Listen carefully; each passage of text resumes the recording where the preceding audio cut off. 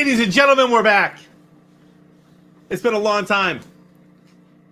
Been a long time. Shouldn't have left you. Hosting Super Squares on my Twitch channel. Boom. There we are.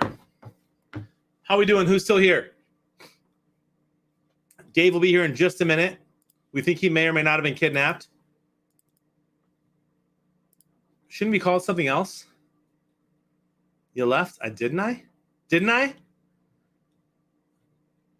Before I check into this game, let's check the Dallas, New England real quick. Dude, I missed you too, D-Rock. Missed you too. Let's see if anybody tops that score. They did not. Big XT did well. 63.47 is not going to do it. So our 3 o'clock Skybox winner is Jalen 311 with 82.3488. Congratulations, Jalen, on the $100 to the Pro Football Hall of Fame. Now it's time to check in to the night game. Who y'all got? Is anyone picking Seattle and Geno Smith? Welcome to a new Super. Thoughts and prayers for 80s Dave. We have no idea where he is. Outcome of today's game. Pay super close attention to our sponsors and their products. Super Squares game tips. React button. Be sure to check in after Let's kickoff. go, Alex. The React button lets you know when bonus points are available. Alex, that looks sick, bro. When it glows red, grab points for watching a sponsor's message, rating it, and reacting to a quiz, poll, Yeah, it or feels like an offer. easy Pittsburgh win. We'll When see. the React button stops glowing, you're done reacting for that game show. Moose fan, that's a lot of yards, man, for Geno Smith to get.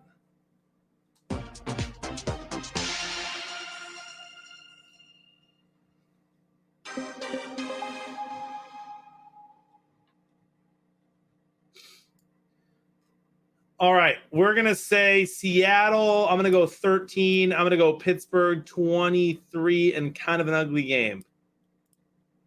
Let's go 22 because there's been a couple 22s lately. Offensive yards, I'm going to go 605. And I'm going to say Pittsburgh has more. Actually, I'm going to say Seattle has more passing yards at 205. Ready to react and claim Because your first Super Najee Square? Harris can have a game. First, you'll want to remember what's important about this sponsor's message. Are you wasting money on your mortgage payments? Visit rate.com now to see if a refi could be saving you money every month. He'll throw to DK, bro. DK's going to get his. Make money, I think. If you're looking to see if you could save some real money, go to rate.com. We've helped hundreds of. I cannot wait to read this to you guys. I wanted to read it to Dave. You know what? I'll wait till Dave gets here. Interest rates at historic lows. There's no telling how much you could save. We're going to wait till Dave gets here. Rate on your refi today at rate.com.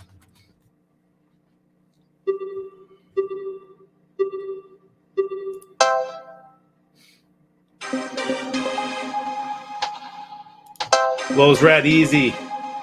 Mortgage. Alex picking Seattle without Russell Wilson. Impressive. We'll see.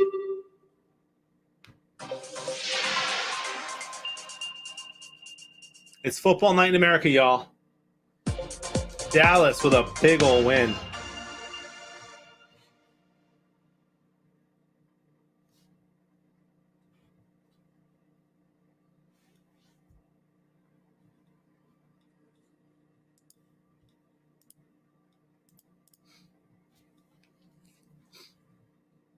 So you see my picks. Who y'all taking? Congratulations to Jacksonville on their first win of the season today. The Lions are now the longest winless team in the NFL. They have the longest streak. I don't want to talk about it much today. I'm sure Dave's going to bring it up. But at least the Bears lost, my friends. Miami football, dude. Cowboys looked good. I mean, they should have won by a lot more than that, but they still won. That's what counts when you're away. I still can't believe that Bourne touchdown from Mac Jones. Mac Jones, a heck of a football player. I like him a lot.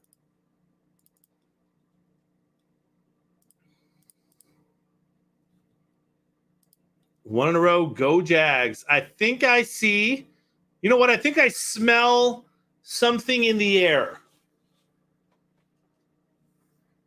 I think I smell something in the air.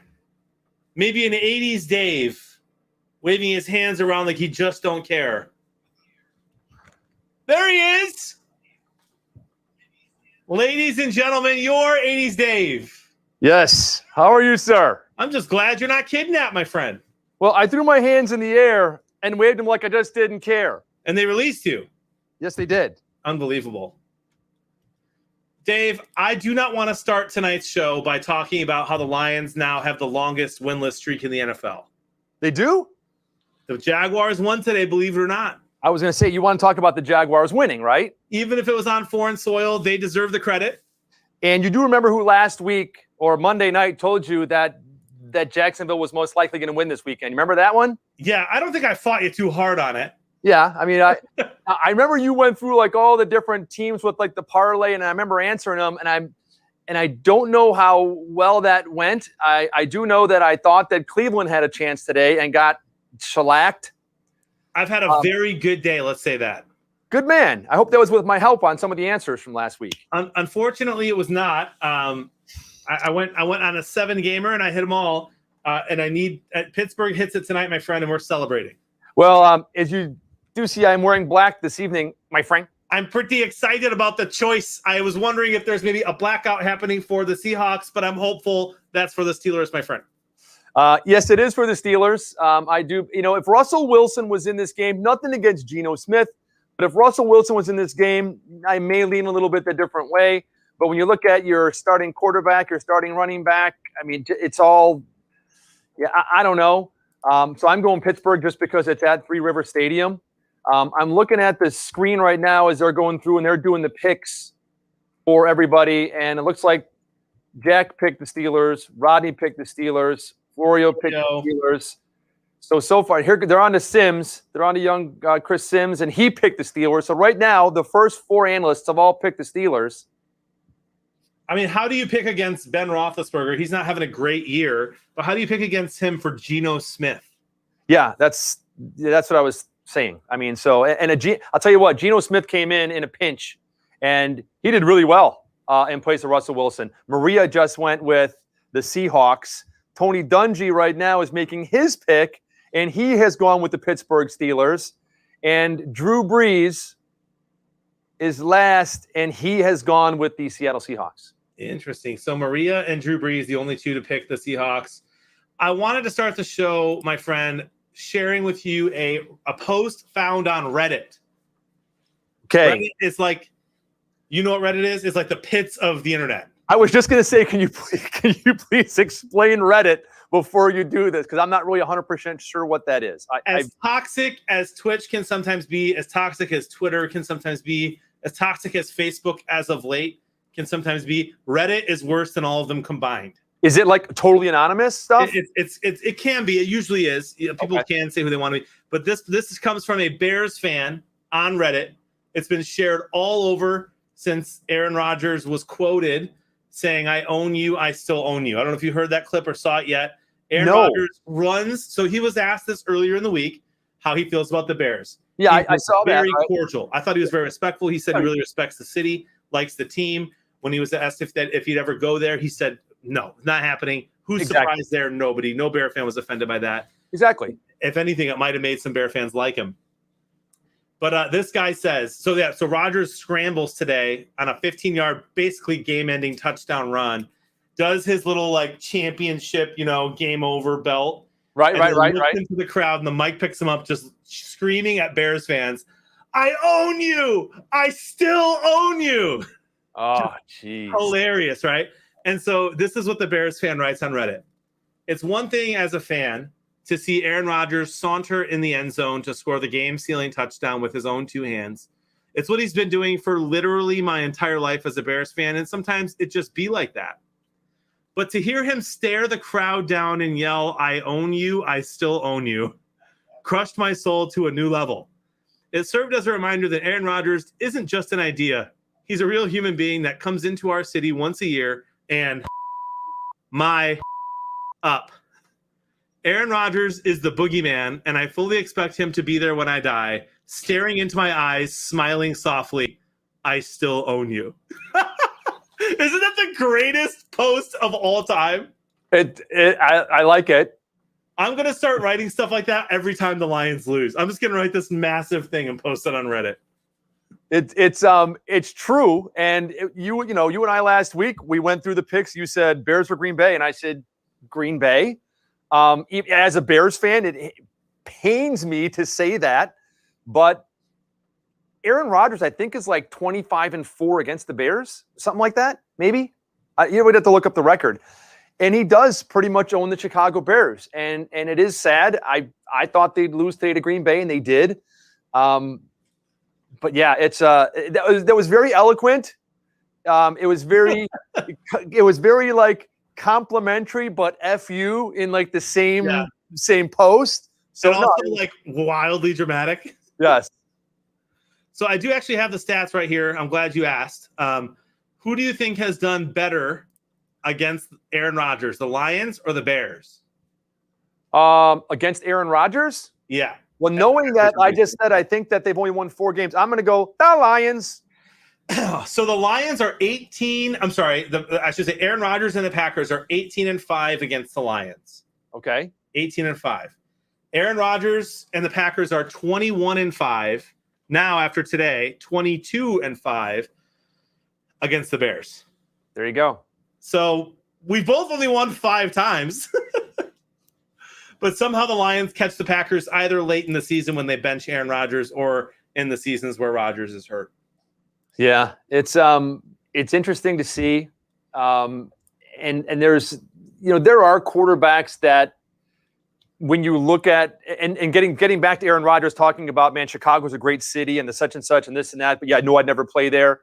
When you look back at history and you go, okay, let's go back 15 years in time and see one of the greatest quarterbacks in the history of the league and the leader of that Green Bay Packer team, Brett Favre, up and leave and then come back in the division. When you went to the Jets, but to come back then to Minnesota within the division, it's like there's just so much like animosity within that division, and it's just something you never want to see within that division. Your own, that's like when Brady left. He came down to the NFC and he comes to Tampa. When the greatest quarterback of all time, Joe Montana, left San Francisco, he went to the AFC and he goes to Kansas City.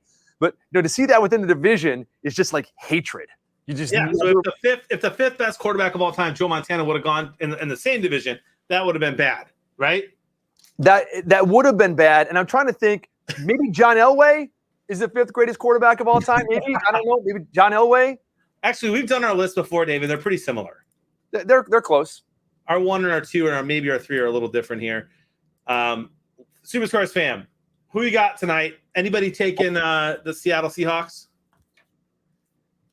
Let me look. Yeah, let's go over our predictors real quick, and then we'll tell people the skybox. We have 4 minutes till kickoff. My friend, as I know you have Pittsburgh winning. Let's get your score here in a second. I have Pittsburgh. You're not going to believe this, Dave. I like trends, man. I like trends. 22 to Seattle 13. A lot of 22s lately. That's what I've been saying. And you know what? What'd you do? I was close, and I thought it's not going to be 22. I went 23. Did you really? Yes, I did. I went 23 Pittsburgh, 20 Seattle. Okay, so you're giving Seattle an extra touchdown there. I have actually a low yardage game, especially for my predictors. I don't know if I ever go lower than 600 unless the teams are just horrible. I went 605 total yards. Now, if you look at the yardage for these two teams, this is why I was a little bit, kind of perplexed in thinking about this. Total yards per game averaging right now, Seattle 369, Pittsburgh 330. So right there, I'm going, in that 600 to 700 range. And so I kind of split the difference, went a little higher than you, and I went 642 combined total yards. So we could have a 1-score game and a 625-yard game and still have great predictors. Except for the last one. Well, I picked Seattle to actually have more passing yards at 205. Which is not a lot of passing yards to begin with. It's not a lot of passing yards, but do you remember the other day when I had what's his name? I had good old Tannehill getting 200 yards or more, Mm-hmm. and he threw for 199 in a game they scored 30 plus points in. Yep. So I'm not going to be beat like that again. 205 Seattle. What about you? I decided to go Pittsburgh in this game, and I will tell you why. When you look at defense, passing yards against per game in the National Football League, out of 32 teams, Seattle is 31. That's not good. Okay? They're giving up 305 yards in the air a game. And Pittsburgh is averaging 257. So I thought, well, Pittsburgh will probably get what they average because they're playing the worst passing defense, or almost the worst in the NFL. So I did go Pittsburgh. And I was kind of like you, thinking, man, it's going to be a little bit lower. But I went to 272 because they're playing at home. I went 272 Pittsburgh. All right, my friend. Everyone else, let us know what you have. Dave, I've done well today in a lot of different respects. Let me tell you what I'm cheering for here in a second, if that's okay with you. Monopoly, of course. Oh, of course. And then after that, we're going to give away the Skybox code, which I know everyone's anxious for. We usually wait till kickoff. We'll give it out maybe even a second early. How about Pittsburgh Steelers to win? How about Najee Harris to score? Okay, I see. Okay. How about Deontay Johnson to score, the number one receiver for the Steelers? Juju Smith-Schuster is out. Yeah, he's out for the season. They put him on the IR yesterday, and he's done for the year. How about a DK Metcalf touchdown? You need all of these things to happen? And how about Big Ben throws for 199? That's it's a fun one. That's a fun one. All 5 of those have to happen, right? Yeah. Which means we can put a few bucks down and do really well if it works. Monopoly, of course. Right. So I can see the first one happening. I can see Pittsburgh doing that, winning the game. We've all picked Pittsburgh, as we've talked. Najee, I think he can score. He's had a couple of bad games to start the season, but has really come around, in the last 3 weeks. So I think that's completely doable. The only thing is when you look at rushing yards per game. Now, again, they started off with 2 really bad games, Pittsburgh did. Yeah. But they're 31st in the league, averaging 73 yards a game rushing. 31st in the league. So that one kind of scares me a little bit. I think Deontay, I think that's pretty much a given. I think Metcalf is probably pretty much a given. What was the last one? Big Ben throws for how many? Big Ben throws for over 199.5 yards. I think that's doable. Let's go. Let's go Steelers. So the only one I'm wavering on a little bit is the rushing touchdown by Najee Harris. It doesn't have to be rushing; it could be anything. But any touchdown. Okay, well that boosts your chances a little bit. Okay. You know what else boosts people's chances? Winning their game group in the next 2 weeks. That's true because they'll get a booster point.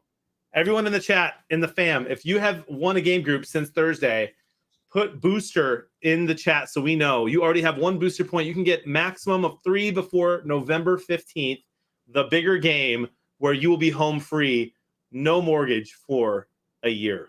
No mortgage for a year? A year! Wow.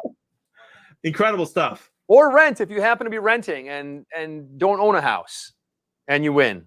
That's right. Or I've even heard that if your mortgage is paid off and you're not renting, you still get compensated something fun. That's not bad. Not a bad deal. I mean, really, it's a win-win-win for everybody.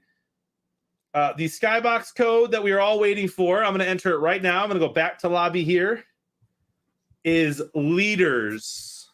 Leaders. Leaders. Is that a furniture store? I don't know, but I have a feeling that the name of the Skybox is not going to be Detroit Lions. Yeah. I don't think it's going to be. I have a feeling. Let me go. So in case you're wondering how to do this, when you go back to the lobby, let's all go to the lobby, and you get to the current game, Seattle against Pittsburgh, you hit join Skybox. You type in that word, Leader, leader or plural? S. It is Leaders with an S. Leaders with an S, and join, confirm, and then you successfully join the Skybox. Now, don't forget, there's also a chance if you want to have a second skybox. If you're at a group, at a party with some friends, or you want to get your own, 5 or 6, 10 people, have your own little kind of side bets, Monopoly money, whatever it might be, you can have your own skybox. Don't share it on stream or anything like that. I mean, just share it with your friends, and you're allowed to be in up to 2 skyboxes per game, my friends. Let's go, my friends. DK Metcalf has the blue hair. Didn't know he was a Ninja fan, my friend. He does have blue hair? He does today. Well, that's pretty cool. I was wondering, we were playing baseball, and the catcher on the other team took off his helmet. Someone goes, his hair's blue. We thought for a second. Someone said, I wonder if it was for the Rays, the Tampa Bay Rays playoffs last week. And we're like, I bet that's what it was. So Yep, maybe he's a Rays fan. could be. Now, you will notice since we just kicked off this game, and when you registered tonight, you saw a commercial that said, Super Squares Game Tips, React button. React button. And it told you that when that React button flashes red, that there are bonus points available. Okay? So what we like to do here is knock that out as soon as possible. So during our first commercial, we'll hit that React button, and there are 4 commercials that you can watch to get bonus points. You get a point just for rating it. Doesn't matter, 1, 2, 3 stars, you get a point for rating it. And if you get the question right, you get 3 points. You can get a total of 16 bonus points today for your RXPs, reactive experiences. Look at Najee right there, didn't score. I had to give a 5-minute brand new intro to Super Squares to a couple people today at the noon game. And I want to say, Dave, I gave myself an 8 or 9 out of 10. Good man. All right. I know the game like the back of my hand as you do, but you're in the commercials, man. And so people are used to you giving the pitch. And 2 people in chat affirmed me, and 2 other people said, where's Dave when you need him? It was awesome. We had a moment. That's great. Well, Dave was all over today. Like you said, it's been a good day all around. I started the day at baseball. We had baseball tournaments, and once maybe one of your kids gets into this later years, you'll know when you play travel baseball, you have qualifying on Saturday. You'll play a doubleheader, and then you get seeded, and you get placed in most oftentimes single elimination games on Sunday.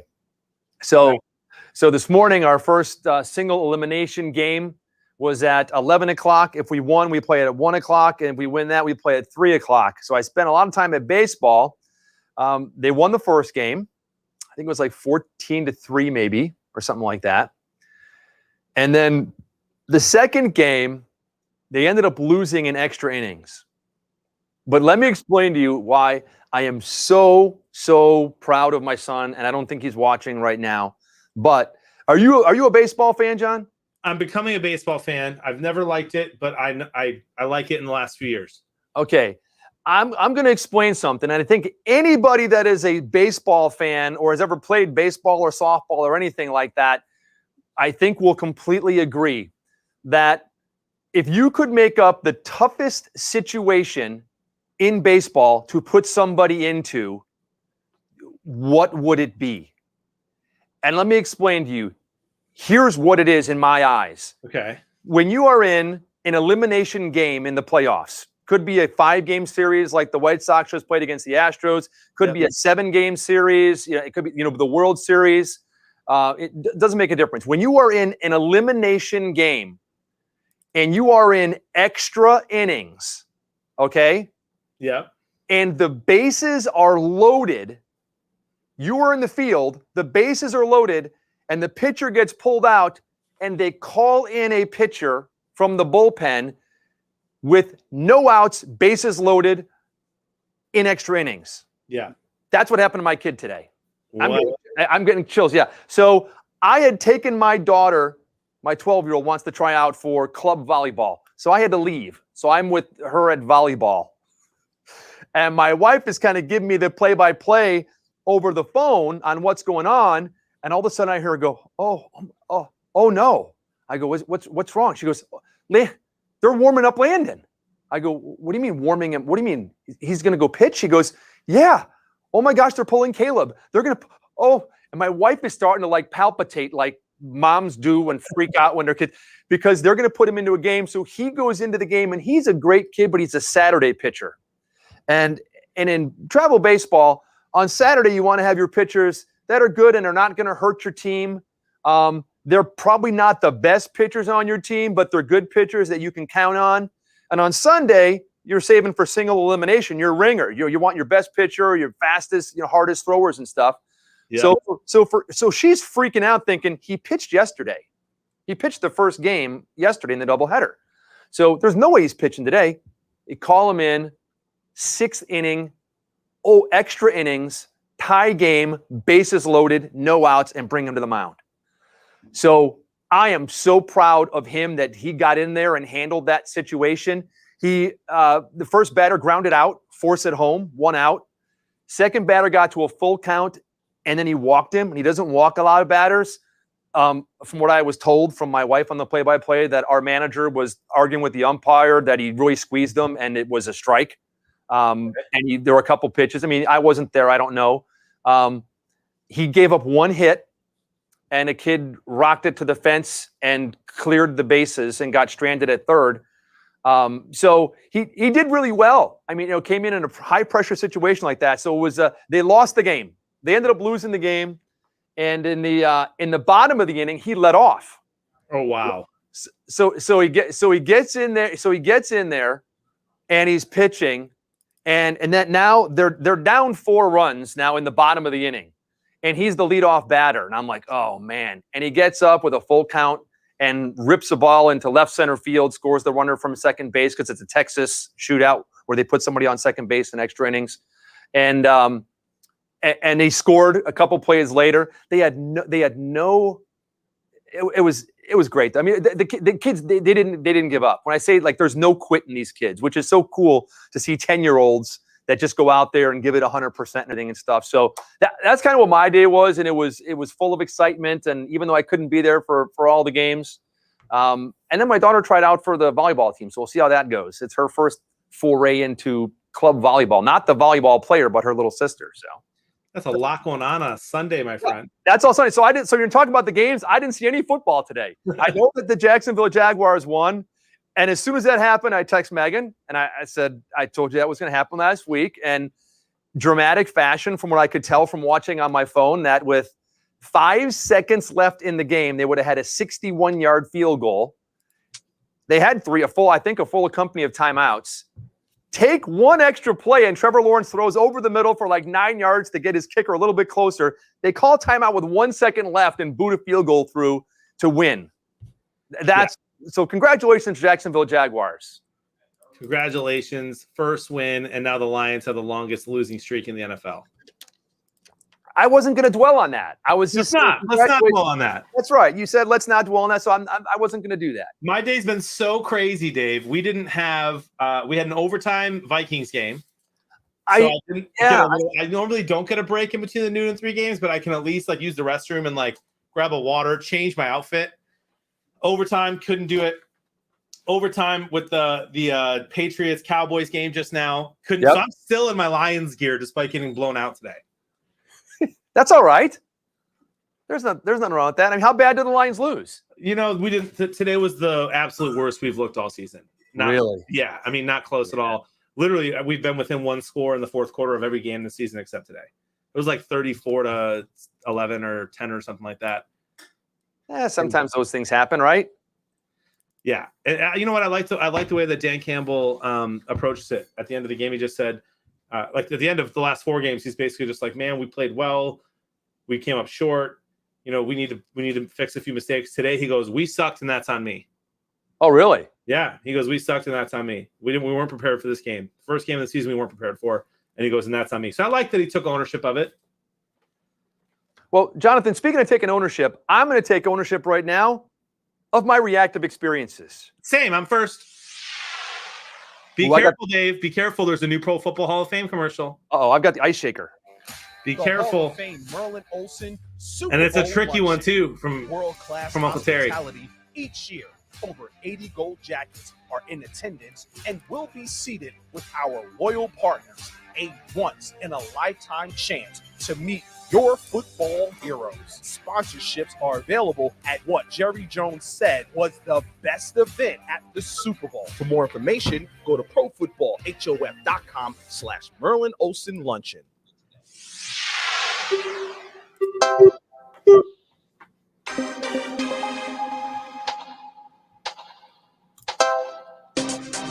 Got my 4 points. Be careful there, Super Squares reactors. Got it. Got 4 points. Time for the Indian motorcycle for me. Let me see what I'm up. I did the ice shaker first. Oh, I got the Hall of Fame commercial. I need to listen to this one.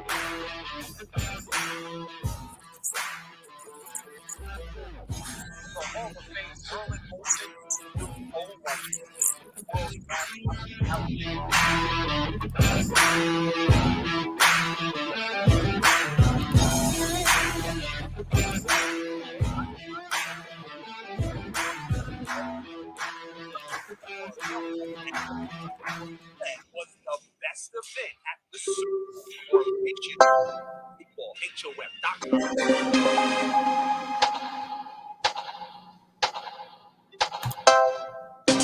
Guys, I think I finally got that question right.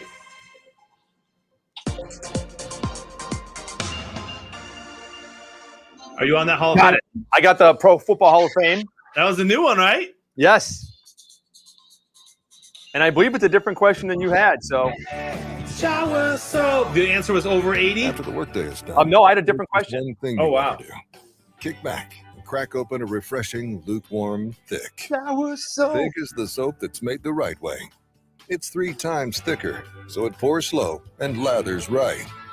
So choose the brand that will be with you through thick, but not thin. It's thick. Shower soap. Lathers right. So choose the brand that will be with you through thick, but not Troy Polamalu at the game, as well as Brett Kiesel. Speaking of great hair, Great right? beard from those two guys.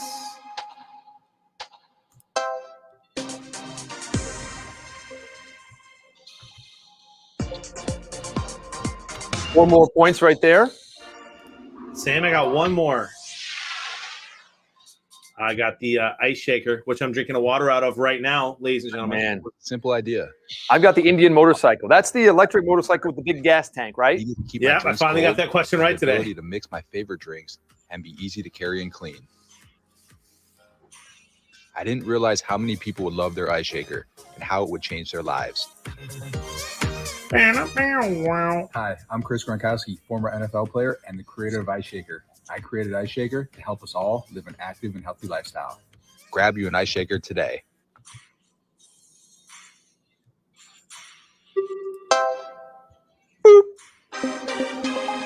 Here we go. Boom. RXP's completed. I killed it, guys. Make sure you finish yours before the first quarter ends. You got 9 minutes left. Got it right. Got all of them right.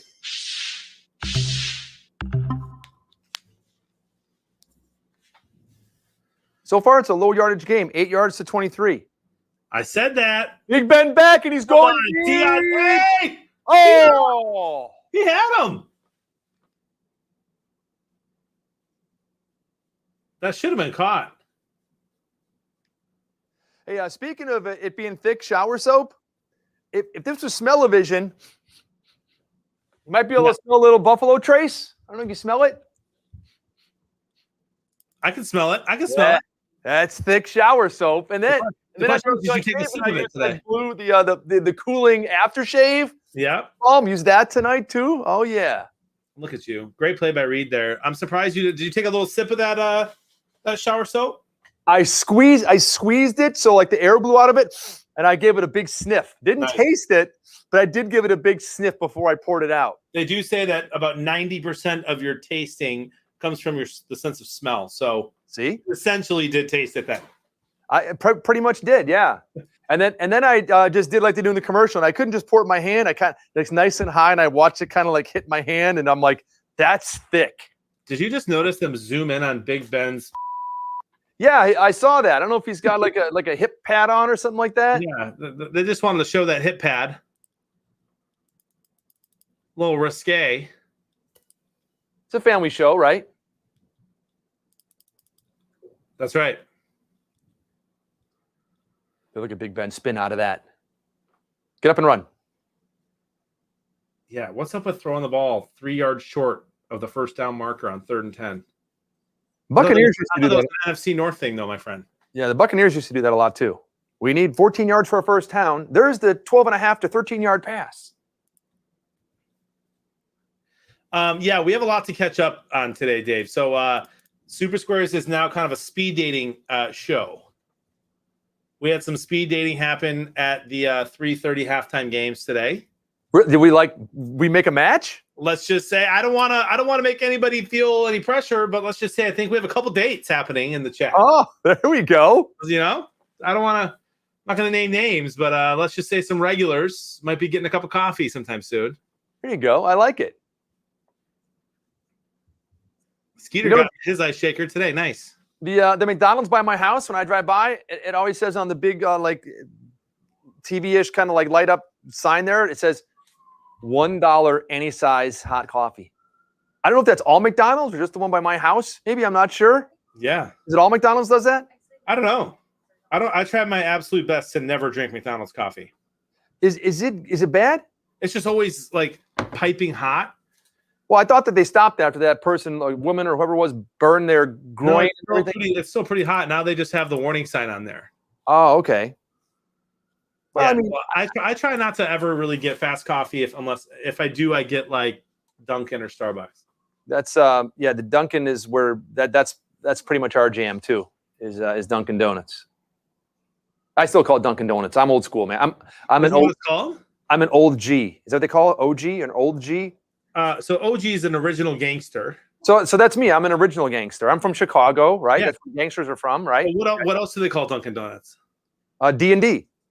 Really? Yeah. Well, they call it Dunkin' too. Yeah, I call it Dunkin' Donuts. Yeah, Dunkin' Donuts, but they call it Dunkin' now. You and I are both OGs. Yeah.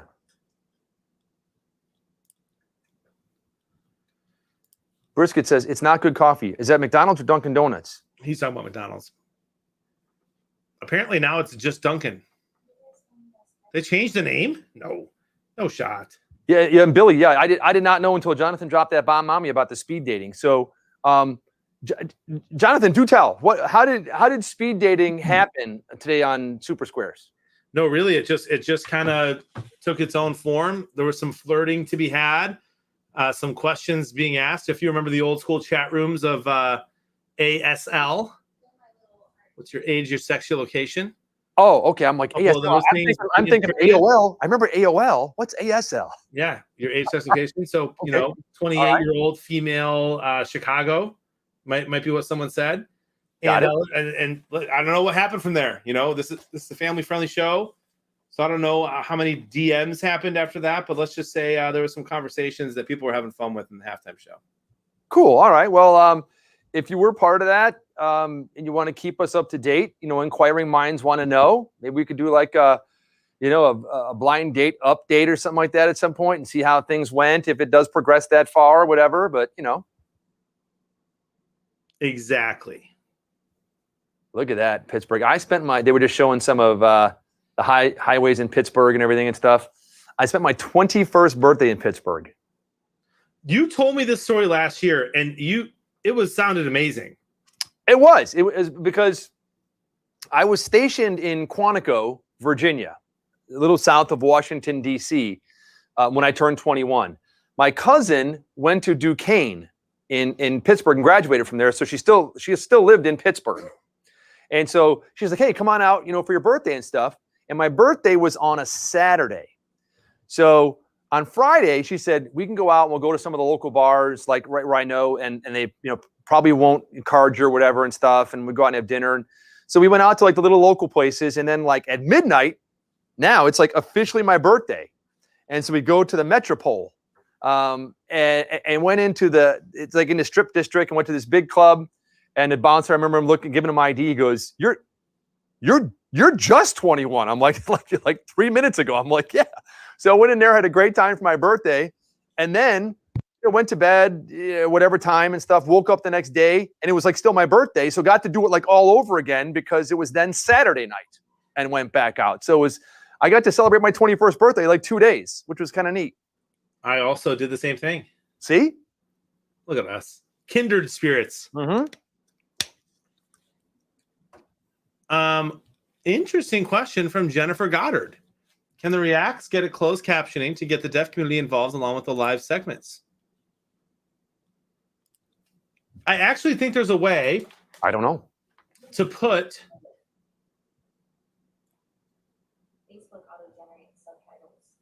Yeah, there's a way to use Facebook and Twitch to put subtitles on there. Can someone type that in?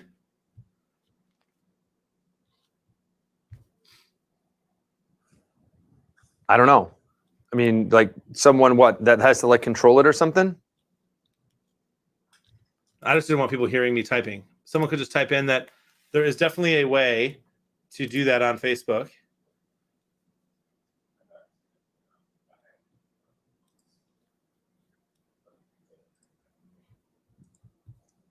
By the way, Dave, the Red Wings won yesterday, so I don't want to crown them yet, but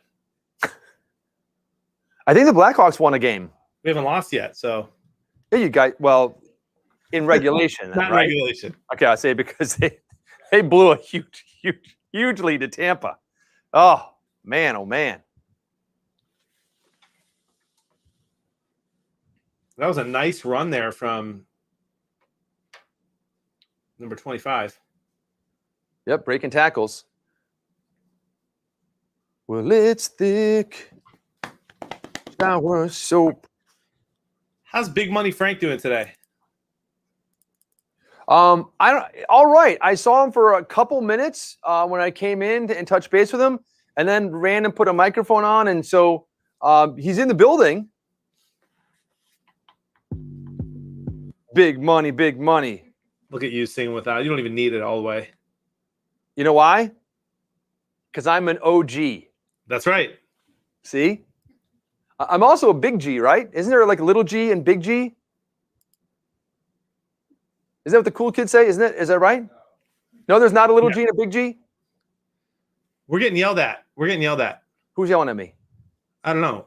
Punctuation. What are we getting yelled at about? Please, for the love of God, use punctuation to announce the skybox. What does that mean? Oh, maybe someone scrolled something across the bottom of the thing right there and didn't have punctuation on it and all blurred together? Maybe? I don't know. I don't know. Let me see. I want to look, speaking of skyboxes, I'm going to look at the leaderboard and see who's in my game group, see if there's anybody I know. And Bill, if I do see you, I will tell you that I see you in the game group because frequently I miss that. Let me see. There's someone named Skeeter in Elvith, Minnesota. Is that the real Skeeter? I thought he had a different name on here. Oh, he's got 2 accounts. Ban him. It says Skeeter. Is that you, Skeeter? In my game group. Let me see who else. Is there anyone else I know? Shane's cousin's in my group. I don't know if I know Shane, but I don't think that is Skeeter. yeah, there's someone else that's taken the name Skeeter. Eveleth, Minnesota. Eveleth, Eveleth, Minnesota. Rocket Man, not Rocket Dan. Let me see. Is there anyone else I know? No. Man, again, like nobody. So I've got K-Star, Mega Man, that's Megan. I have Big XT.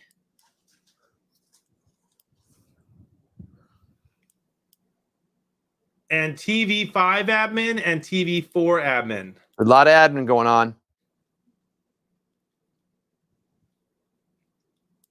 And in 10 straight leaders, by the way, I think, oh my gosh, Frank, you absolute Frank. 10, oh, that's the name of the skybox. 10 straight. I think that's the amount of losses the Lions have in a row. Oh, that's just. God. And he Funny, makes the funny. passcode leaders. That's just funny. Oh man, Frank going for the jugular tonight.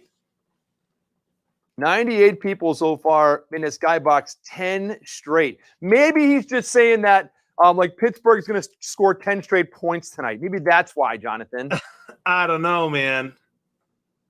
The Jags just broke 20 losses, and now the Lions are the leader with 10 losses in a row. And oh, what a play! Did he touch the end zone? Oh, the ball's in the end zone. What a great save. And then Now they they're calling it screw up. touchback. They screwed up. What a great save. They're going to look at this again. I was probably. gonna say, did they screw it up? Like, No. Look at it. What a great save right here. yeah, right here. Boom. He is. Yep, that is clear. Okay, now problem what? there. But then who falls on that ball? And do they shove it into the end zone? Because I just saw a pile of guys flipping and flopping. Yeah, see, they're going to talk about this one for a little bit, my friend. Well done, Jennifer. Jalen 311 though won big today with 82.3488. Sweet. Texting Luigi now. Oh, so he.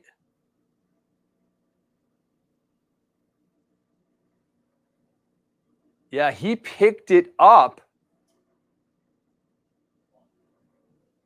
That was weird.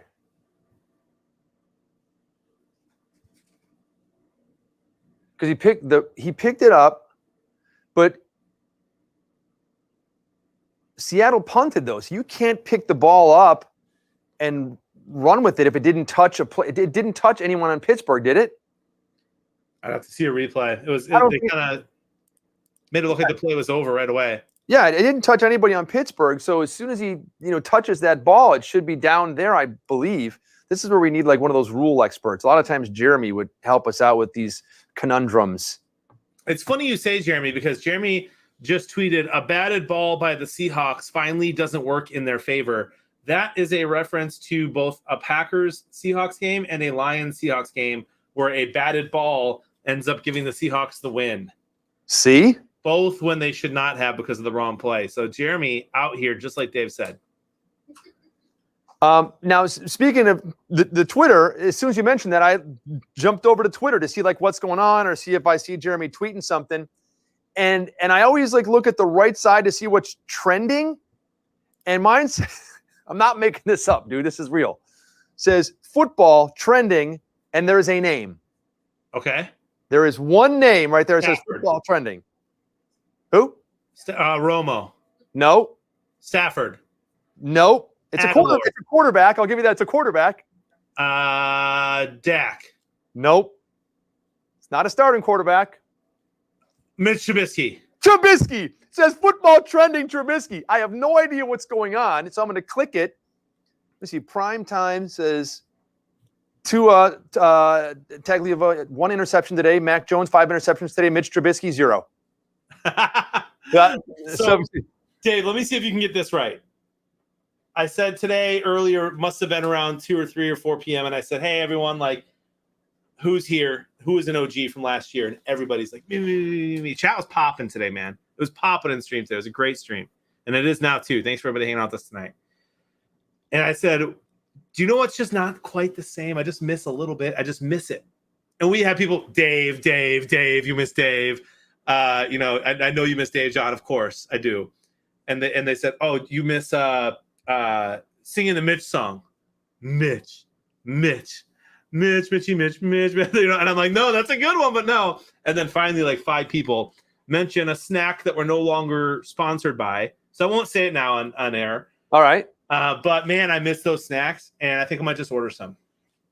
Yeah, the onion. I missed those onion rings. We just ate so many of them last year. know. So good.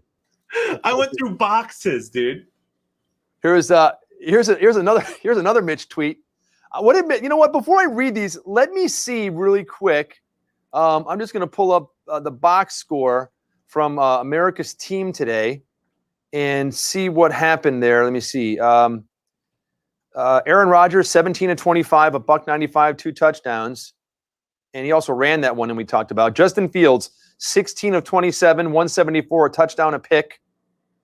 He ran 6 times for 43 yards. Okay, here's the tweet. It says the Bears replaced Mitch Trubisky with Ohio State Mitch Trubisky.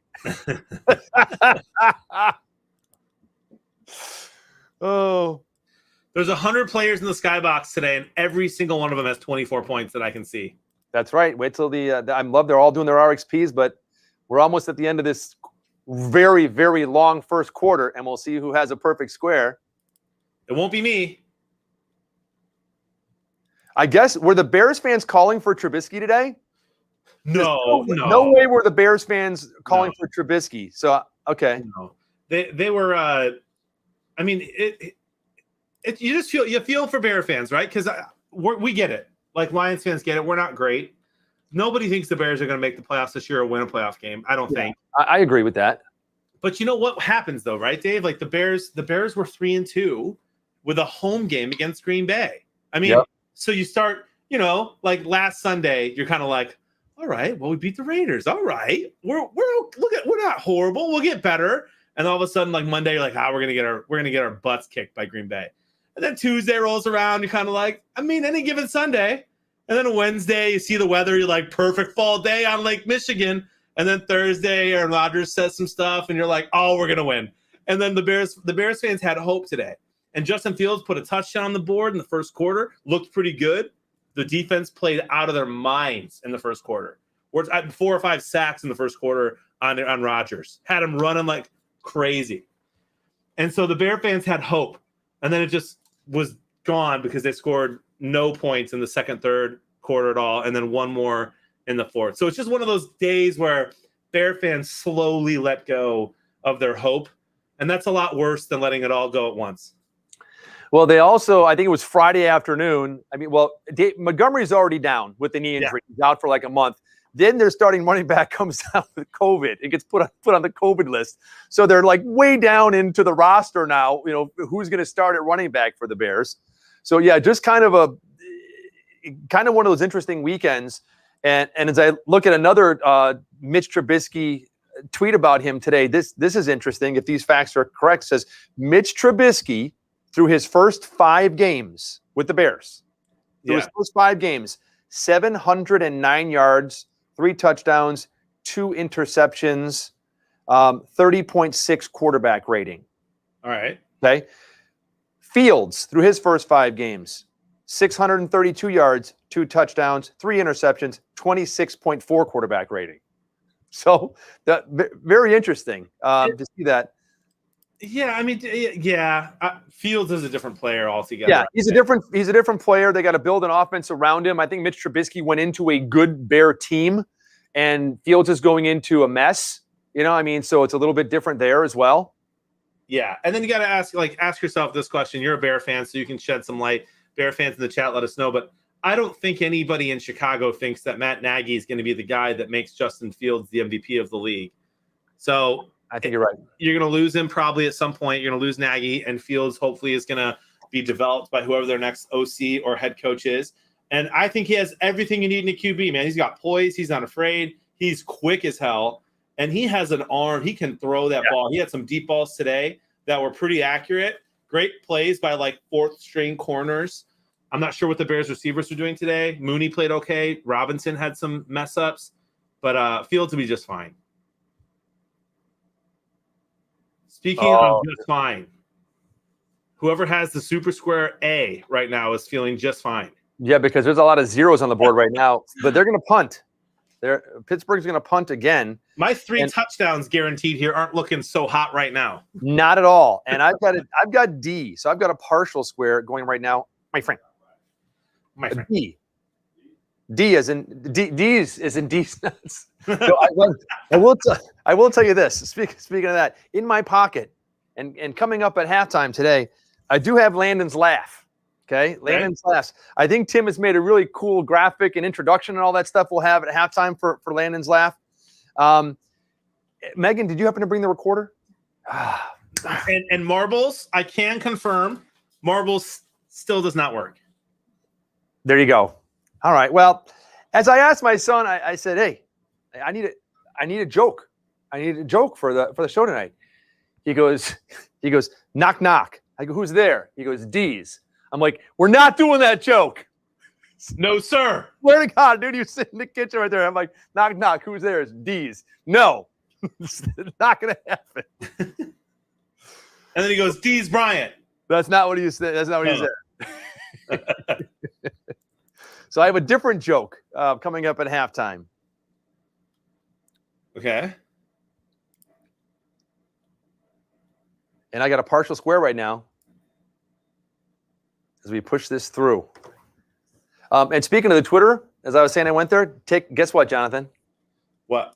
I've gained some followers. Well, last I looked, you had 151. Is it higher than that now? 154, brother. That's in one day, dude. Oh, yeah. Yep. Bro, you're growing faster than the acne when I was in high school, man. Exactly. I'm just kidding. I was actually very blessed to not have acne. Oh, there you go. God bless you then. I was one of those weird kids where every time I got a zit, I got really excited because I got to pop it. There's a whole show about that on TV, man. Dude, it's called ASMR, man. People just pay money to watch people pop zits. It's very weird. What a weird world we live in. Oh, hold on. ASMR? Yeah, ASMR. That's a TV show? So no, it's a style of, and it stands for Autonomous Sensory Meridian Response. It is a relaxing, often sedative sensation that begins on the scalp and moves. It's basically when you get the tinglies from the top down. Okay. Okay, and people like speak weird into a microphone. They chew food that people really like to hear. They pop bubbles. There's all kinds of stuff can be ASMR. It's very weird. Okay, well, I learned something new today. You're welcome. I think we all should learn something new every day. I learned that, which is great. But what does popping a pimple have to do with ASMR? So a lot of times people will like to watch, like when we're talking massive, bro, we're talking like the surgically removed pimples where the doctor has to poke a needle in and like the pus just flows and people love watching it. It's very weird. Well, that's like the show I'm saying. There's a show called Dr. Pimple Popper. Yeah, that's so messed up, man. That show? Yeah, anybody who watches that, dude, you're weird. I'm just saying, there's a whole show I'm about saying that. I like popping my own zits. All right, that's it. I don't want to see someone else's. What a weird direction that took. Oh, first quarter still going on. I thought the first quarter was over. They got 35 seconds left. Oh, here comes the screen. Slips a tackle. Oh, and a flag. Yeah. And a flag. Yeah, Moose Man's familiar. Dr. Pimple Popper. No shot, man. See? That's like there's a lot of there's the Dr. Pimple Popper show. Say that 5 times fast. Then I know there was another kind of show like that. That's called Botched. Ever heard of that one or seen that one? No. It's people that have had like really bad plastic surgery that's just been like botched, and they go to like doctors to try and have it fixed or corrected or reversed or whatever you want to call it.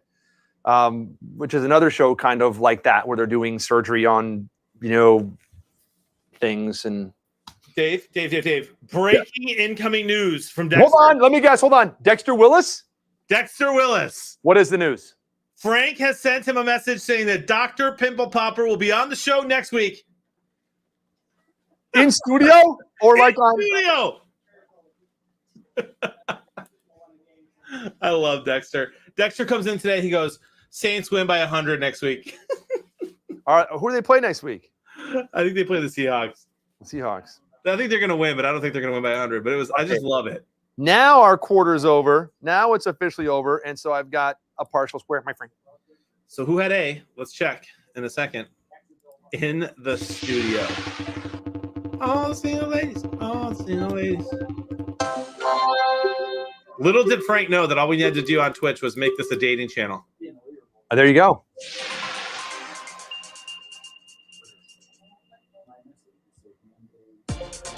Well done, Bobo.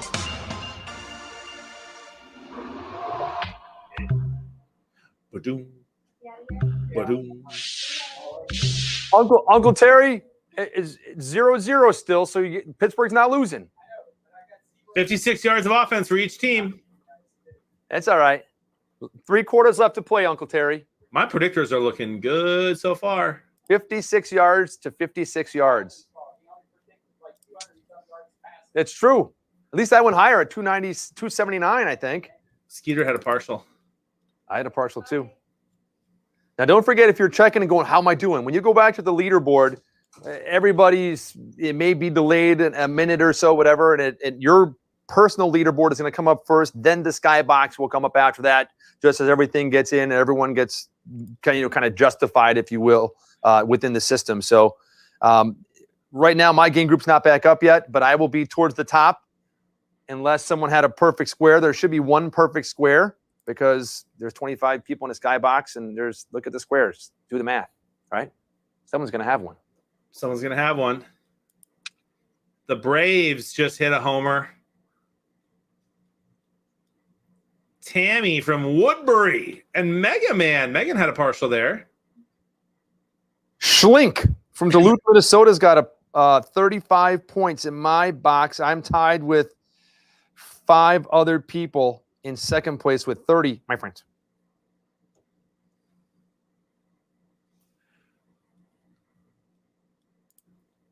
Here's our own little Dr. Pimple Popper. They're showing Russell Wilson's injury on the boob tube right here. I don't need to see that. Oh.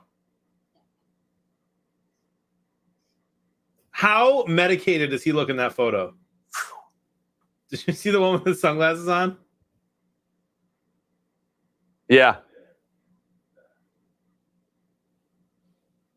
Russell Wilson's going to be back just in time to face the Packers and be a nightmare for them.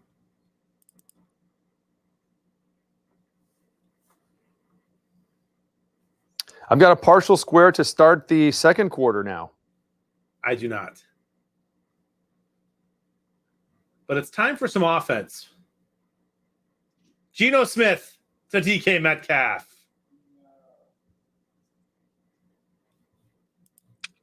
DK Metcalf with one of the plays of the year last year that we got to watch here live on Super Squares. See? 102 official on the skybox. Uncle Monk 2 with 35. Only one with a perfect in the skybox tonight from Maplewood. Has an S right now. Lot of partials. Including Metal Mama. Including Dave. See? There I am. Megan. 30, baby. And Skeeter from Evlith. Skeeter, Metal bro. Mama. Who stole your name? Did you finally change your name, bro? Where's Worm? 585. He's changed his name, I think. I can't wait to hear the story of Big Money Frank allowing Skeeter to change his name. What a blessing. Yeah, he has to do that. It has to be like either like Frank or Luigi maybe going into the back end. So I don't. Did Skeeter send in some kind of? He sent the $1,300 it takes to change the name. And he changed it to Skeeter? Yeah. He changed the $1,300. Yeah, he paid the $1,300. Can we confirm that he just took that out of his winnings? He did. Okay. Yeah. He gave us Hall of Fame cards, 6 Vito chip cards. Any Pokemon cards? Any Pokemon? And a bike? Okay. One of 16 bikes to have on the lot there. Was Summer Marie's automotive and electric bike sales yard. Was it no gasoline though? No gas bike? He did strip the 13-liter gas tank from it. Got it. Makes sense now. Hey, Frank, let me ask you a question. Because I know that you're a big fantasy football guy, right? Kind of, yeah. All right. So do you have like anybody in your league that just goes like, I'm going to own like all of a commodity, like get every tight end that I can get and just load my roster with like 7 tight ends or like 8 running backs or like 7 quarterbacks? Do you have anyone that's like that in your league that does that? I do, actually. Tim G likes to own all of the New York Giants. Well, no. I play with guys that like in hockey, they're big, Blackhawk fans. They want the Blackhawks, they want the Lightning. But he does like, but he does it on purpose because he's a Giant fan. Yeah. Right. That's a little bit. That's a little bit different. I understand. It's his brother. Okay. That doesn't pay to think that way. Yeah, I was just wondering because Why? Who does that in your league? the bourbon drinker. Who's he hoarding? Quarterbacks? No, he's hoarding running backs. So Friday afternoon. It's all part of the game. And we're in. I know, yeah. So I'm sitting in the like Friday afternoon. I had a 4 o'clock. I think it was a 4 o'clock phone call Friday afternoon. It was whatever day the Bears running back went down with COVID. They put him on the list. And I get off this 4 o'clock phone call, and I just happen to click on my computer, and I'm like, tune into the Bears like through stuff, and I'm like, Williams COVID list, and I'm like, great, it needs my running back. So I'm like, I got to go pick. I'm like, who's this backup running back, and who's already picked him up? And I'm like, bourbon drinker. So I'm like, bourbon drinker picked the guy up like 10 minutes before. So he must have found out like on some kind of alert that, the Bears running back had COVID. So then I look and I'm like, I got to get a running back. Let me see. And I'm looking through for like, well, Seattle's running back. Who's their backup? Oh, Bourbon Drinker. Let me go in and look at here. And it said, Bourbon Drinker. He got like 8 running backs on his roster. 8 running backs. So he's taunting me in the chat and going, hey, you want to make a trade for a running back? Want to make a trade for a running back? Bro, Dave, it's your fault for not giving Dexter your cell phone number for all the inside information. See? I would have known. Bourbon says he's got sources. Yeah, we all know who your source is, dude. It's Dexter. Man, oh man. Big I don't Ben think I had to play like a bunch of backup guys and had COVID and start picking guys up. My tight end had COVID, running back had COVID. Just a weird week. I mean, I still have a little bit of a chance to win, but not much. So we'll see. Depends on tomorrow night, Monday Night Football. And we'll be here for that, John. I'm pumped, man. Tomorrow night we get Bills Titans. That's what I'm talking about. Now, I remember a guy that was like last week, speaking of the Titans, had their quarterback, Ryan Tannehill, in like a parlay, and all he had to do was throw for 200 yards. Dude. And I think 200, and he came up at like 199 or something like that. 197. 197. Crazy story, dude. This is why Vegas rules. Look at Deontay. Anytime touchdown score. Get in the end zone, bro. Listen, I need a touchdown Pittsburgh, missed extra point for a partial. Touchdown Seattle, extra point for the perfect. Okay, that's doable. I got 24 points right now, man. It's I still got a shot. I mean, I think it was last week in the National Football League. Just the kicking games were brutal. I mean, I think it was last week. Yeah, tons of missed field goals and extra points and all kinds of wacky scores. And yep. And this is, by the way, the Skybox we're in tonight, everybody did their RXPs. It looks like, at least what I can see. If you have 24, you're still in it. Oh, yeah. That's why I love Super Squares, because you're still in. You got 24. You got someone at 35. I think our leader has 35 right now. A bunch have 30. You're only 9 off. 11, maybe. Let's get it. A lot of ball game left.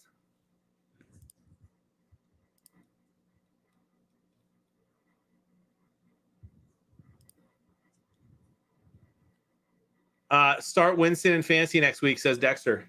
I'll do it right now. You have him on your team? Good man.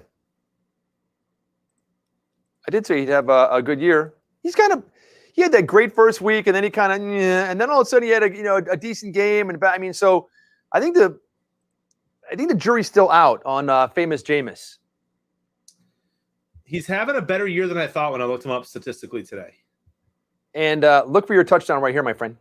Najee Harris. Oh, no! Intercept. Oh, did he catch it? I thought he did. I don't think he did. No. Wow, what a weird play. Honestly, if he would have found a way to get that ball to Harris, he probably scores there. Instead, he almost throws a costly turnover. Nice play there from the D lineman.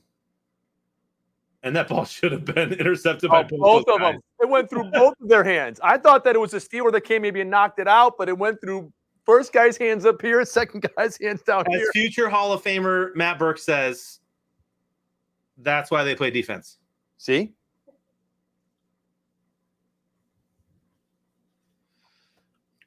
Great question from Pack, Wyoming. Do they ship the bike or do you pick it up at the dealership? It's my understanding that you pick it up. But don't quote me.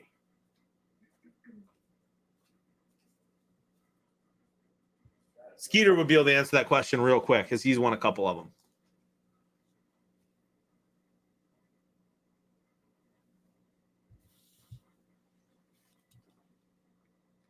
Biggie Steve, good to see you. Of course, man. Everybody did. I had Dallas winning, but not like that. Yeah, I had Dallas picked his up from Burke. I had Dallas winning too, but not like that.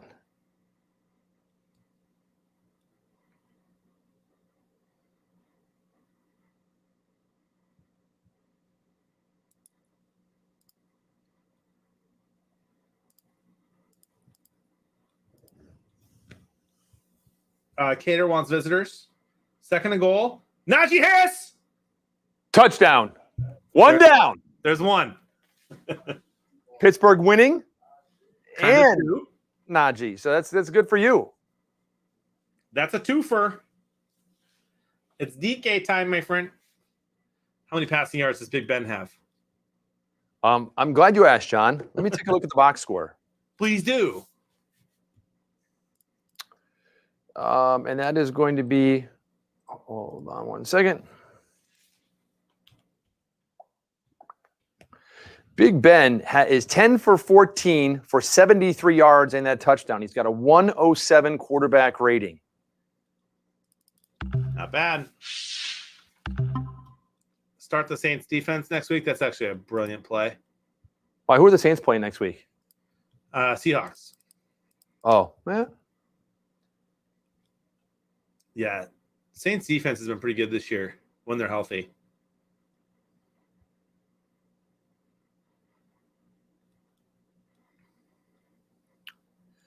Let me see.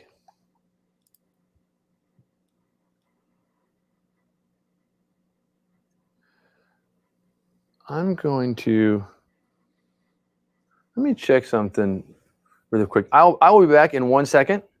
Yep.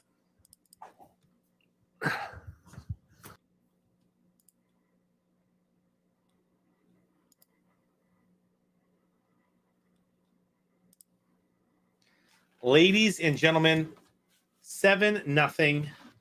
Pittsburgh has the lead. I still don't have a partial. Anyone else? It looks like someone got theirs shipped. So we should be okay.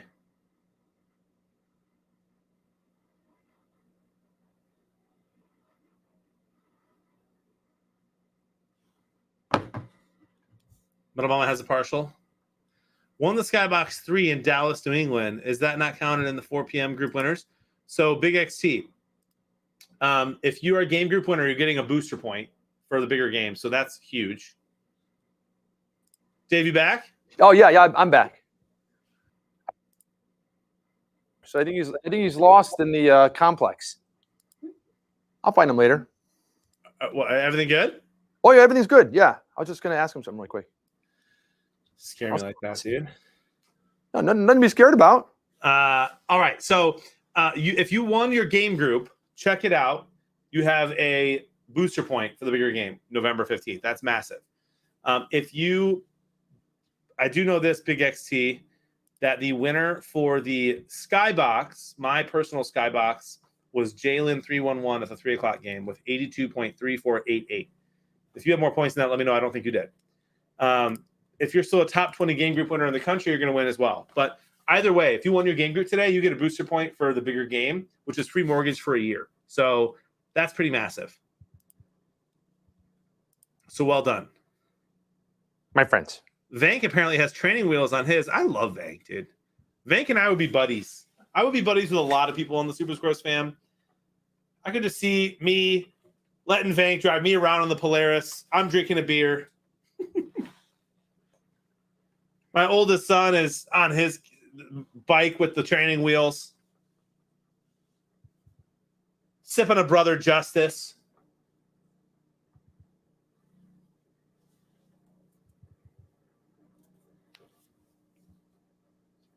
Speaking of kids, I think I saw a tweet from you today. Something about the Lions are in your kid and the records or something or whatever. What's going on with that? Lions, my kid, and the records. Yeah, something about like maybe you're like you and your kid has the same record as the Lions or something, or playing football or is mimicking the Lions or something. Wasn't there some tweet about that? I swear, No. John. No, Come on. No. Don't call me crazy. Don't call me crazy. No. Yes, there was. I have not tweeted about. Oh, I tweeted about like a story about my kid walking in my room this morning. No, it was. I swear, it was a picture of your kid standing there like missing a tooth, wearing like a Lions That was jersey or That was something. not today. When was it? I mean, months ago. It came up on my feed today, dude. I'm telling you, I saw it today. Dude, that's weird. There's no shot. How would I know that like today? It came up today, and it said like my kid has like the same record of 0-6 or something like that as the real Lions or something. Yeah, that must have been like a year ago, man. That must have showed up from a year ago because I haven't even tweeted that this season. That's crazy. How does that happen then? Oh, someone else tagged me in that.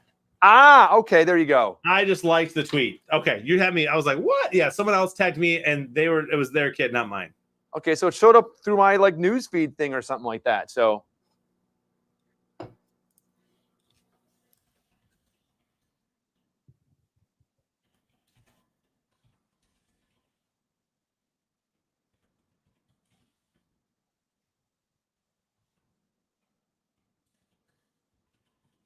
all right, let me just do this.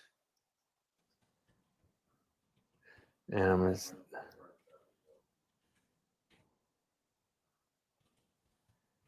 I want to put proper punctuation.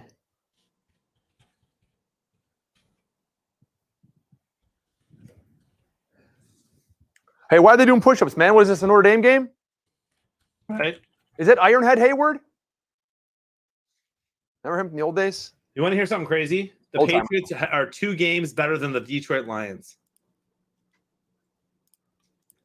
So are the Bears, right? Or the Bears 3 games Bears are better. 3. Bears are 3 games better.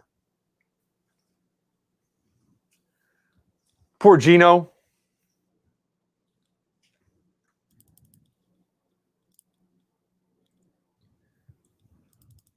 Yes, Bill. The same prize fulfillment strategy as last year. So wait till the end of the month and then get all the prizes, and everything will go out that following month. So any prizes from now in the month of October will then go out at the beginning of November.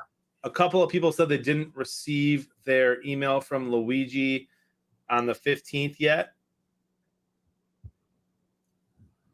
of October from September. I'm just sharing that info. We don't have to talk about it. Yep, and we can, and also check your spam box, because I know that for whatever reason, even though I'm with the company, when I get something from Luigi, it goes into my spam box for some reason. So just double check your spam box if you were supposed to get a letter from Luigi. Letters from Luigi. Letters from Luigi. Big money, big money.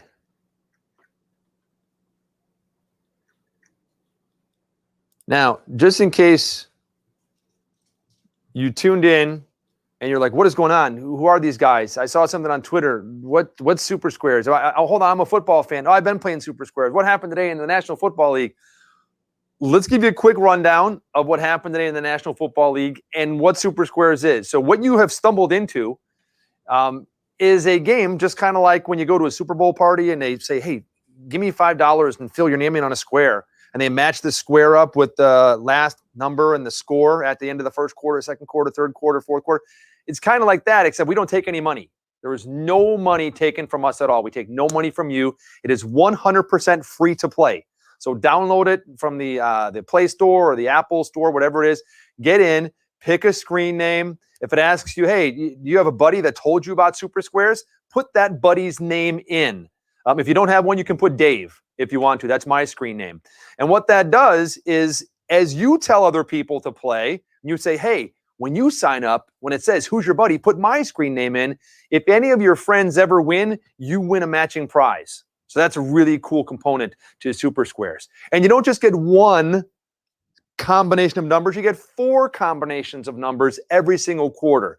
We give away over $20,000 in prizes a week to over 200 people. We have a grand prize, the largest grand prize chance of any free-to-play app in the United States. $2 million a week can be won on the grand prize here at Super Squares if you get a perfect game. So just go in, register. You watch a commercial, make sure to pay attention to it because we're going to ask you a question about that commercial. And if you pay attention, then we reward you and give you squares and a chance to win. So there's no money taken from us by you, the fans. As far as football goes, yes, this is based on the National Football League games we watch. And no matter what market you're in, no matter what team you're following, you can pick the games, one in the early game on Sunday, one in the afternoon game on Sunday, and then Sunday night, Monday night, and Thursday night football. You can pick those games, and we'll be live here with you and giving you secret codes to skyboxes like tonight's is leaders, so you can win some bonus prizes and swag and all kinds of cool stuff. So that's a quick little rundown on Super Squares. And as far as today's National Football League, here's what happened today in the National Football League. Jacksonville got its first win in 30 years, 40. How long, Megan? 20 games? Okay. 20 games, 23-20 on a last-second field goal. Aaron Rodgers still owns the Chicago Bears 24-14. Cincinnati, sorry, Jonathan, beat Detroit 34-11 in what Jonathan said was Detroit's worst game of the year. By far. Okay. Indianapolis 31-3 over Houston. Houston is just a complete mess. The Los Angeles Rams beat up on the much injured New York Giants 38-11. Kansas City 31-13 over Washington. Kansas City had 31, Washington 13. Minnesota almost blew another game. And I don't really know all the particulars. I'll ask John here in a couple minutes because I think he was following that game today. Yeah. But they got by Carolina, I believe, in overtime, 34-28. The Chargers, who had been rolling along this year behind Justin Herbert, came up like with zip today. I mean, they got 6 points, but got smoked by Baltimore, 34-6. Arizona easily over Cleveland, 37-14. That's a game that I thought Cleveland had a chance to win. Arizona's head coach out with COVID, and so I think maybe that was a little bit of inspiration for the team to play well today and win. Las Vegas 34, Denver 24, and the Dallas Cowboys in overtime get by the New England Patriots 35-29. Hey there, Big Money. What's up, my friend? How are you, my friend? Just commiserating on that Patriots loss. That's all right. It's, Folks, what's going on, my man? This is Big Money Frank. Cheers. There you go. Yo, cheers. How we doing, fellas? Doing good. Sorry How y'all about the doing? Patriots. Sorry about the Patriots loss, but I also really needed that. So Hey, listen to this though. Lions loss. No, wait. What? I know that you're used to that, but still though, Lions loss, Bears loss, Patriots loss, Jacksonville win. How often does that happen? Never. I mean, like, seriously, never. will that ever happen again?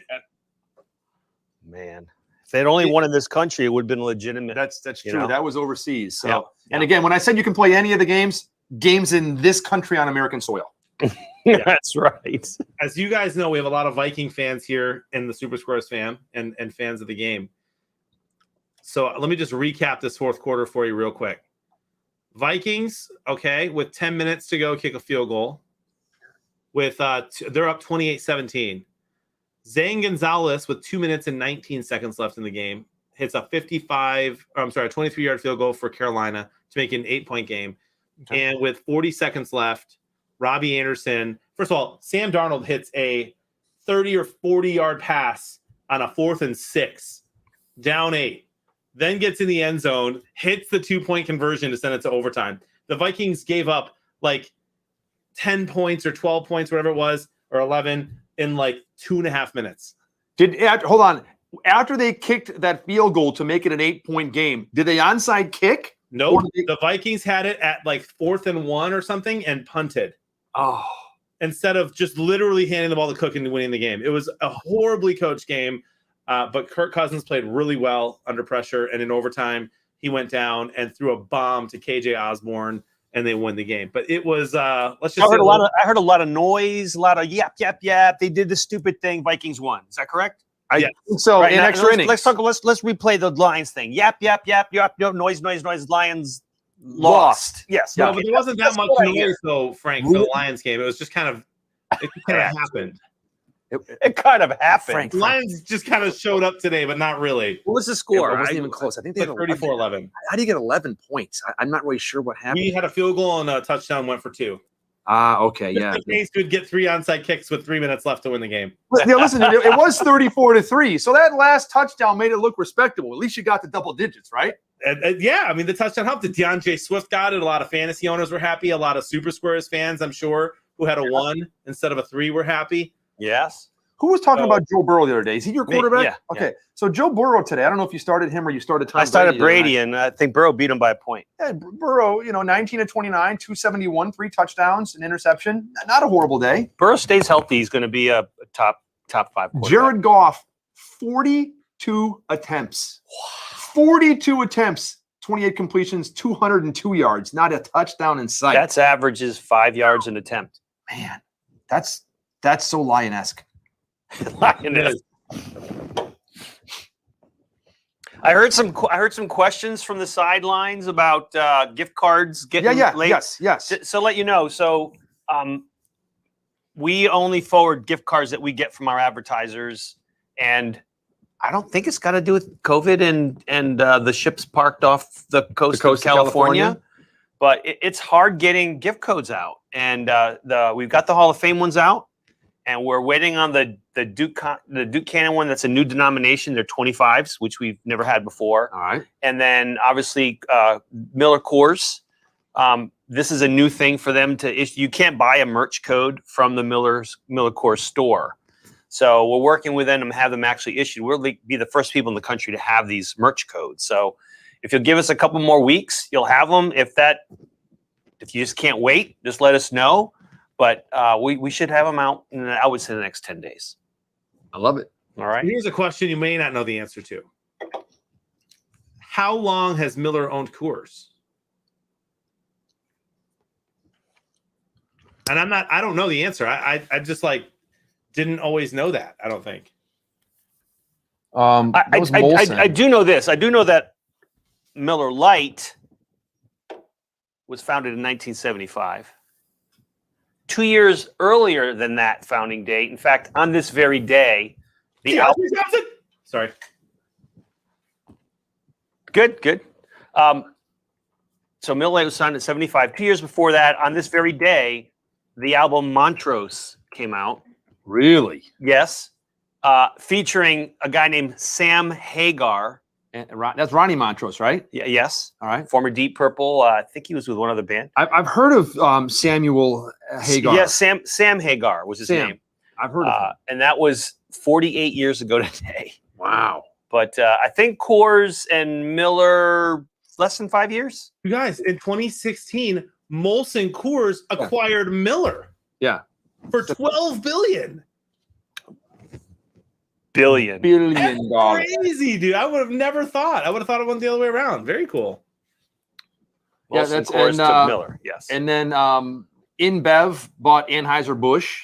I mean, it's like there are really no big American beer companies that are owned in America anymore. I mean, there's a Samuel Adams and things and stuff, and Yuengling and the small. I mean, but like Budweiser and Miller and all that is. Sam Adams is like the largest microbrewery, I think, in the world now. Well, wait. Molson Coors, aren't they Canadian? I think it is, isn't it?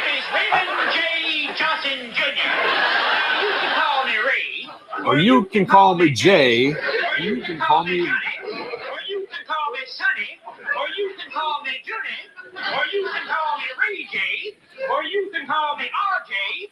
Or you can call me RJJ. Or you can call me RJJ Jr. That was a Miller Lite commercial. Miller Lite commercial. Because in the 1970s, when Miller Lite first came out, the commercials were just off the chain. They were great, man. Remember ones with like Rodney Dangerfield and stuff, and Skeeter goes, "What is going on?" That was Tim. Tim threw that out there. Love Tim. By the way, Megan, thank you for the gifted sub to Madtown Maverick, longtime Packer fan, big time Super Squares fan. My boy Mitch. I'll see you Wednesday in Madison, Wisconsin. Mitch Trubisky? Oh, dude. Mitch. Let's just be clear. Molson Coors Brewing Company is headquartered in Denver. All right, yeah. So like we said, Colorado. Yeah, and the subsidiaries are Miller Brewing, Coors Brewing, Miller Coors, Starapraman Brewery, I don't know. Molson Brewery, the beer store, and their chairman is Andrew Molson. I think there's any family relation there to Molson Coors, or just a coincidence? No, it's the Molson. And by the way, I will tell you, that was my beer as a kid. Molson? Molson You know what Golden Molson Ale. does, right? Molson Golden Ale, man. Molson makes it golden. I'm telling you what, it does. It did. I think I drank more Molson than I did Coca-Cola when I was in high school. Would you have said that it's super clean? I would say it was less filling. No, it had a very distinct flavor, especially if you left it in the car too long. Tasted great. Less filling. Just a coincidence. Yeah. But I love Molson Golden. All we need's one pin, Rodney. Oh, hey, all right. Hey. Didn't Bob Uecker, didn't Bob Uecker like pure commercials? Yeah, too? yeah. Bob- He was up in this in See, front it's- row. I must be in the front row. There's some great commercials. Yeah. So speaking of libations and eating and food and drinking and all this stuff and everything, the fine folks at 7th Avenue Pizza. Mm-hmm. Yeah, what's going on with 7th Avenue? Touch base with me on Tuesday, and we're gonna chat tomorrow. We're gonna chat tomorrow's Monday, right? Yeah. So I'm gonna chat with the folks over at 7th Avenue Pizza. We chatted a little bit in a tweet, and one of the owners, he said, "Man, I lived in Chicago for 13 years." You know, so because we're talking about pizza in Chicago. Yeah. So I'm gonna chat with the folks over there at 7th Avenue Pizza tomorrow afternoon, and then after we talk, I'll probably swing them by your way and everything and stuff. And Well, they're going to come in town? no, they're not going to come in town, but you know, You're going to swing them by No, my I mean, way. I'll If you do your job, they're going to send all of us one pizza so we can try I it. already told you to send me some pizzas and stuff. We were talking about pizza. All of us, though. Yeah. Yeah, no, I'll connect you and everything and stuff. Okay, We can figure out if there's a way we can work together and all that stuff. So I'm dying to try their pizza. I tell you what, I saw a picture. Someone posted a picture of the pizza, and I was like, I mean, it looked good. I mean, you can a lot of times tell when the pizza is just going to be just junk, you know. I mean, and it looked. Let me find a picture because it looked really, really good. Let me see, where would it be? I wonder if it'd be. Did I see it on there? Because it wasn't just like the cheese is all yellow or like white. It's like when the cheese has like the orange kind of like baked in. Let me see. It looked so good. Those are carrots. I know. Someone put a picture of a cooked one, and I was like, man, it looked so good. There. And that's not the one I saw, but see how the cheese is not just like white. Yes, like it's cheese? right. Yes, it's. Where's the picture? Look at that. Doesn't that look good? See, and it reminds me a little bit of Aurelio's. Aurelio's has a little bit of the cheese where it turns like yellow in their cheese. They might use a couple different kinds of cheese, and they cut it in squares, which is a Chicago thing. You know what I love, Dave, Yeah, about Chicago frozen pizza is you can tell it's going to be good if the cheese is just shredded a little more thick. See? I think it looks great. You mean they make squares? No, the pizza's round. But they're squares. You cut it into squares, like yes. super squares. Like super squares. Is it possible that 7th Avenue Pizza might make the world's first super squares pizza with 25 squares inside of it? See, look at this. Someone decided to cut it into triangles. Just doesn't look right, dude. It's just like, I mean, like, why would someone do that? Oh, when you cut it into squares, that's the way you should eat a pizza, my friend. I think it's brilliant. See right there. See that? Look at the difference. See, someone did this. Half triangles, half squares. How good do the squares look? That's the way I cut my pizza when I make it at home too. How good do the squares look? The whole thing was good. See the cheese? Yeah. So I'm going to talk to the 7th Avenue Pizza folks. And why is it called 7th Avenue, pray tell, my friend? I'll find out tomorrow. I bet you it's possibly first location was on 7th Avenue. Maybe, or maybe they got a factory and it happened to be on 7th Avenue, or maybe that's where one of the owners grew up on 7th Avenue, wherever there was our hometown. And It's a lot of good questions there for Franco Terry Harris right there. Terrible towel. Hey, Jonathan needs his touchdown. He's already got a Najee Harris touchdown. Doesn't look good for Deontay Johnson right here. Although that third down. There you go. Maybe a third down pass. There we go. Now, Jonathan, you were saying on Thursday that you were going to use some Monopoly money to do a series of games. Did you ever do that? I did. I did very well today. How'd you? I did very well. What do you want to know? Are you running it right now, or is this all straight? Nothing, no losses yet. Every pick. So the big parlay that I had is over, and I won it. You won it. I did. And now listen, when I say big, as we've talked about, nice Eric Ebron, former Detroit Lion with the run. Unbelievable touchdown there for the Steelers. So yeah, I went 7 for 7. Wow, that's good. On a $7 Monopoly for around, if you could do the math, it might add up to like $350. Wow, 50 to 1. It's not bad. That's very good. And then I've got a fun one today, which is a free one because sometimes they do the opt-in free ones. And so if Deontay Johnson and DK Metcalf get a touchdown and the Steelers win, and Ben Roethlisberger throws for 200, beer's on me. Say again. So there's 3 things that have to happen. No, there's 5. Well, two are already happening. Steelers winning and a Najee Harris touchdown. Okay. What's left? We need a Deontay Johnson touchdown, who's the best receiver. He's having a great game already for the Steelers. Okay. A DK Metcalf touchdown and Big Ben to throw for 200 yards.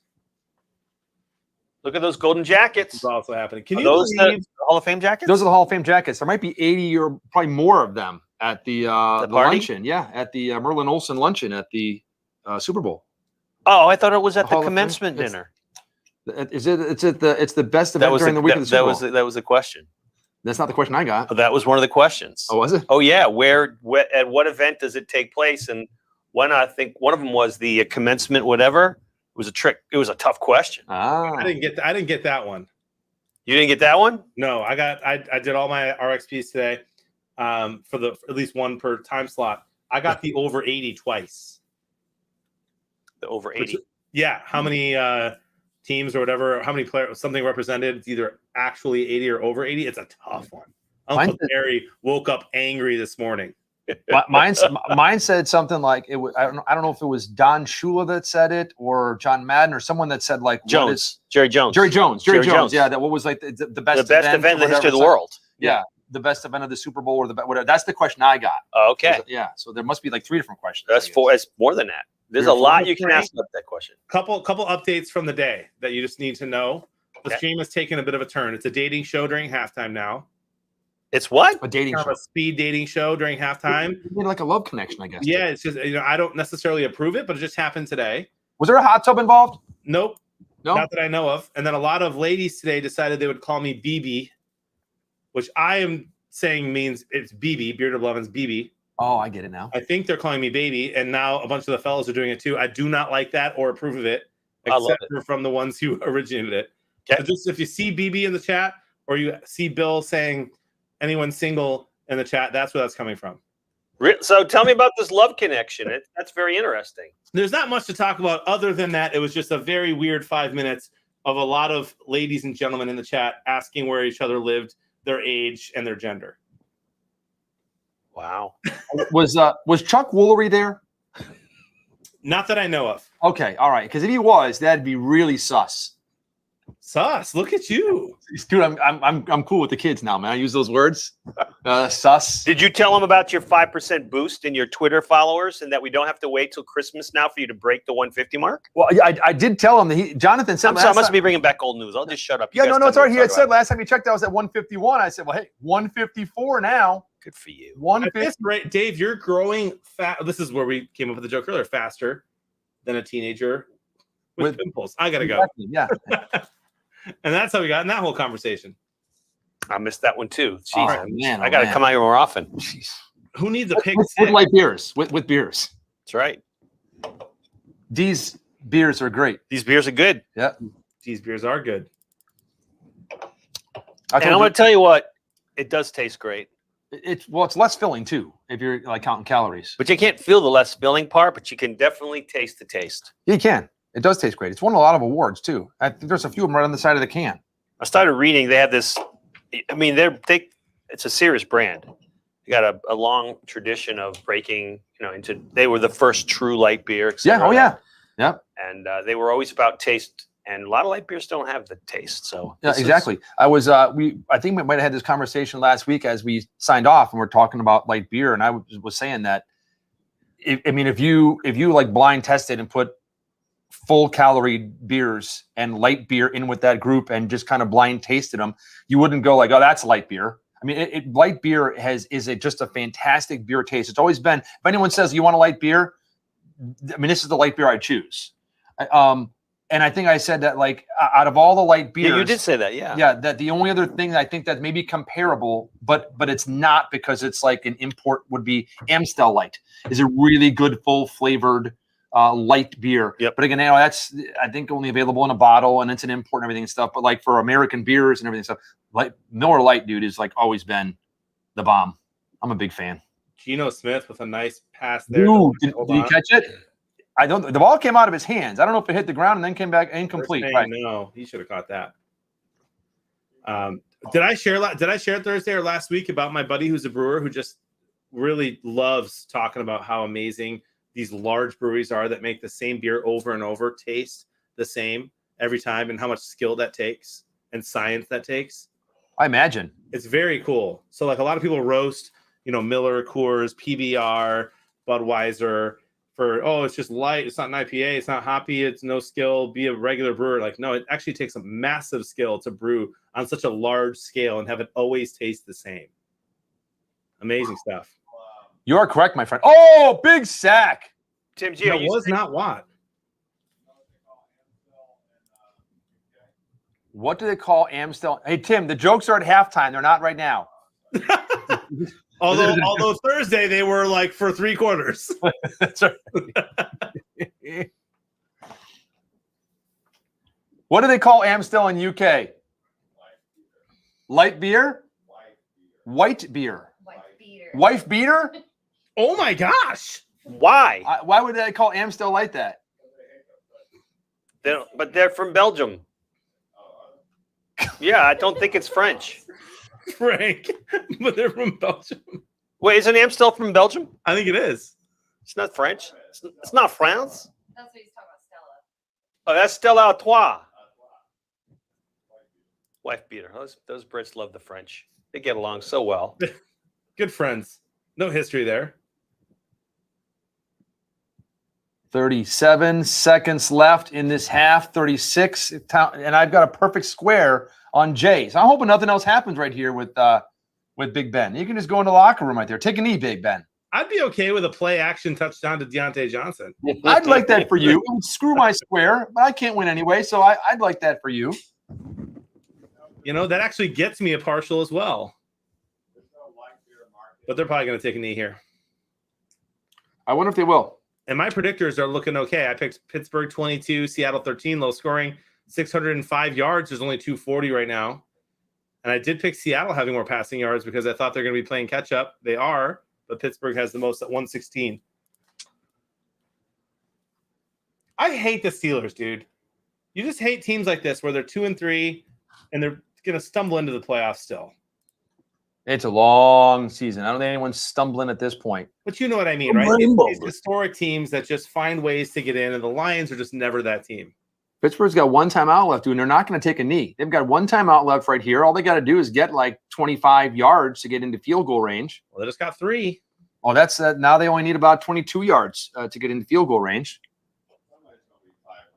Cater says skyboxes don't show anything. Well, I'm looking right now. They do. Yeah, you got 35. Uncle Monk too. It's going to update after this quarter. It'll update.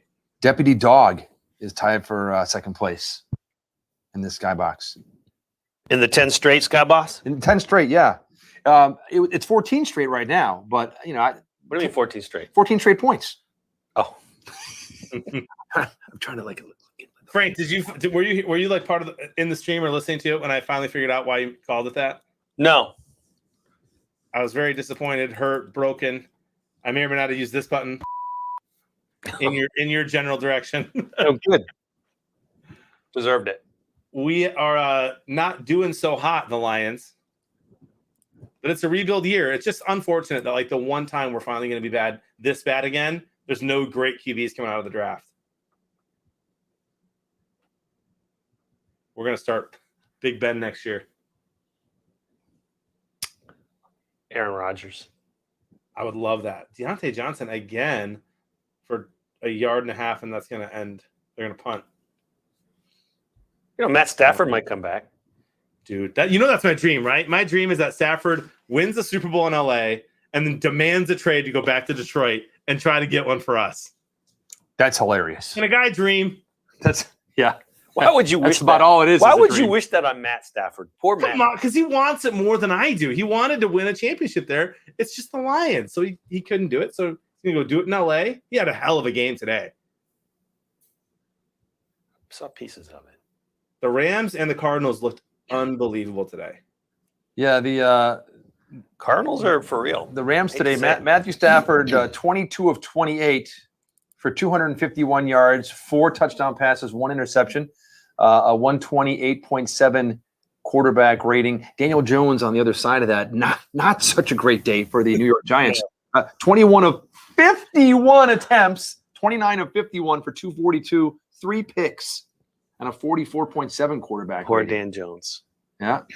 I've never heard anyone call Aaron Rodgers Karen Rodgers, but I love it. Karen. It's great. It's amazing.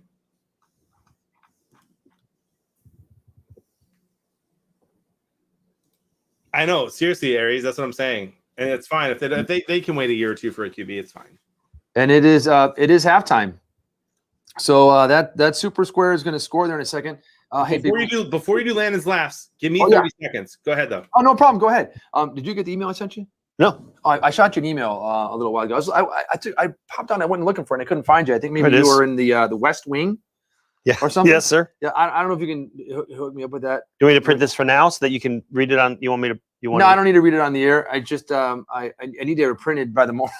Was this homework? Is your homework? Yeah, it's homework. It's homework. Oh, okay, it's Dave. homework. Something about indigenous rocks or shells or I'm not sure what it is. But my wife said, "Can you print this really quick?" So I said, "Let me see." So I'm not even sure what it is. Oh, it's about natural selection and the fossil record. There you go, fossils. I don't know, something. Yeah. So Yeah. I have no idea. You know, those fossils naturally selected the other fossils. They did. They did. There's some smart fossils. Yeah, fossils sometimes can be confused with other fossils. from what I've been told. Oh boy. So here we go. Listen to this. Listening. Listen. Did you see another partial? That's what a perfect square sounds like. I don't get them too often, guys. Like this? Did you both get one? Yes, sir. All right, fellas, what's going on there? Well done. It's streaky. We're streaky. Well done. Dave, didn't you have a partial quarter one? Yeah, I had a partial in quarter one and a perfect in quarter two. My friend. And your predictors are just a little off. Right? With your squares and my predictors, we could win. How about that, dude?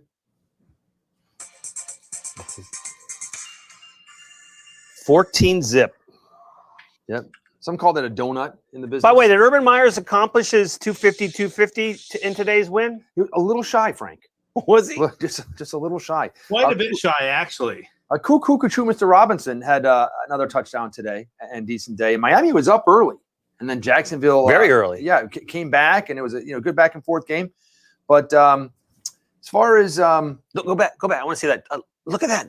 Look at that. Yeah, it's all like Miami's gonna. Oh no, Miami's gonna win. No. 1 second left at field goal. But let me see. Did he accomplish? He got 319 yards of Trevor, and a little bit short of the 250 on the rushing. 73 and 11 make. I'm not great at math, but I'm going to say somewhere around 84, 85. He wasn't happy I'm not then. sure. He's not So hitting that perfect stride. You know? Fell a little short of that. But there's a win. There's a win yes, for they the did. Jags. They're Yes, on a they- streak. They're streaking. Yes, they did. They are. Is it time for Landon's laughs? You know what? It is time. It is time for Landon laughs. Tim, go ahead and roll the animation. What animation? Tim created like a whole bump for Landon's laughs. Did he really? Yeah. Didn't you? Did you get it done yet, Tim? Is that done?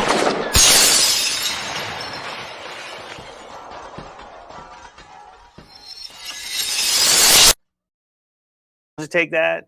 Why does he do that to us? I don't know. But as I was saying earlier, I did ask my son. I'm like, hey, I need a joke for today. He's like, all right. He was knock knock. I go, who's there? He goes, D's. I'm like, not doing that, dude. We are not going to do that. I came up with another really good knock knock joke, but I think I might save it for another time. So here in my hand on our sticky note, like we get a lot of good different colored ones here. It's Landon's laugh. Are you ready? We're so professional. Now, if you know it here in studio, and no one say anything, we'll let the fam see if they can figure this one You can out. put them back on, or I can't see what's going on. Yeah, we can see it all right there. Is That's that us. it? Oh, okay. It's the same thing, yeah.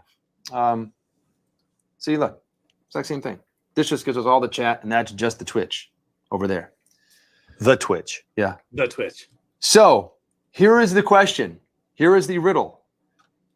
Why did the horse cross the road? Why did the horse cross the road?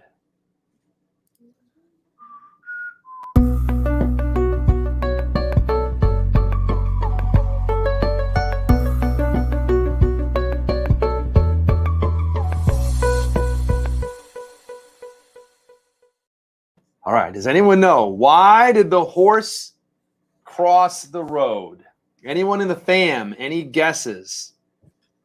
And this is kind of really cute. Look at the way he spelled it. Road. It's a horse. RODE. Why did the horse cross the road? He had neighbors. To get to the neighbors. Yes, to go to the neighbors. Skeet just did it again. Oh, there you go. There's I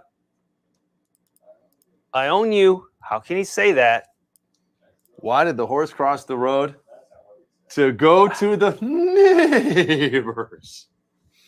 Something with I it. thought the answer was going to be to get to the other side. Nope. That was Landon's laugh. And do you have a riddle? Do you have a riddle today? No, that's it. That's the only one I have. It's light. I did have a knock joke, but I don't know if I should do it or not. No, let's not do it. No? No. Oh, look at that interception. Karen Rodgers. I like that. So, Jonathan, do you have a magic trick? I don't have a magic trick today. I do have a riddle, though. Okay. All right, are you ready? I'm ready. What word, and no using Google because this makes it not fun. All right, hands up. What word in the English language does the following? The first two letters signify a male. The first two letters signify a male. The first three letters signify a female. The first four letters signify a great, while the entire word signifies a great woman. What is the word? Oh, wait, one more time. A great? Did you say a great or grade or grape? Great, as in like Alexander the Great. Oh, okay. So one more time. What word in English does the following? The first two letters signify a male. The first three letters signify a female. The first four letters signify a great, while the entire word signifies a great woman. What is the word?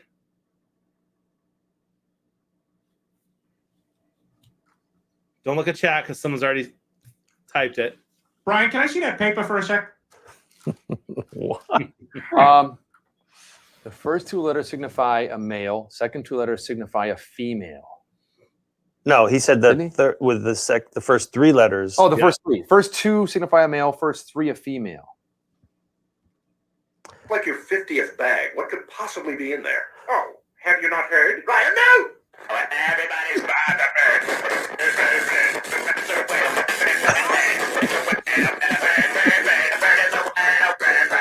Bird. I'm not looking at the chat either. I don't know. I have no clue on this one. I can't even. I don't know. Do you? My brain's telling me right now. I don't really care. Yeah. Too much work. Okay. Yeah. The word. Two people in chat have gotten it right. The word is heroin. He, her, hero, heroin. What was the fourth one? A drug that kills people? What was the last one? What was a great? And then heroin is the great, right? Like a heroine, like a hero and a heroine. Okay. All right. One more. That's crazy, dude. One more. Sure picked the wrong week to stop sniffing glue. Hey, I've seen that movie now. Yeah, I know, dude. See, I picked the wrong week to stop heroin. I love that movie. I have cities but no houses. I have cities but no houses. I have mountains but no trees. I have water but no fish. What am I? A map. How did you get that? Is that right? How'd you do that? Is that right? Very fast. A map. I think one of my kids might have told me that years ago. A map. I'm the map. I'm the map. That's Dora. That's Dora the Explorer, isn't it? All right, that's impressive. I got one more. One more.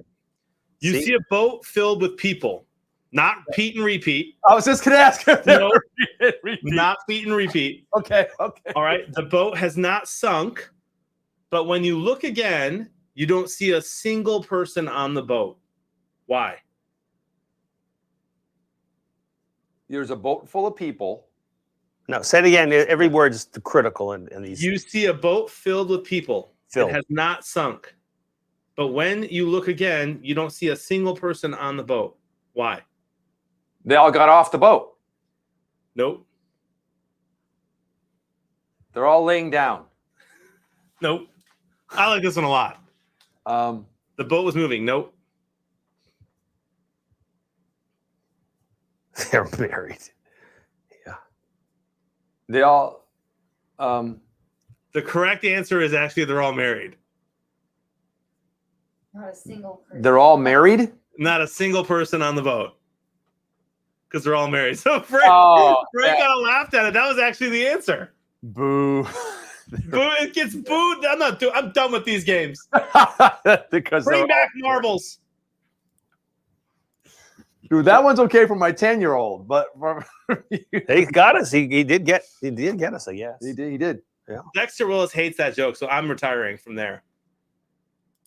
Call me the Michael Jordan of joke telling.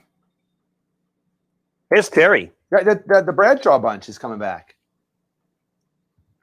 You know, Frank, do you know you can win Terry's money? Oh, don't get me going on that. Yeah. Get him going on it. That's what they've told me. I've heard that's true. I don't know if it's a lot of money or if it really is Terry's money. All right. But it's called Terry's money. I want a special shout out, okay?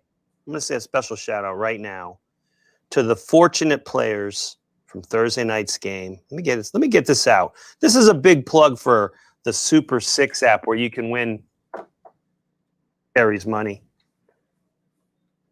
Thursday's game. 600 people split $14. I just going to go previous contest Thursday night. Where was it? Huh? I know I played it. It's not here. Well, anyway, Thursday night, two people split. Are you ready for this? You ready? They had 1 million players. 1 million players on Thursday night? You have to think they split at least $100,000. They had nobody got the jackpot, so nobody won the 100,000. So the guaranteed prize pool was $500, and two people split that. So that's I'm not a genius. Me neither. I think it's $250 each. Yes. Is that right? Yes. I did that in my head. Yes. All right. Between 1 million people, two people split $500. Now, what do you have to do to get that? You have to guess you got to guess 16 patterns of gyrations of who scored this points and all that kind of stuff. You should play it sometime. So it's no one it's got it excruciating. perfect. But if someone would have, they would have won $100,000. Yes. 100. Yeah. Yes. Yes. Okay. Or $100,000. Now, what would their buddy? What would their the buddy? They have a buddy. Yeah. Not Terry's your buddy. Okay. Yeah. I guess. So no. Terry. So just $100,000. Yeah. Wow. So meanwhile, if you look at the Super Squares leaderboard, yes, we did have a winner of the first prize. We also had second, third, fourth through 20th, and we had a bunch of buddies. And I think the first place person at Super Squares, what did they win? Pray tell. I'll go back, but I think it was 1,000. What, 5 times as much as the winner? Is that correct? Am I missing something here? You're not missing anything. Winners. What do you mean? You're just correct. Am I correct, right? You are correct, sir. Yeah. Yeah. So on Thursday night, Bill said he won $250 today, thanks to his buddy. He did. Go Bill. Good job, Bill. So I'll go to Thursday's game. That's right. Michelle B. from Merrifield, Minnesota won a $1,225 worth of prizes, and so did Grizzle Dizzle. Grizzle Madizzle. Her buddy. So those two people won about $2,500, but there were another 20 to 30 people that also won prizes. And we had, how many people played on that night? 1,000 players. Had around 1,000 players. Not to mention versus 1 million. Not to mention that TG, who is not our own Tim G, won 100 plus 250 and another 100. So he literally won more by taking third place in our game group and having the top tiebreakers and the highest score and the best predictors. That's the tiebreaker. Yeah. He won more than they did by almost double. I know. What do we need to do? The world needs to understand, and you understand. If we had 1 million players, our prize pool would be $250,000 of guaranteed prizes. $250,000 guaranteed, plus a $2 million jackpot. If we got that level of players, anyway, don't get me going. So get me going. So we are talking about doing our own commercial that's a spoof of Super 6, where it's going to be Uncle Terry's money. Same name, Terry. It's Terry, Pittsburgh guy. Pittsburgh guy. I like the Little correlation. goatee, right? What do you think? I love it. And of course, Terry is an owner of this company, so you really will be winning Uncle Terry's Terry's money. money. Whereas I don't think, I might be wrong. It'd be an interesting thing in Discovery to learn if it's Terry's money. Terry Bradshaw's money. Right, Terry, but yeah. But we just can't let this continue. It's a travesty. I'm with you. I'd agree with that. Listen, I think the promotion we have going on right now is massive. I think a lot of things are leading up for us to take over. A lot more people are tweeting about Super Squares who play part of our fam than I've ever seen compared to last year. Every week, people are tagging Dave and I and Super Squares in their picks, in their promos. Right, Dave? Like, you're getting tons of notifications compared to last year. Well, do you know there's a contest going on right now, right? Did you know that? I've talked about it 4 times today on stream. Let's do it again. Have you played? Well, just go to supersquares.com and it'll take over the homepage, right? That's what I've done every time, my friend. Yep.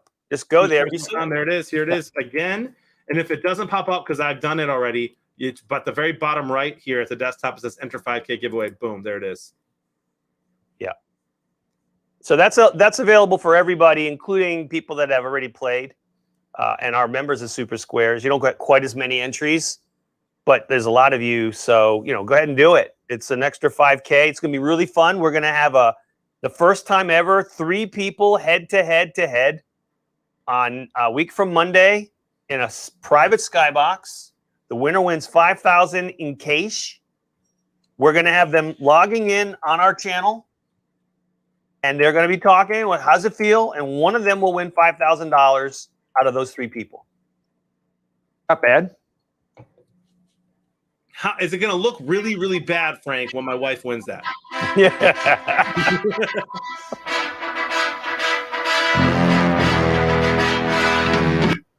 I was dancing. Why did he stop it? 5-second rule. Dave is boxing. I'm dancing. Bobbing or weaving. Cater did hers. Good, Cater. Do it. Tell everybody else. And it's like friends. They don't even have to be you don't have to be their buddy. All you got to do is tell your friends to join the sweepstakes. And as long as they use the link that's in the invitation, you get what? I think 50 or 100 points, 100 entries for that, or you can have a dozen of them. Everybody if you're a buddy, you have a lot of friends, use the app. Just tell all your friends to do this, and just spread the word. There's DK Metcalf. What's that about booster points, Tim?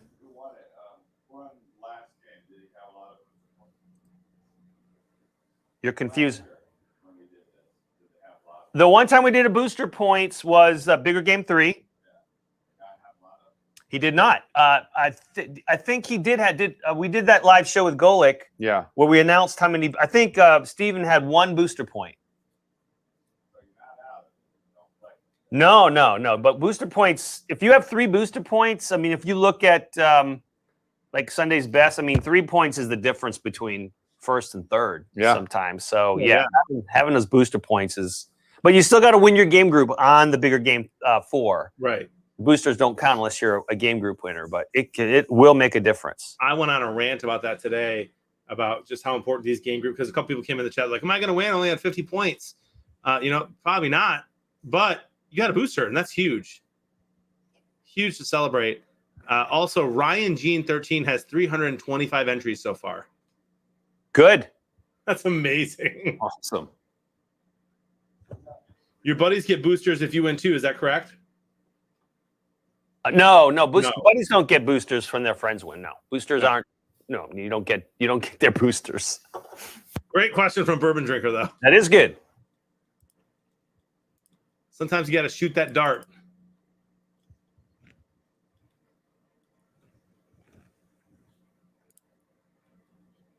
Nate has 335 entries.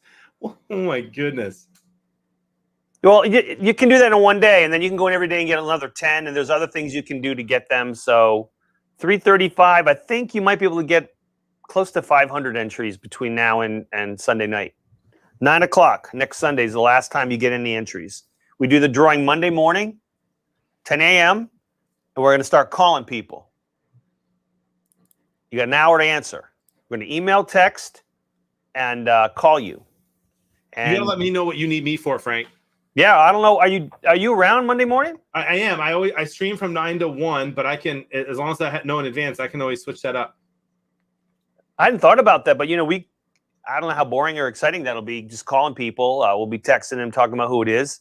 I mean, my chat would love that if you don't care. No, I don't care. Well, we got an hour. Got an hour to call them, and What? Did you see that play? Yeah, look at Seattle finally finding a rushing game. Yeah, and he went into that pile, looked like he was dead to rights, and just boop. And what is that call there? Sutton looks mad. Like, did he just punch him in the head? Sutton looked like he did something. like he bit his ear or something. But now, yeah, but then how they're yelling at Swain. Let's see what happened there. That looked weird.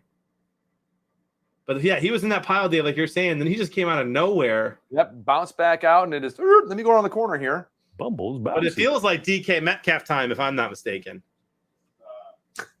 Here we go. So what happened? Oh, you punched him. He's Look trying at to that. punch him. Yeah, he's trying to hit the ball out, I think. But Oh, now, can't do now that. he's punching him. Was that TJ Watt? Yeah. Yeah. The first one, I think maybe you always swat at the ball to try not. Right there. He's trying to not. Well, you kind of hit him in the stomach, though. But Oh, man. Watt needs to. Look at him. Can you do that? I mean, You can try usually to they punch the blow the ball, play yeah. dead about 5 minutes earlier. Whoa, did you see him peg the guy and drop him to the ground over there? That was nuts. There's no love here. No, that's gonna be something in Watt's highlight reel for a while, unfortunately for him. Another run. Did he get that one? He does. man, You're saying no. I bet that drive was like 10 rushes and 1 pass. They handed the ball off like every single down almost there. Let me see if I can find what the drive was on here. If they have Otters, welcome back, man. Good to see you. Hope you're doing well in Super Scores today. drives. Otter says no. No, you cannot do that. Yeah, I mean that. I don't You think can that's- punch for the ball, but you can't hit him 5 times in a row like that. Also, he's down. I think that is That's a touchdown. I think his left elbow hits early. I think it's a touchdown. Are they even reviewing it? The elbow counts? Yeah, the elbow counts is down. I didn't see where the ball was at from that angle, but it looked like his elbow was down. It's a scoring play, so yeah, right there, he's down. Yeah, he's down. I think he's on the goal line. His right elbow. Let me see. Okay. Still not down. That's a touchdown. I don't think there's enough visual evidence there. Are you looking at his left? Yeah, when his elbow hits the ground, I think his ball I is still across think the plane. side of the ball is on the plane of the goal line. Yeah. Tundra says, elbow hits right before he breaks the plane. Skeeter says, just the tip got in. Still counts. Oh, Skeeter, come on. I don't think it was just the tip. I think it was the side. The ball was turned sideways. Do the Vikings have a winning record? The Vikings? Yes. I believe they're the 3-3? I think so. I think they're 3-3. I think that's awesome. I'm actually looking forward to the Packers-Vikings first matchup of the year. Yeah, they're tied with the Bears for the wild card at 3-3. The Packers have a tough schedule in the next few weeks, by the way. So it's not over for the Bears or the Vikings. It is over for the Lions. The Packers have Washington, who just played Kansas City tough today, although Kansas City's been, not their best lately. Then they play at Arizona, at Kansas City, home against the Seahawks, which is when Russell's expected to come back, at Minnesota, against the Rams, and then against the Bears, and then at the Ravens. So, I mean, the Packers have a tough schedule from here. They do. Now, here's something I find interesting when I look up the schedule. When you were going through that, I clicked on the Green Bay, and I'm looking at the schedule, and it shows me that, let's say, for example, next week they are against Washington, and tickets are available. It tells me the time. It tells me that it's on Fox. Tickets from $231. Okay. Yeah. Then I go to the next week, and it says at Arizona, 6-0, undefeated Arizona. Tickets from $11. Kansas City the next week, $311. You think that's a typo? Seattle, I don't know. Is it a typo No. or there are $11 tickets in Arizona? No, Arizona. Hold on 1 second. Let me pull it up. Parking tickets. That they're including the parking tickets they give you for There you for go. No, that's, double that's a parking. ticket for a hot dog. It's $11 ticket for a hot dog or popcorn, maybe. Must be some general admission. All right, so the Arizona. Oh wow.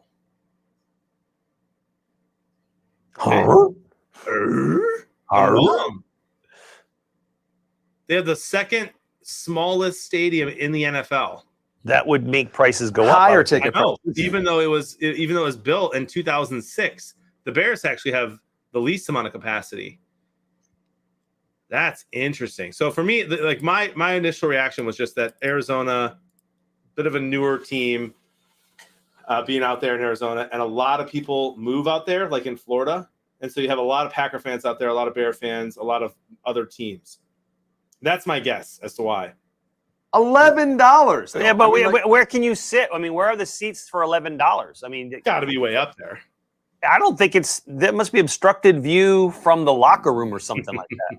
I mean, when you say way up there, you're saying Man, it's you the gotta stop. smallest What did you stadium. have for I mean- dinner? Pizza. I mean, Brewers, like the Brewers. What'd you say? Smell-o-vision. It's like I'm so glad you're not on Smell-o-vision. Why? Dave, something Dave had for dinner, like wants me to know where he got it from. Arizona Cardinal tickets. Love it. I want to find out for $11. I'm going to buy some of them just to say I want to buy them just to have them. But dude, Brewers playoff tickets were $30.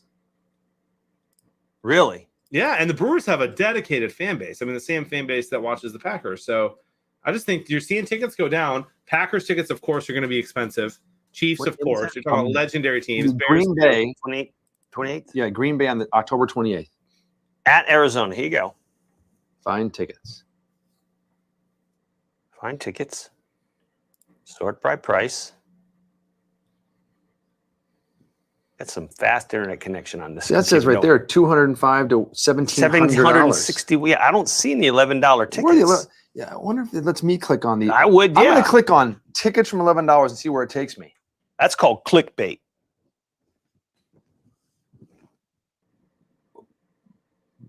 $6 each. This one says $6, $7. Yeah, I'm seeing $63 for the Carolina Panthers at the Cardinals. I'm seeing $46 for the Texans at the Cardinals. There's one ticket available. General admission one. So they have a general admission area. I wonder if that's this area up around here. It could be. But fellas, I'm looking at Arizona at Dallas, which is one of the bigger stadiums in the league. That's going to be a massive game. $40 tickets. Arizona at Dallas. I'm going to see if I can get In four. January. That's going to be a massive game. Section Black, row GA 13, State Farm Stadium, Glendale, Arizona. You can get up to 4 tickets, $7 each. Fees are $5. $48 for 4 tickets That's to that game. You know, that might be big enough to be a prize on Super 6. That's true. Got him. It might be. This is through the Seat Geek. We could give that away for winning our Skybox. Yeah. On a Tuesday game. Can we Or take it to the Tuesday games happen. Arizona? Wow, That's- $48.72 for 4 tickets. That includes That's all the that's fees. like a 60% markup, 70% markup for fees. Yep. Fellas, is that all you can drink as well? No. No. All right, I'm going to X out of that because that's just crazy. That's silly. Crazy. It is.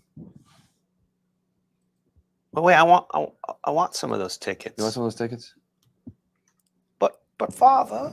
So I got to tell you, Frank, I was had a good conversation with Uncle Terry this week, and he was talking about other stuff, some stuff you brought up on the stream last week about some ministry opportunities, and he said, "Hey, you might be in Florida anyway." I said, "Wait, whoa. I'm going to be where in February? Florida. I thought I was going to be in LA in February. Well, that was hold on. If the We got Lions win the Super Bowl, baby. We went to Tampa last year. Let's go to LA this year. I thought that was if the Lions go to the Super Bowl. No. That was last year's whole thing. Oh, was Wait, it? wait. When is the men's conference? Do you I remember? think it's like the week after the Super Bowl. So no problem. We go to LA, then we come back to Florida. Well, It's my future home anyway. Land of the free, home of the brave. last I checked, the Daytona 500 There it is. Only like the second week of February. is on Sunday. Are they really going to do it on the 14th? Valentine's Day. That must be last year. There's a lot of love. That's the 2021 season. Well, the Super Bowl is actually a little late this year. I know it's the 13th. Yeah. 2022. No, I think it's here you go, February 20th, the Daytona 500. Following Sunday. So I'll be in Florida for a week anyway. But let's go to LA for the Super Bowl and then back to Florida. Well, we're going to have to really figure out where we are to be giving away so many humongous prizes. We're going to logistically want to get that right. Yeah. Maybe we do that in LA. Who knows? You got to save some money for the U-Haul truck. Mid-level. The U-Haul truck for what? Yeah, so we're gonna broadcast live from there. Megan. All right. We broadcast from the Rams Stadium while watching Stafford hoist up that trophy. That sounds like a win-win to me, my friends. That's not going to happen. Whoa. Fake news. That would be amazing for 2 years in a row. The home team wins the Super Bowl. That'd be crazy. That would be crazy. Never happened before. All of a sudden, bam, bam. Where's it at? LA. LA at the actually 2 teams call that place home, right? Don't the Chargers also? Yeah. No, that would be crazy. San A Diego. Chargers Rams Super Bowl in LA. So the Bills say no shot. No, well, you never know. Are the There are Bills? believe this, guys. There are Tennessee Titans fans who think they're winning that game tomorrow night. I was just gonna say, do you think that Tennessee has a chance? No, I think they're going to lose by 30. Do you really? I do not. I'm being honest. I think that Buffalo loses another game this year when they sit everyone towards the playoffs. They're so good. Their defense is great. Their offense is one of the best. That looked like a missed throw by Big Ben, but some guy catches it anyway. Deontay Johnson. Did you guys see that play? It looked like he threw it to the other guy. And he was getting blitzed too. He knew he was going to get hammered. I could be wrong, but that's what it looked like to me. Let's see this replay. Maybe not. No, he was wide open right in there. Yeah, he threw right to him. Nice throw. Triple covered almost. Did you see him kind of take a deep breath? Yep. Woo. Bills lose. Otter says Bills lose by 29 tomorrow. The Bills lose by 29. Oh, Deontay Johnson just get in the end zone, bro. So has your fantasy league got 13 weeks or 14 weeks this year? I'd have to look. I don't know. We got 14. I guess software just made it an extra week. We used to have 13 in the regular season. Now it's 14. Because he had the extra game? Apparently, yeah. Look at schedule. I'm trying to find it. I don't even know where it league. Or schedule. Look at schedule. League. Transactions, settings. Because of Big Money Frank, fam, I am a NASCAR fan now. Okay, let me see. NASCAR is up and coming. Here it is. Schedule. What's your schedule? How many weeks? 14. Oh, you got 15 weeks before your playoffs? And then what you got? 16, 17, and 18? You guys aren't having your Super Bowl on the 8th. No, there's no way. I know that when Our championship game's week 17, says Skeeter. so that means there's no buys. Apparently not. No buys. Deontay Johnson. Let me click on playoffs. Playoffs. Semifinal. And just the top 4 make it.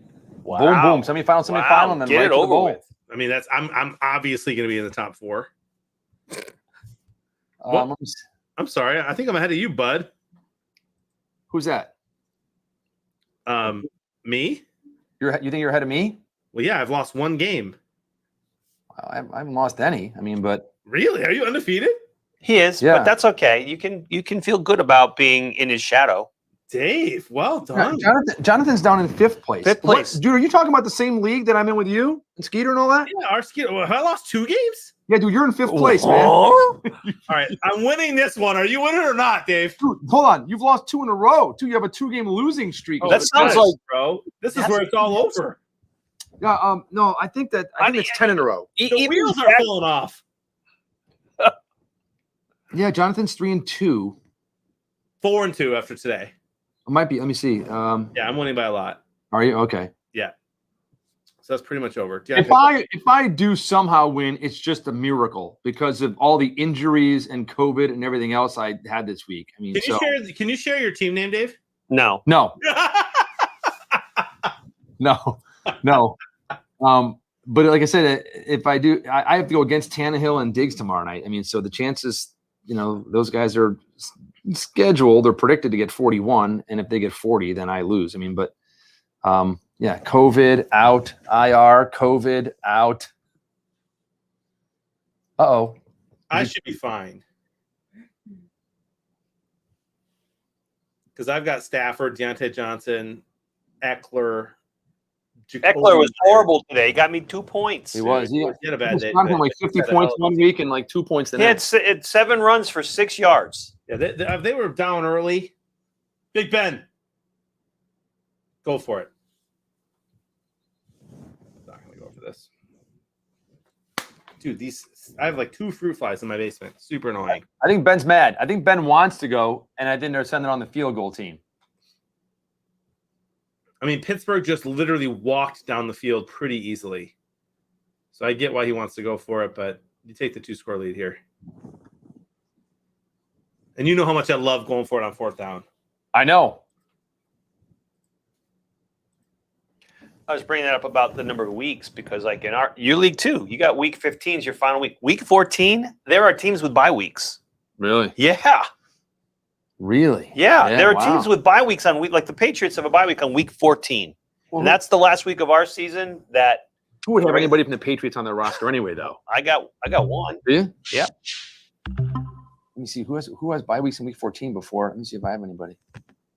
Ooh, somebody else has my to. My right? tight end, Philadelphia's got a bye week on the 14th. Yeah. Who's got any Philadelphia Eagles on their team? Well, I got know one. now that Zach Ertz is gone. Zach Ertz got traded over to the Arizona Cardinals.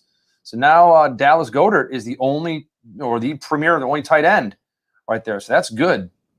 But they have the bye week. So Who else? There's got to be 4 teams on bye. No. I don't know. Does anyone think the Braves can win today? That's a surprising team right there. It's 2-2 in the 7th inning.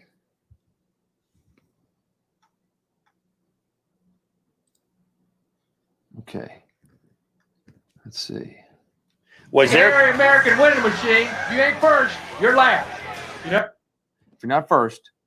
So apparently there's a controversial trade going on in your league. Ooh, here, listen to this.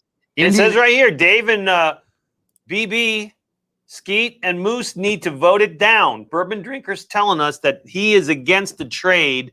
There must be some collusion. The trade that he actually accepted, yeah. He's involved in it, I think. He's in it, yeah.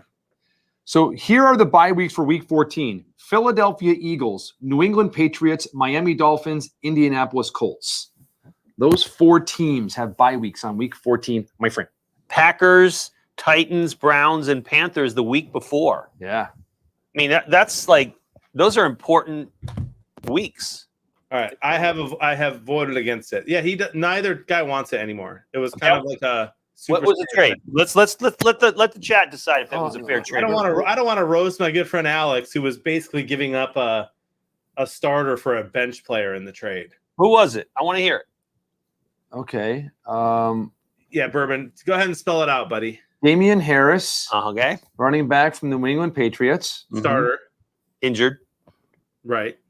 Going for the Bears for a guy that played 1 game today and will go back to the bench next week. Yeah. Herbert. A starter for a bench player. That is such an insignificant trade. Why would you not approve that? Why? But no, what do you mean? It's a starter for a guy who's never going to play again. Why would Alex even do that? Because he is learning football. Oh. Did he offer the trade, or was he offered the trade? He offered the. I think he offered the trade. My friend, you got to let these rookie team owners make learn the mistakes. hard way. They do. I hear you. That trade is not that bad. I mean, it's like neither of those players are like, Come on. oh my gosh, that's not fair. But I mean, Harris is the best running back on the team, and the Bears guy might not play again. I just don't know how you can grab destiny from Alex's hands like that because of your. Imagine Herbert just tears it up. I'm not going to vote against it. I'm going to leave. I'm going to leave it go. I say let it go. I'm just going to let it go, just like Elsa did. That's what Elsa said, and that's what I say. Yep, there you go. You know, we don't agree on much, me and Elsa, but on that one, I agree. You guys want to talk about what that movie stood for? I'm not going there. Ice. It was about ice. Ice, baby. Ice in the veins. Like this. True love. True ice. Snow. Guys, Snow. Talking snowmen. It's DK Metcalf time. I think what Seattle did was it came out after halftime and rolled all the way down the field. And again, I couldn't find the drive chart, but I think they ran probably 10 times on their last drive, and they thought they were going to keep doing it. And Pittsburgh came out here on this drive and said, we're on to that now. We went back to the sidelines. We watched some tapes. Go ahead and try and run. And they're going to make Geno Smith throw the ball. He should be able to. He threw the ball just fine last week. I know. That ball took forever to get to lockup, but it worked. I don't really remember Geno Smith. Like, I didn't watch a lot of games he played in with the Jets. Was he that bad? How did you miss? How did you miss that? Nobody. You know, I feel like it was in between Pennington and whoever else. What was the name? Darnold. Tebow. No, Sanchez. Wasn't Sanchez QB? Yeah, Pennington, Sanchez, Darnold. So Geno Smith was just kind of a blip on the radar for me as I'm not an AFC guy. I wasn't doing super scores at the time, so I wasn't watching every game.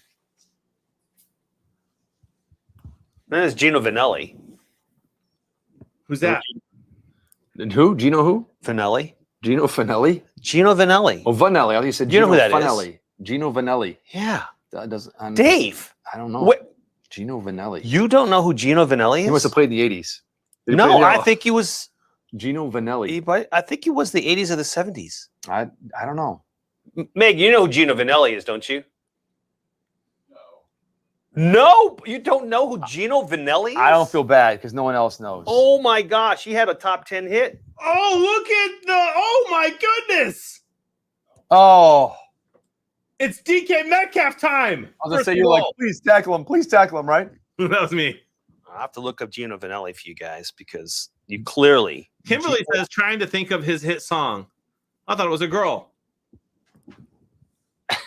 Gino Vanelli's the guy that Riddle bought pizza from. Yes, Gino Vanelli. What song? It was a love song. It was a crooner song. Gino Vanelli. Canadian rock singer from the 70s and 80s. I just want to stop. I just want to stop. Yeah. I love you, baby. I just want. Oh. Okay. Hey, I have good news for you, Frank. That 70s? Oh, no, I have better news.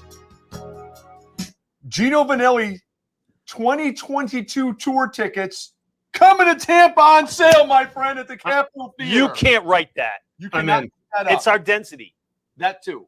We got to go see Gino Vanelli. Tim, are you in? We can go Reggae Rise Up, and then we can go Gino Vanelli.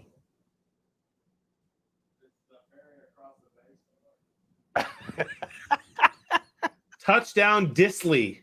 Yes. Is Metcalf hurt? Because I didn't see him on any of those plays. I do not know. Not that I really care. Don't you need a Metcalf TD? Yeah, he does. Need is a strong word. He could use. He'd Required? like to see. I'm not here playing super squares, man. He'd like to see one. Doesn't matter who gets what to me. I just need my score. My predictor is looking pretty good right now. 22-13 Pittsburgh. How about a missed extra point here? I need a 2-point conversion. Gino Vanilla. You gotta love that. I know. Hairy chest. I just wanna stop. I got a partial, I got nothing. and I think DK's fine, but he's just not in. Riddle Nerd's making fun of somebody who is currently a boomer. What's a boomer? A boomer. Well, a boomer. What's a boomer? A couple Boomer of Esiason. a boomer can what's be wrong with Boomer Esiason? a boomer can be a baby He boomer. was a fine can be a quarterback. boomer, or a boomer. I think can be like I don't know, like someone that's like novice at something that's not maybe not really good, like you boomer or something like that. Maybe is that A kind boomer? of a boomer? I think. It's like when a plane breaks the sound barrier. No, that's a sonic boomer. That's a sonic boomer. That's a hedgehog. I thought Sonic was a hedgehog. He is. He is. I remember playing that on Sega, and then I saw the movie. Well, it wasn't too That bad. movie was that's- really bad. Yeah, it's time better spent. I've heard the word boomer is actually an insult. It could be, I guess. Is that kind of like a noob? I mean, but you have to understand, people either use it completely maliciously or completely in jest. There's no middle ground. I think instead of boomer, they should use the word Brandon. Okay, I'm listening. Just saying. You know, boomer's offensive. Brandon's not. Is Brandon here? We should call Is him. Brandon, is it time to call Brandon? Let's go, Brandon. Wasn't it you? No, Luigi called last time. Yeah, Said, Luigi. "Don't you I dare called him too. He was mad when I called. Jonathan called first. Remember when I called? He goes, "What did he say?" He said, "She's staring right at me." It's only 10:35 out here on the East Coast. I know. These young whippersnappers. You He know must what? be a boomer I'm gonna look at for going to something. bed so early. Oh, the Dodgers hit a 2-run. I don't know what happened, but it's 4-2 Dodgers. Look at this. Boomer. First, a person from the baby boomer generation. Like I said, I didn't even read all this first. I like the next one. Or really, anyone who is older than the person using the word. That's true.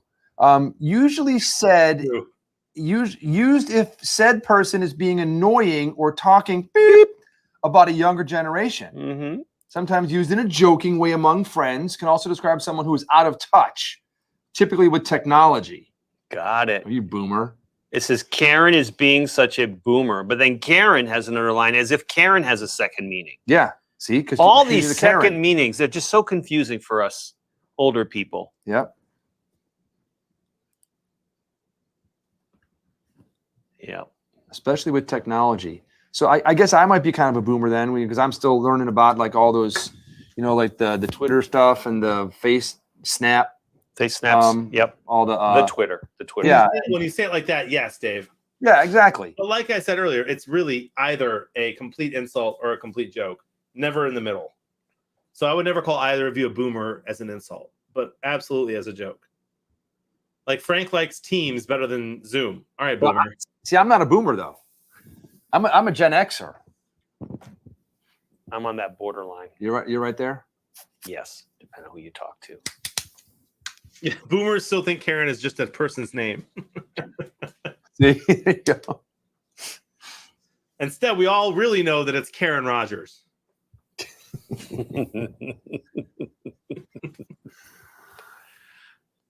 We have too much fun here on Super Squares. Brandon's number one on iTunes, by the way. Yeah.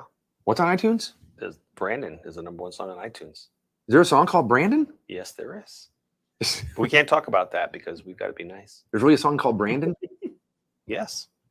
Number one song on iTunes. No, come on. Oh, yeah. It's called it's Beep Beep Brandon.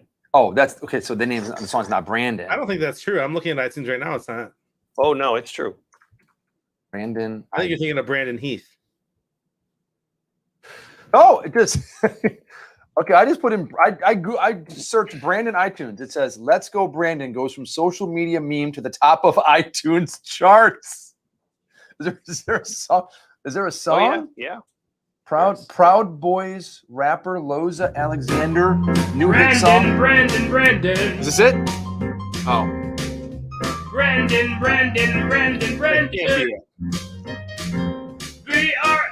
B-R-A-N-D-O-N. B-R-A-N-D-O-N. Brandon. It just doesn't get any better than that. I don't think that's the song. Because this says Proud Boys rapper Loza Alexander. So it's a rapper. So that's not a rap song right there. I don't think. That didn't sound To me, it sounded rappy, but I'm a boomer. So to me, there's actually a friend of mine who I've offered to bring on stream before. He is on that song. His name's Bryson Gray. On that song we just heard, or the rap song that's up there. Bryson Gray was on Trump's what tour, speaking tour, doing music. I play Fortnite with him sometimes. Can he be halftime entertainment? I mean, he could. He'd have to. Yeah, he could totally. You know, we can bring back halftime now. I think with So StreamYard. youngsters are calling the coronavirus boomer remover. Oh my god! How do you find that? I don't know. I don't know. Tim's always getting a little nervous with Tim at the board. Brisket's been boomered. Swipe left on the boomers. Yeah, I know. Where were we going just now? We're talking about I do know Bryson halftime shows. Halftime shows. Halftime shows, yes. Because Megan hasn't brought the recorder. So, Tim, would you say StreamYard is more or less conducive for guest appearances versus Zoom? Right. But like for all the acoustics and all that, it's better connection, higher res, sounds better? Swipe left on the boomers. And could we even with this technology have like somebody singing here and somebody playing guitar over there and because they're connected through you, they could actually be remotely doing a duet? So we could have somebody playing, I don't know, the recorder? Might be, right? Right. Then we could have Jonathan singing. All right. Right. You could do your whole beat bop sound effect thing that you do. Oh, okay. Right. And then we could have a trio. I think that'd be beautiful. Yeah, if everybody's in sync. Yeah, it is tough because a buddy of mine, you guys know Alex Reno, Jeremy from Pride of Detroit, his buddy, he did a game with me a couple weeks ago. We sang Forward Down the Field. It was not great. I heard that we were like slightly off of timing or tune or both. Timing, I heard him ahead of me, he heard me ahead of him, and so we have to figure that out. Speaking of that, I do have a question. When something happens like today, when you score that touchdown with a couple minutes left, and just getting totally blown out, do you still sing that song at that point? I have not sung that song in 3 weeks, dude. All right. There's just not a lot. Like even the Lions fans in the chat don't want me to sing that song right now. Both of them? Yeah, I know. But I'll be singing it on Thanksgiving against your Bears when we get our first win of the season. Oh my goodness! You know what though? How many have they lost in a row? I have a. What's the name of the stat rumor here? That's 10. 10. Okay. 10 straight. Next, I'm just like, I was thinking, Jacksonville just broke a 20-game losing streak, was it, or whatever? Yes, two. And I think the longest of all time was the Buccaneers. I think. No, the Jacksonville beat the Buccaneers. Did they beat the Bucs? Yes. I thought the Bucs was like 22. No, it was a season and a half, but they'd only had 12 games back then. I think the Bucs lost 16 or something like that. Just say Bucs losing streak. By the way, any Braves fans in the chat? See, Jaguars. Tampa Bay Buccaneers 26. 14 plus 12, 1976, 1977. I'll be darned, you're right. 26 games. Was it 2 full seasons? Oh, no, they made it almost through the second season. They weren't 14 games a season back then. Are they including exhibition games? Or preseason games? Jaguars 23, Dolphins 20, breaks losing streak, and last second thriller. Did you guys see that, by the way, that the two coaches for these teams, Tomlin and Pete Carroll, each have the same amount of wins, 147. Wow, I did not know that. That's crazy. That's pretty cool. I remember being a young lad in Chicago when the Tampa Bay Buccaneers started, and I remember that the Bears almost lost to them, and how it was like oh my goodness, if you were the first team to lose to Tampa, like how close the Bears came to losing to Tampa, and Tampa had lost like 18 in a row or whatever, or something like that. You can't. I've read. I wasn't here when this happened, obviously, but I've read that losing streak cast a pall on the city. It was like a depression. It's like, I wish we didn't have a team. It was that bad. And it was, it wasn't like it was like an established team that would, let's say Detroit, that had been around forever and then just like lost and had a historic losing streak. They just came in the league. I mean, they were a brand new team and just started into the National Football League when that was going on. But they lost so badly and so long that they were thought of as the worst professional team of any sport ever. And to have them be, we had no sports. That was like the first sport to come into this market. Yeah. We had no baseball.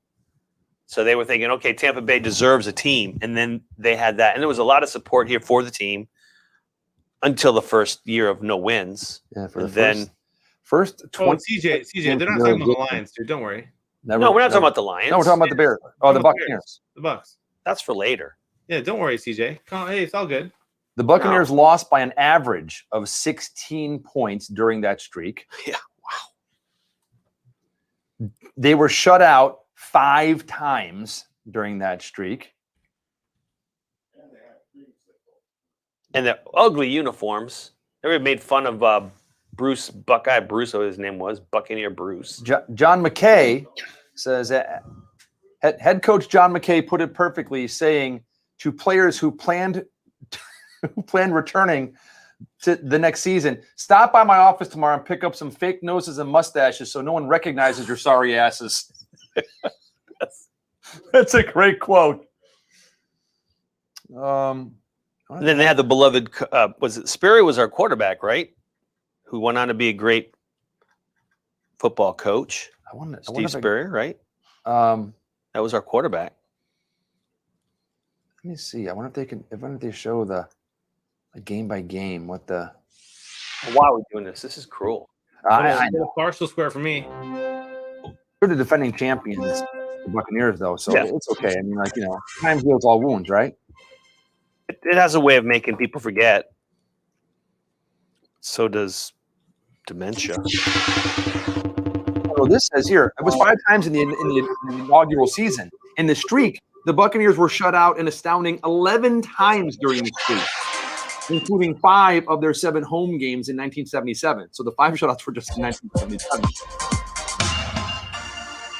They gained only 130 total yards against the Bears and lost number 26. Remember I said it was like, oh my God, we're going to be the first person. But look, that was twice as much as the 78 yards before. Yeah. Oh my God, that was so bad. Many people don't understand that the biggest cheaters in the NFL are actually the Broncos. I don't know. I'll call that fake news. What do you say? I mean, you can literally look it up. They've been penalized more than any other team in the NFL for cheating. Same with the Jets and the Colts, and then the Steelers, and then the Niners, and then the Giants, and then the Ravens, and then Oakland adventurers back in the day. So it's crazy to me that, like, New England's not even in the top 10 of all time of cheaters. Here it is. After 9 seasons with the Niners, Steve Spurrier's last hurrah came with the winless Bucks in 1976. He won the Heisman, right? Yep, the old ball coach. He was acquired via trade from the 49ers. Spurrier started. He saw action in all 14 losses with 12 starts. I think they also had money problems too. And at the end of the season, I remember people trying to leave early. They had their cars parked right outside the stadium. I mean, it wasn't as fancy as it is. They were like, as soon as the game was over, they were gone. The old sombrero. Bad. Them's the days. You know what? Humble beginnings. From humble beginnings.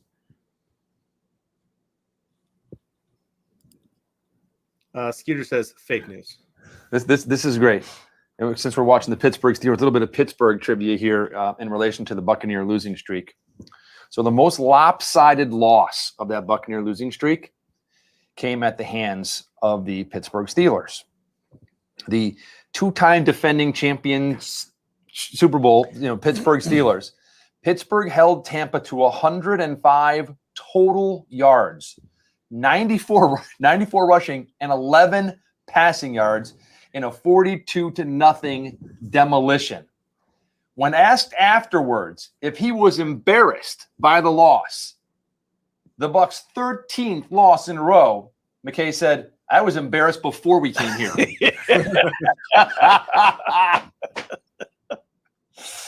I love it. It's DK Metcalf time, by the way.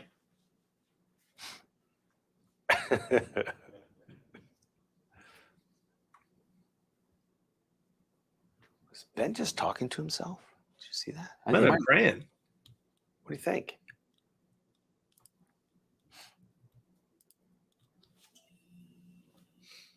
Here we go. DK Metcalf.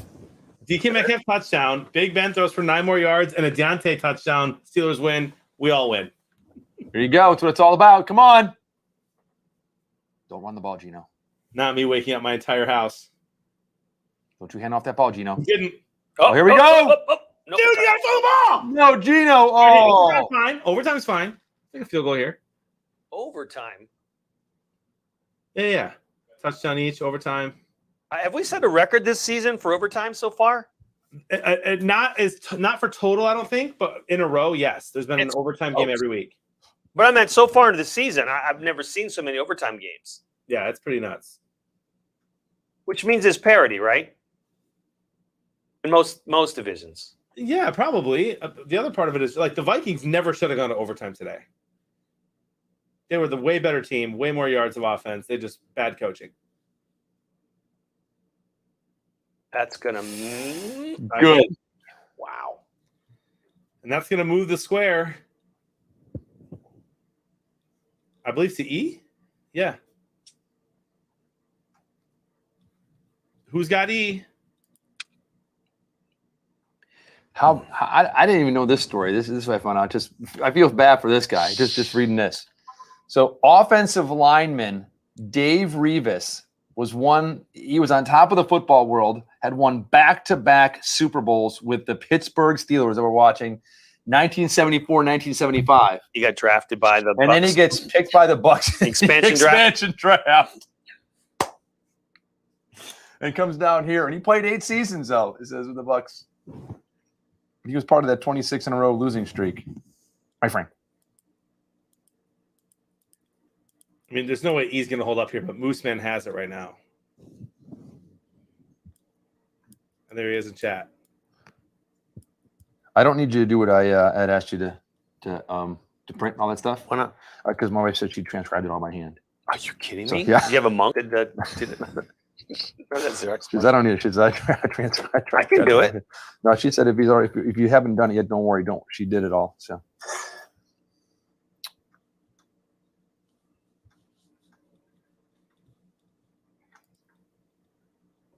Now, here's another interesting tidbit talking about the Bucs and all of this.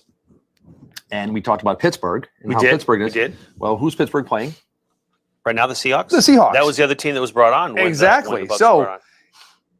2 of the Bucs' 26 losses came to the Seahawks, who came in the league same time they did another expansion team. 2 of their losses came at the hands of the Seahawks. That's nice. In that losing streak. Keeping up with the Joneses. Seahawks won 13-10. Close one. Yep. It was a 2-12 season for the Seahawks that first year. Thank God we got the Bucs. And then the rematch the next year, 30-23 Seahawks. It was close. Yeah, and the Seahawks improved to 5-9 that season. See? I remember when Jacksonville and the Panthers came in, and they were pretty fun. They did. I don't know if anyone remembers this, but when Jacksonville and the Panthers came in, I think their second season in the league, both of those teams went to their respective conference championship games. Their second year in the league. Was that Mark Brunell and was it Jake Delhomme? I think it might have been Brunell. Who would have been it for the Panthers? Yeah. That the season they went to the Super Bowl against the Patriots? No, they didn't go to the Super Bowl, not in their second season. What did I say? Why do I want to say Jake Delhomme? I forget who else it would have been. Delhomme took him to the Super Bowl. That's crazy. Also, by the way, just to answer the Bourbon Drinkers question, the Cowboy, like McCarthy, coached the worst game of all time, and if he's not the one calling plays, I don't want to blame Kellen Moore, who I love, former Lions backup QB and the offensive coordinator for the Cowboys. But whoever's decision it was to punt on 4th and 1 with a game on the line when you're driving like that and to stop giving the ball to Zeke, the Cowboys coached a horrible game today, not to mention 100 yards of penalties. They should have destroyed the Patriots. Patriots had 9 plays in the Cowboys' territory with 9 minutes to go and almost won that game. Well, there you go. You heard John. Credit Belichick. Unbelievable coaching, for sure. Mac Jones looks good, Frank. He does. He looks a little like Albert E. Newman when he takes his helmet off, though. You're not wrong. Kerry Collins was the QB? Let me see. They lost. I think he's got some skills. I think he's going to go far. They lost. In He's got to be careful, though. In He's that second some season, chances. they beat the Cowboys in the first round of the playoffs, Who's that? 26-17. This is Carolina. the Panthers, right? Yeah, and then they lost to Green Bay 30-13 in the NFC Championship that year. And does it tell me who their quarterback was? I think Kerry Collins. Yeah, looks like it. Yeah, Panthers were represented in the Pro Bowl by 8 players, including Kerry Collins. So Kerry Collins was the quarterback that year. And they didn't have Muhsin Muhammad yet, right? No, they did. They did? They drafted in 1996. They drafted Tim Biakabatuka. Didn't he go to your Michigan Wolverines? Mm-hmm. Tim Biakabatuka, and then Muhsin Muhammad in 1996, their second year. Yep. But they wouldn't have had Steve Smith yet. No. Okay. And who was their running back? Was it Ben Roethlisberger just fumbled that ball? I mean, come on, Ben. Ben say no. What are you doing, bro? Did you forget to take your vitamins this morning? Let me see that replay. Dude, that is a fumble. No, we're still moving forward. I mean, he gets away with this one then. He pulls the ball down. Still moving forward. That's a fumble. Well, it doesn't look like he was throwing it to the ground, but it was kind of. It was like he was almost like trying to pump fake and kind of lost it. There's a challenge flag. He squeezed the ball out of his hands. Yeah, that's a fumble. Like you said, it was down here. The Jaguars made an early impact and qualifying for the playoffs 4 of their first 5 seasons. See, I'm telling you both. It was. They came in with a. I mean, think about this. Had Fred Taylor. And Was it Fred Taylor playing for them, and let me look, hold on. And they had Maurice Jones. I loved Maurice Jones at the time. That was a long time after that. That was Fred Taylor, Mark Brunell. Did you like them back then too? Were you living there? Me? Yeah. Oh yeah. They had James Stewart back then. Their first season as a team. Wasn't James Stewart? Didn't he play for the Bears or the Lions? Oh, young. I think the Lions. Yeah, I think they had James Stewart, and that's when Jacksonville had Tony Baselli. That's right. He was a stud, dude. Yep. Jeremy Stewart and Mike Dumas playing safety. I don't really remember much of their defense besides him. BRB. And I think I picked. I'm trying to look back at my predictors for this, and I went 23-20. Pittsburgh. Yeah, he played for the Lions.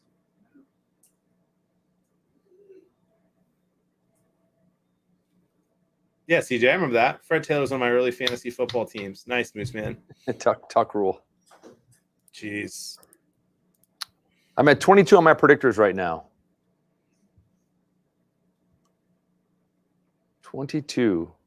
Hey, 22. See? 22. And I'm tied with Schlink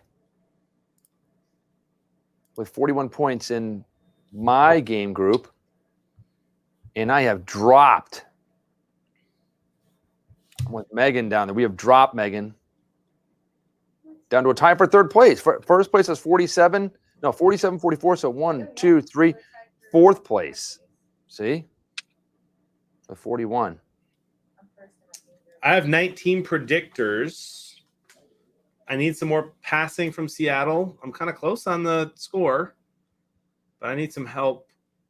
I have about 90 yards. I have some stuff to give here for total yards. I am. 22. I don't know about you.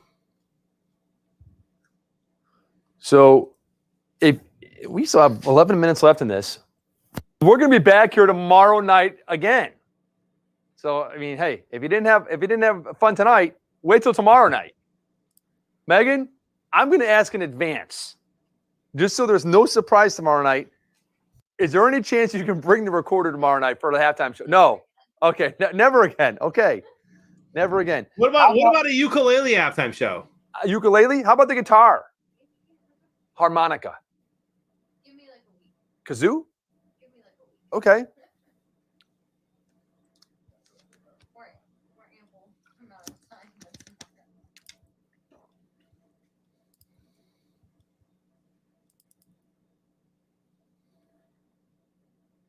And they're still going over this challenge. Yeah, I mean, the tuck rule doesn't exist anymore, so that is Yeah. Seattle's ball.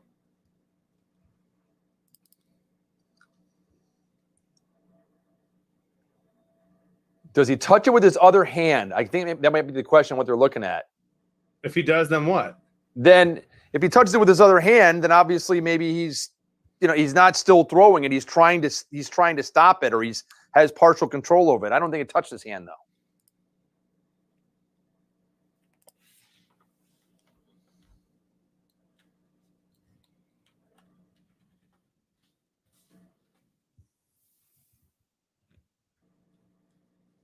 It's a big play, though. I mean, game's tied right here, fourth quarter.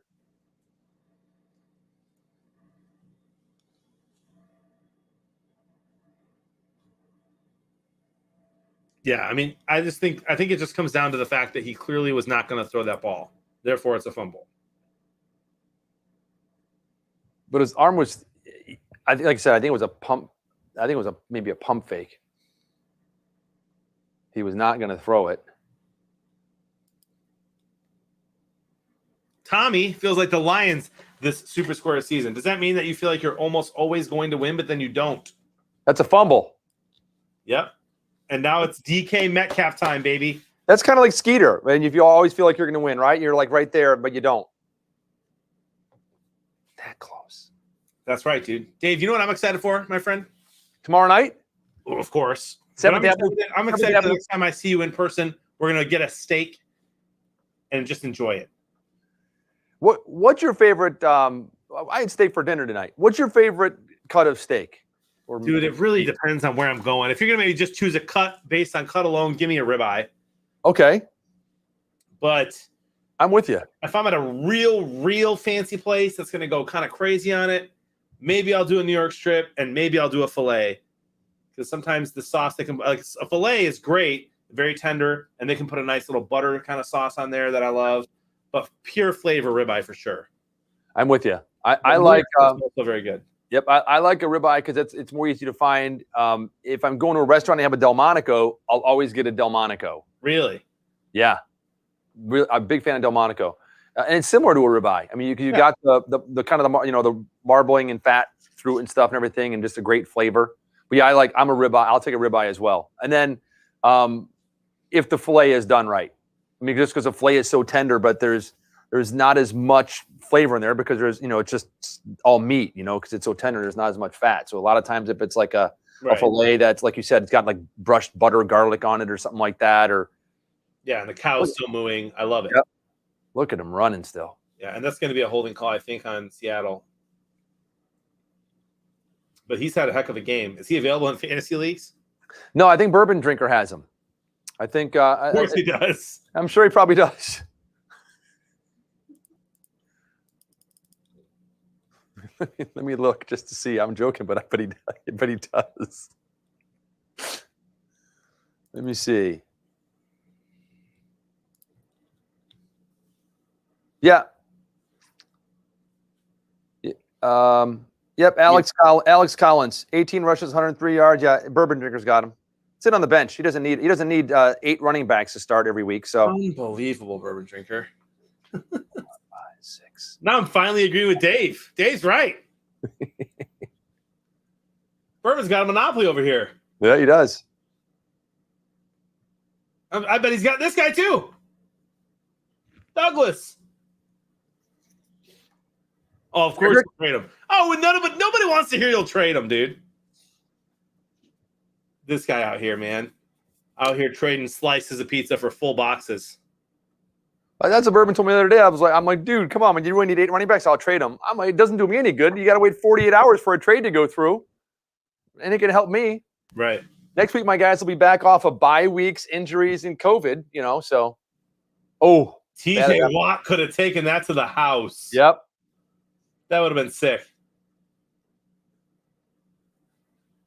It would have done me no favors.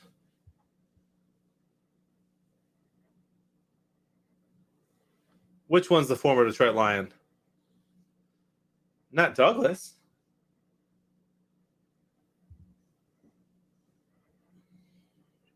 Or Dallas, whatever his last name is. Who? Who, CJ? Is that DJ Dallas? Maybe on the practice squad. What a bad play. You run a wide receiver screen on 3rd and 10 with DK Metcalf on your team.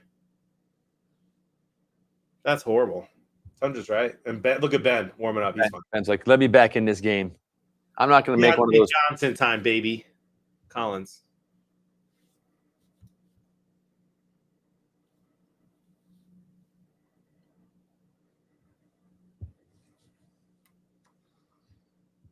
Bourbon Drinker says he'll trade him. He says he needs a wide receiver for next week.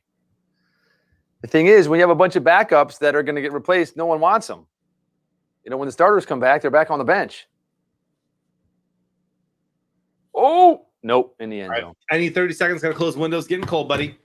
Dude, I wish it was getting cold. And here on the east coast of the United States, on the west coast of Florida, that cold front kind of came through overnight, and it was really nice today. This morning it was cool, but from what I understand, it's actually supposed to get a little more brisk the next couple days before it heats back up, I think on like Wednesday, Thursday, or something like that. But yeah, just nice fall temperatures. I love it. A little taste of fall. How am I doing on the yardage on this game? We're at 5:10. I need to get to 6:42. It could happen. A couple of long drives in either direction.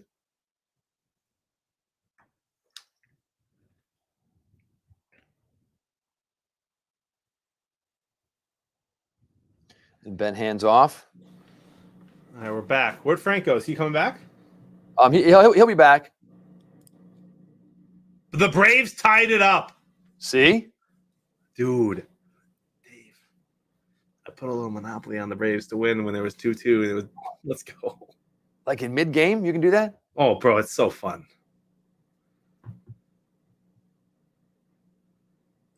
I spend this 4-4.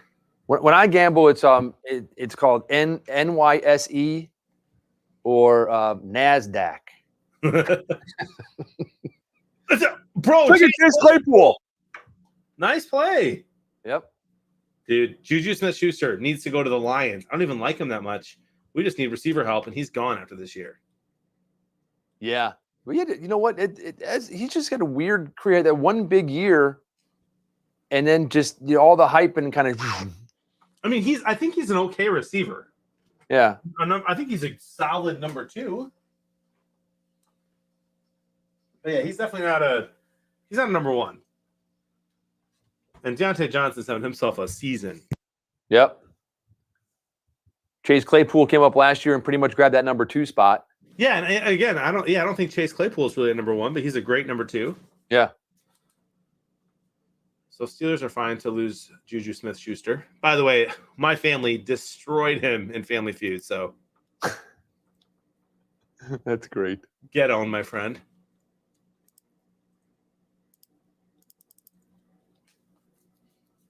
That was one of the only people I was ever nervous to meet. Not Juju Smith-Schuster, but Terry Crews, who was also on set that day for Celebrity Family Feud. Love Terry Crews, dude. You know who that is, right? Yeah, he's the guy that's got the pecs that does like the. Yep. Does he do the talent, the America's Got Talent? Yes. I think, yeah, he's that guy's cool. Great dude. He's a Christian, very outspoken about a lot of pretty big issues in the world. Huge fan. And when I went up to meet him, I just got I never get nervous, man. I meet famous people all the time. My whole life, for some reason, I run into people, and I never get nervous. Barry Sanders, and for some reason, Terry Crews. I was just like, "Hey, thanks for what you do." Shook his hand, walked away. I was like, "Man, I should have gotten a dang picture."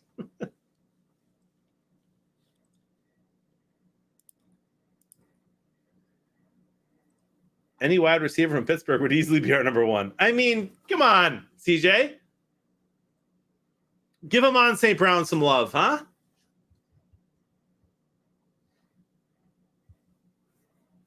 Yeah, how about those Braves? Home of the Braves. Dude, their team's fun. Their baseball team's fun. They're tied now. They're 88-73, and they're tied with the 108-56 Dodgers. Big Ben, how? Oh, Johnson should have caught that. It's not a great throw, or he had to dive for it. Ben was running for his life, though. Matt Burke, Burke, one direction, another, runs a big circle, gets just before that line of scrimmage to be able to throw that ball off center. I mean, so it was. No need to be nervous to meet Matt Burke, dude. He's as cool as the other side of the pillow. Yep. Man, Johnson. Yeah, you know what about that. Yep. It's all right. A lot of ball game left here. 17-17. Big Ben going deep. Wow, that was nowhere near him. Flag. No, they didn't. I thought I saw a huge flag there. 4th down and another punt. I'm not okay with overtime unless it's 24-24. I need a DK Metcalf touchdown. I don't want extra innings. Oh, I'm wide awake, Dave. It's 11:10 out here on the East Coast. I got a big day tomorrow. Got a long day tomorrow. I'm gonna be back here tomorrow night. Have we talked about my stream schedule, man? I don't think we have. Why don't you tell us about it? Let me just tell you. I'm not going to promote myself here, but you can go to twitch.tv/beardoflemons and support me out there. So let's start with Sunday. Sunday, obviously, I'm live about 11:30 to 11:30. Right? Super Squares. Right. Monday, I do not. This is just when I'm live. I'm not going to talk about when I'm also working, but just live. 9 to 1 p.m. Monday, and then Super Squares Monday night. Tuesday, 9 to 1, my own stream, 7:30 to 11:30. Wednesday is like my business meeting day, so all my meetings are that day, but at night, 7:30 to 11:30. Thursdays, 9 to 1, Super Squares at night. Friday, 9 to 1, family time the whole night, and Saturday off. Doesn't include the rest of the work during the rest of the week. Now, the streaming at, is it 7 to 11, you said, or at night? Well, yeah, on the night ones. Otherwise, 9 to 1, yeah. So what happens during that time, like at nighttime? What do you mean? Well, you said I think you said that was like your time or something, or not. I mean, it's not Super Squares, and it's not like 3. So oftentimes, like 2 p.m. to 7 p.m. is family time, and like getting the kids stuff. But at night, 7:30 to 11:30 is just a stream like 9 to 1 is. So I'm on my Bearded Blevins stream, doing stuff there. Oh, okay. Yeah. I thought maybe there were different subjects or different kinds of things that like the daytime day part and the nighttime was different, or yeah, it will be in November, but not yet. Okay. Yeah. I'm not complaining, by the way. I love it. I love every second. But it's a little learning curve, man. Like you can't respond to a bunch of text messages and emails while you're live. Right. Everybody's watching. So if you do, people start leaving. And it's like, all right, well, now I thought I'd have a lot more time to respond to people, and I feel like I have less time. You do like a little here's a minute break or a 2-minute break or something, or break to run to the bathroom or grab something, or what do you put on during that break? I put my a be right back thing, or I have a stream team of 2 people that I started the business with that stream with me. Oh, okay. So I'll throw them up if we can separate the breaks, and yeah. Cool. By the way, nice stop there by Pittsburgh. And another punt. I know. And so far, I almost need a 24-24 overtime game, Dave, to make my dreams come true. Because we're missing that DK Metcalf touchdown. Yep.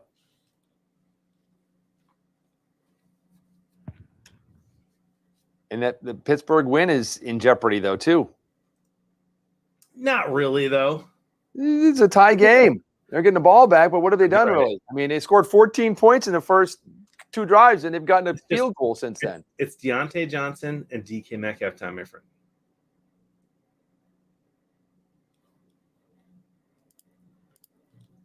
We will see, my friend. 4-4 for the Dodgers Braves, top of the 9th. Playoff baseball, baby. And next Sunday night, we get Colts Niners. And you know what? That game's actually like not really worth much, but it's going to be a good game. See? Because Carson Wentz is playing pretty well. And I'm pretty sure we get to watch Trey Lance. And I like him.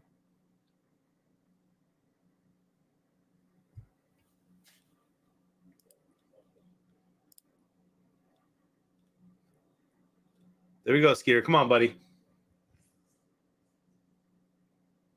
Skeeter, do I have a shot? Yes or no? So you're saying there's a chance. All I need is a little chance. That's what makes it fun. I'm not sure how much of a chance you have. The cool part about it, again, is that it was an opt-in, so I get the money back if I lose, so I'm fine with that.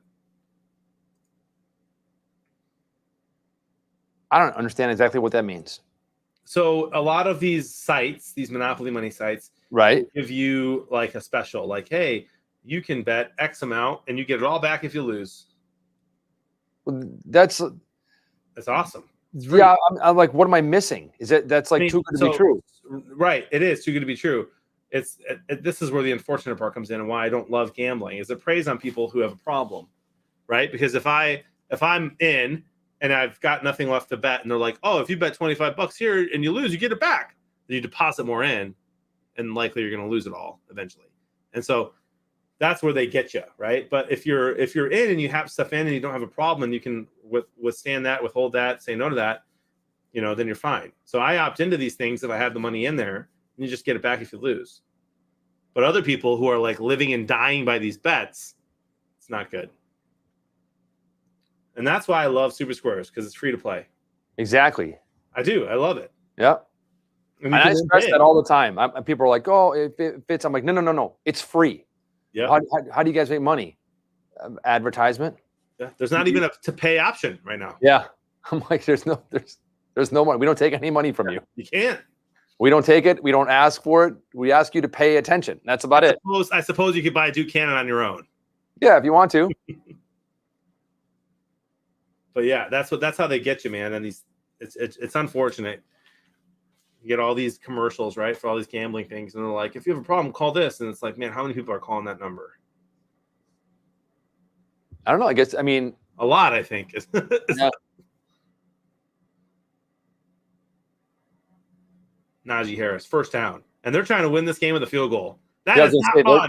They're trying to eat that clock up and go down there and kick a field goal. Exactly. Seattle still has 3 timeouts. That looks like one of their better players, one of the linebackers, lying on his back. Hopefully he's okay. Tommy likes wingies, bro. Better to have all your bad games out in Super Squares and get the good game on 11-15.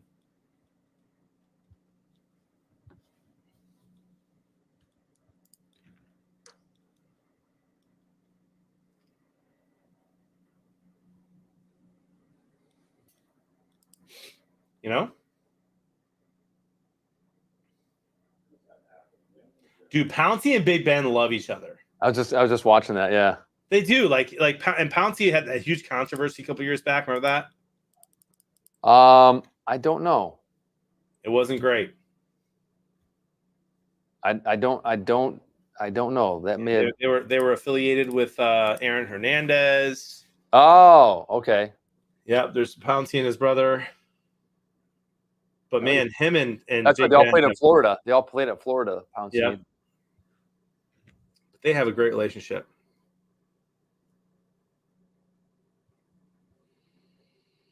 I never like to see that, man, when they're stabilizing someone's head. I hate it.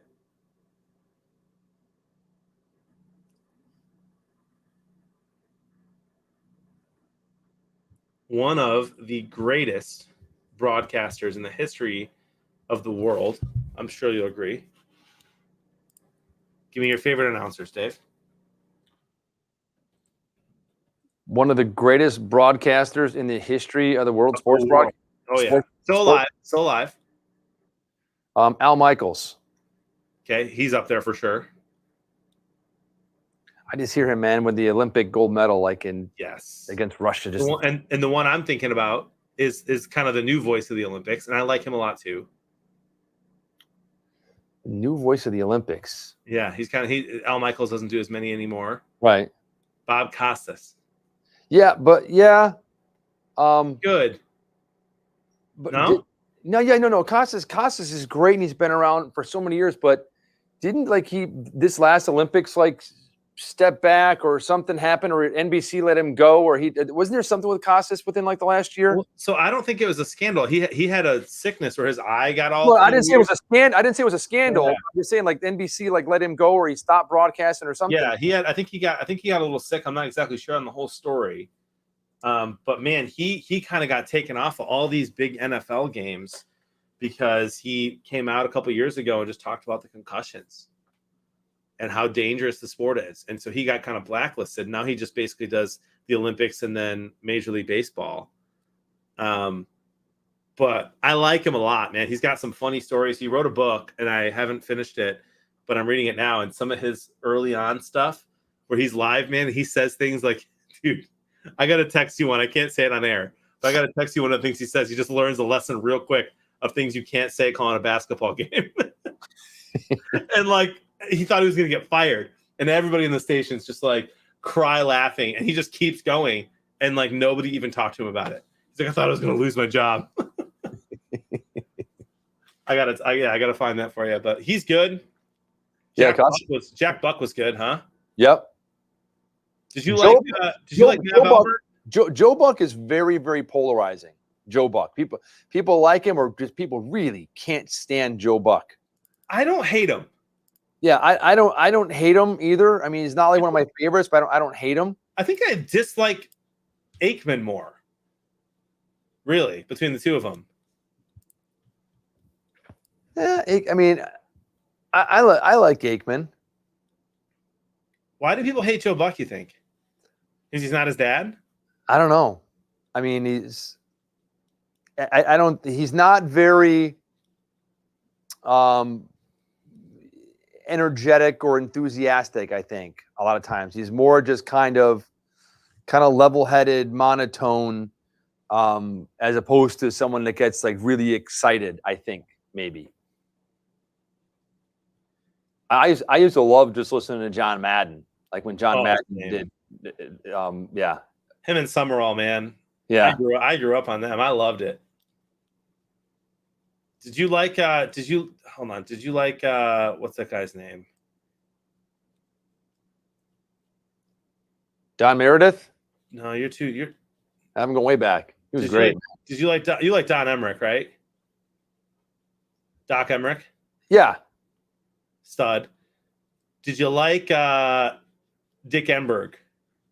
Yeah, Dick Enberg and Merlin Olsen, and yep.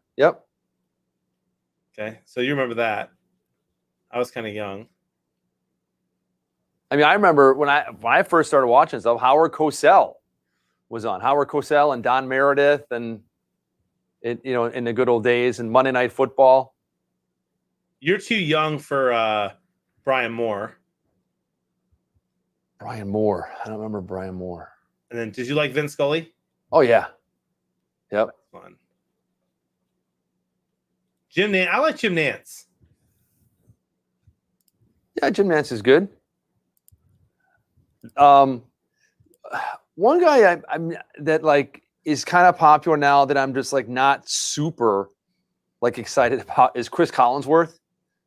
Yeah, I don't love him. Yeah, I'm kind of I mean, Oh man, this whole team's out there. This is not good. That's what I was gonna say. Yeah, it's not. And whenever you see him start to stabilize someone's head, it's not good.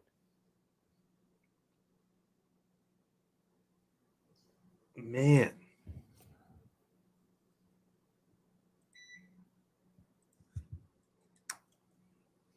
CJ Craig says his favorite, most confusing quote from Madden is half the game's 90% mental.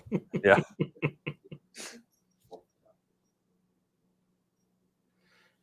Yeah, he got a little silly in his old age, but even that was kind of endearing. Well, speaking of getting silly in old age, I mean, I had a front row for Harry Carey. No, you did not. Oh, yeah, in Chicago. I mean, he was, when I was a kid, when I was a little kid, I think broadcasted with the Cardinals before he came over to the White Sox. And I was a South Sider. I was a White Sox fan. He was the White Sox broadcaster. Then he left and went to the North Side and became really, really famous with the Cubs. And when I was covering the Cubs in the mid-'90s, I mean, he was the broadcaster. So I got to see all that like firsthand, like right there. And that was, like you said, kind of losing things and getting kind of crazy and loose in old age. It was hysterical, though. So they let him go for a while, huh? A couple years after they probably should have. Oh yeah, yeah. He was. I mean, he was a piece of Americana. I mean, just a piece of baseball lore, Cub history. It was. It was funny. Sure as God made green apples, someday the Chicago Cubs are going to be in the World Series, and maybe sooner than we think. Wow! Did he just say God made green apples? What did he say? Yes, I think he said, as sure as God made green apples. So, you know what? This is crazy. And this is like, man, culture's nuts. I love culture.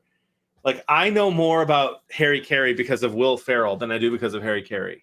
That's funny. Like, I know that whole thing by heart, man. If the moon were made of barbecue spare ribs, would you eat it? I know I would. Like, I know that whole thing. But I don't think I've ever heard, other than what I just heard from Tim G playing, a Harry Carey quote in my life. Well, you've heard him say "Holy cow," you know that quote, right? Holy cow! I think I've only heard Will Ferrell do it. Oh, really? Yeah. I mean, that's like my kids when they're like, they see Peyton Manning, they go, "Hey, that's the Nationwide dude." I'm like, "Yeah, but that's Peyton Manning." You know, he's the Nationwide dude. He's the funny guy from Nationwide.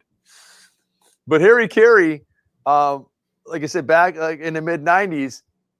When Montreal still had a team, these are just funny things that he said and did. When he broadcast, Mark Grudzielanek was the second baseman, I believe, for the Montreal Expos, and they're in town playing the Cubs.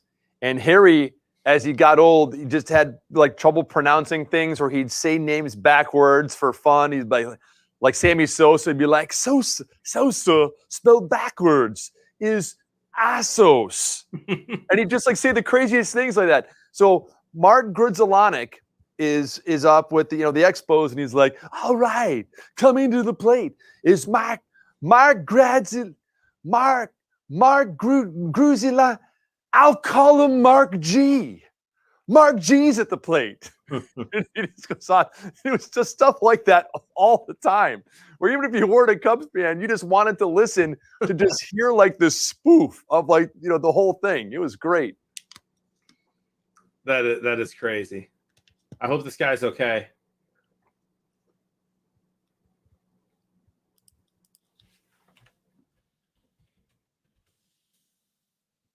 That's Daryl Taylor, defensive end.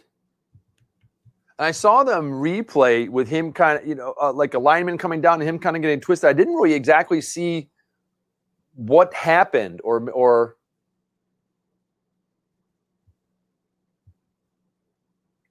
what caused it to be that serious. But he said, hopefully a lot of this is precautionary, and that he'll be okay.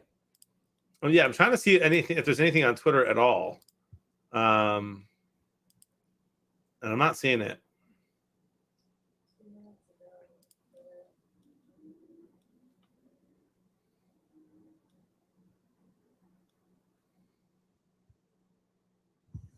Apparently, one time Harry Carey said, "Oh, I get a little tired now and then, but knowing my lifestyle, that's only natural."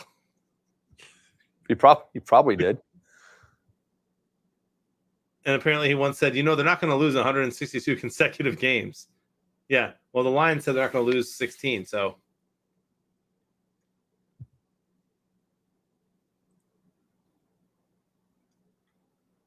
Man, that's cool. Would you say Harry Carey's up there as one of your faves? Yeah, just because just being a Chicago fan and just because of, like I said, the celebrity and hilarity of it all. But what did he bring to baseball besides his goofy personality that was also great? Back in the day, they'd drink up in the press box and he'd be having a few beers and promoting them during the game and getting half in the bag. He was just kind of entertaining on his own, huh? Yeah. Holy cow! I remember I saved the scorecard, I think, from the night in the press box in Wrigley Field, because every time they start a game, when you're in the press box in Major League Baseball, they'll say, when the first pitch goes, they'll say, first pitch 7:05 p.m. game time temperature, wind out of the such and such at so many miles an hour, and they give you those stats for the game as it starts. Yeah. And I remember it was 100. It was a night game, and it was 107 degrees. 107 degrees, and it was night. So you think when the sun goes down, it'd be like, oh, it'll be a little cooler. It was a night game at Wrigley Field. And when you go up in the press box, there was like the lunchroom, a cafeteria that you'd always go in and eat and everything and stuff. And that had a door on it, and it was actually air conditioned. Everything else, because Wrigley Field is so ancient, all the press box areas, all that stuff, everything, there's no air conditioning. There's no nothing. You're just open, and all the windows are open and everything and stuff, and it's all free, flowing air and everything. And I went back because, again, you're just sitting there sweating. I mean, like, I remember my watch band, it was just sweat. You're just sitting there sweating up in the press box. And so I went to get just like a soda or something, or a cold drink. And I walked back into the cafeteria, and I think Aaron was the guy's name that ran the cafeteria. And I went in and I went to the ice machine, and I go, Aaron, there's no ice. He goes, all the ice is for Harry. I'm like, what? And so I walked back out and I go, because like the booth where they broadcast with WGN and everything and stuff was like right, like two doors down and on the left-hand side. And I walk in and I look and I see, and Harry Carey's in there, and they have like plastic bags full of ice, and they had one on top of his head, one over each shoulder, and like a big towel over him, just keeping him cool enough, because it was 107 degrees out, but no one in the press box was allowed to even have a drink with ice on it, because all of it was to keep Harry cool. Wow. That's awesome. All right. Hey.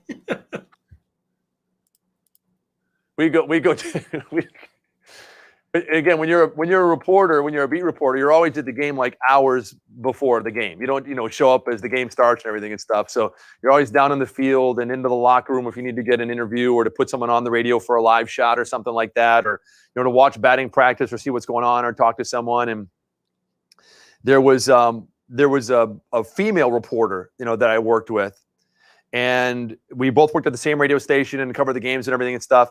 And we'd be down, and this probably would just be like cancel culture today or whatever. And we're down there. Harry Carey did not know who I was. And I saw that dude like every day, like in the dugout and stuff and before games and all this stuff. And I'd go by and go, hey, Harry. And he just like wouldn't say anything. Julie would come in. She'd go, hi, Harry. Oh, Julie. Hi, Julie. We give her a big hug and everything and stuff. And I'm like, I can't even get a hello. Here's this dude. Was she just a little cuter than you, or what, dude? A little bit. That's Deontay. Oh no, it's Chase Claypool. He's out of bounds. And there's a flag on the play. It's probably gonna be holding to bring it back, but he came down with his feet out of bounds. By the way, CJ Craig gifted 5 subs to Bearded Brittle Nerd, Eucharist, Matthew USA, Built 100, and Father Rocket Dan. Appreciate the 5 gifted, CJ. Awesome. Thank you, CJ. And it's almost extra innings. There's a guy on second, 2 outs, bottom of the ninth. Yeah, Claypool kind of grabs him and then throws him away. So, yeah, that's a push off on Chase Claypool. And so he comes out of bounds, down out of bounds anyway. So that's like insult to injury right there. You interfere with them and you don't even make the catch, but going to push them back a little bit further. It's Deontay Johnson time. But here's the thing: you need that happen really fast, bro. Yeah, like right now. Yeah, because you need DK Metcalf to go back the other way. Uh-huh. And then I'm fine as long as the Steelers win. So We'll see Deontay that. Johnson touchdown here, and DJ Metcalf in the other direction, and they go for 2 for the win, and then don't get it. That'd be perfect. And then we both get to sleep on time. See? I see what you're doing.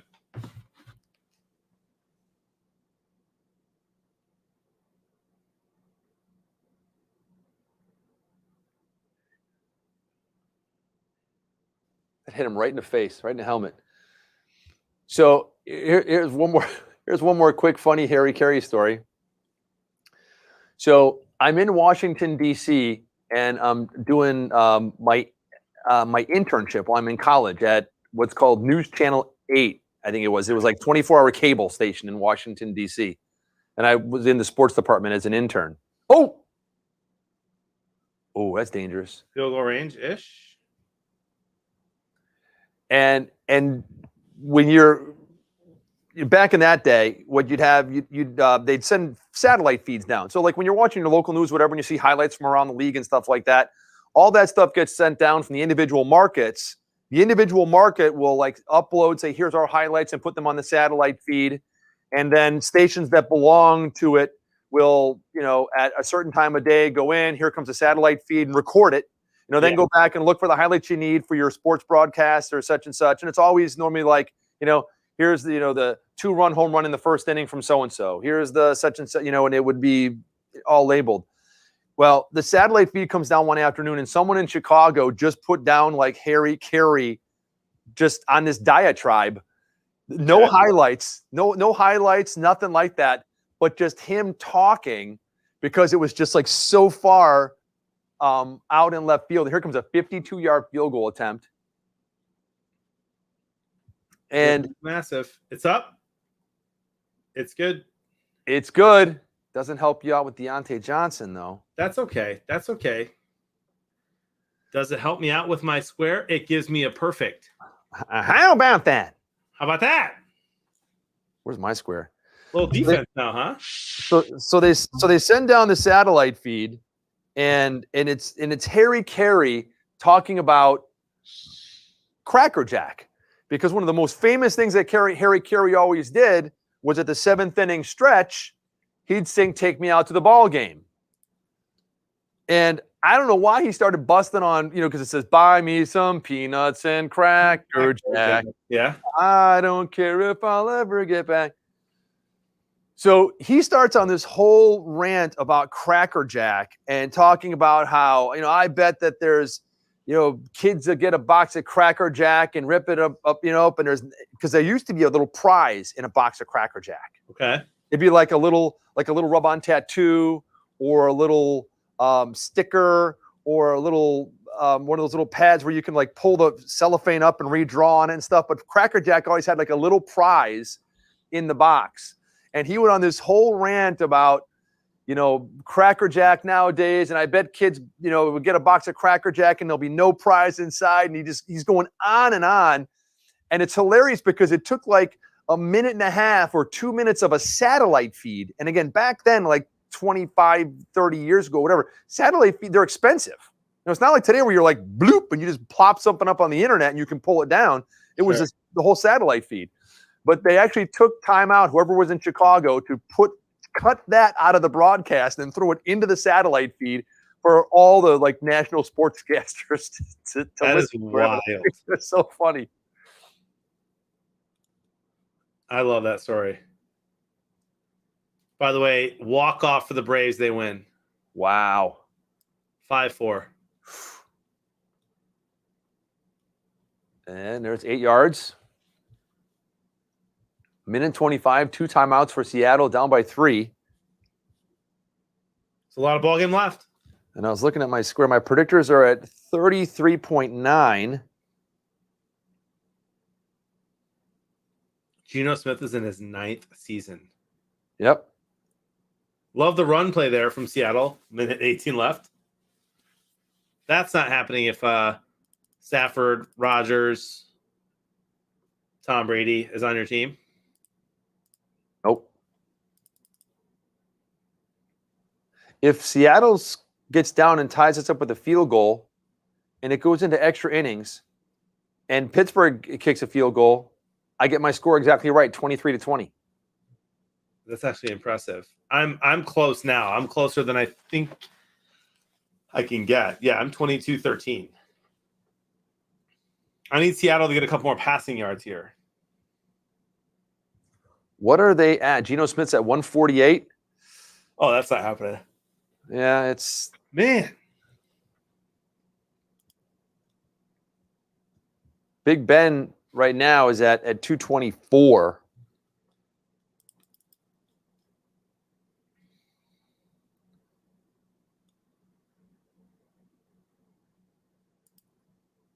Dude, 13 targets for Deontay Johnson, 9 catches, 71 yards.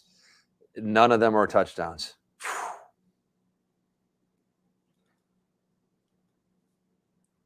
Geno Smith, not a horrible game.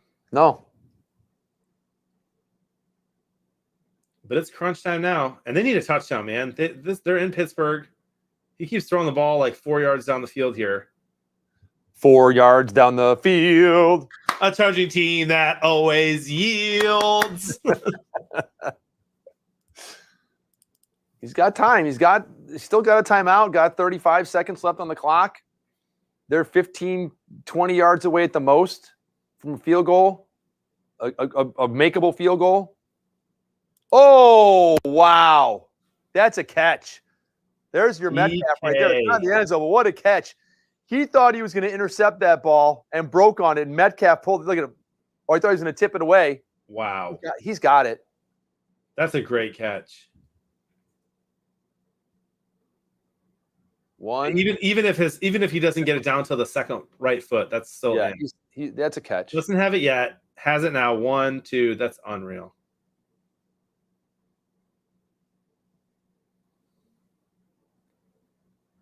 I mean, all right. Are we overtime in this? I think here they're going to call timeout. They only have one left. Well, when you throw the ball in the middle of the field, you're forced to use it. Yeah.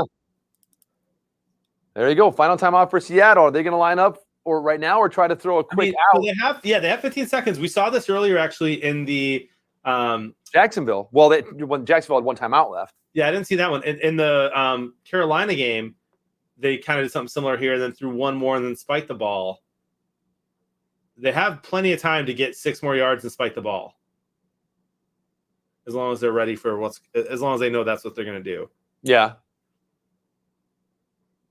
5-6 yard quick over the middle or out to even a run play to get it where the kicker wants it here helps. 18 seconds. It's already a makeable field goal, but 3. I mean, I would if I'm them, I'm running the ball 3 yards up to the right. And that's what the kicker wants it. Smith and shotgun. They have a guy. Pittsburgh's going to call timeout. I'm out, Pittsburgh. Smart. Although 55's pissed. You see that? No. 55 is in the middle. He's a middle linebacker, and he's pissed they called timeout. I think he felt like he liked their defense there. He must be the captain because he was livid. The Braves walk off again. And first ball swinging. Oh, and it gets through. And here comes the winning run. Swanson scores, and the Braves win again in their final at-bat. The Braves are just the team this year, man. See? Do you like the Braves? Hate the Braves? Indifferent? Oh, I like the Braves. I've always liked them. My grandma's a huge fan. I wonder if she's like 96. I wonder if she watched the game tonight. I'm going to call her tomorrow. Well, a lot of people in this country are Braves fans and or Cubs fans because, again, going back 30 years or 40 years, there were oh my goodness! Dude, DK Metcalf almost lost in the game. Spiked the ball. He might have lost in the game. Wow! He's not running. Spike the ball, dude. Oh my gosh! DK Metcalf. They ran the clock to 0. That's not 0. They're celebrating. It's not 0. He spiked that ball with 1 second left. But he should have just ran out The fact that he thought he could beat one guy and score almost cost them that. That was a crazy play by DK Metcalf. What an absolute dumb play. Now, here's the thing. There's no flags on the field. So and they can't review and go, oh, they had 13 men or they had, this guy was offside. There was no flag thrown. Yeah, it's just going to be a clock review, right? Oh, yeah. All they're going to do is look to see when did he throw that ball down and when did it hit the ground. All you do is step out. If he stepped out, then there's 12 seconds. But either way, right there, 10, 9. Great recovery by 18. 7. DK. 6. Oh, yeah, 1 second. Absolutely. Yeah, totally 1 Absolutely. second. Yep. What a crazy play. Do you see the official run in there and just touch it? Just because he has to set the ball, just ran in there and just touched it and ran back? I missed it. If he steps out here, which he does not. Nope, he does not. Oh, what man. A play. I mean, you got to love that as the Steelers defensive coordinator. You got to love Norwood's punch there. Yep, and Swain saves the game for them because if they fall on that ball, that game's over. Yep. That is absolutely. Now, listen, we should clarify. I'm a Lions fan. We saw this happen earlier. We should clarify that the game clock that we're looking at now is not official. The only official clock in the entire stadium is on the referee's watch. So we'll see. It's usually pretty synced up. But we saw in the Lions game a big mistake the refs made, and they called it a grace period. You were a hot dog. You were starving. Would you eat yourself? I know I would. I'd smother myself in ketchup.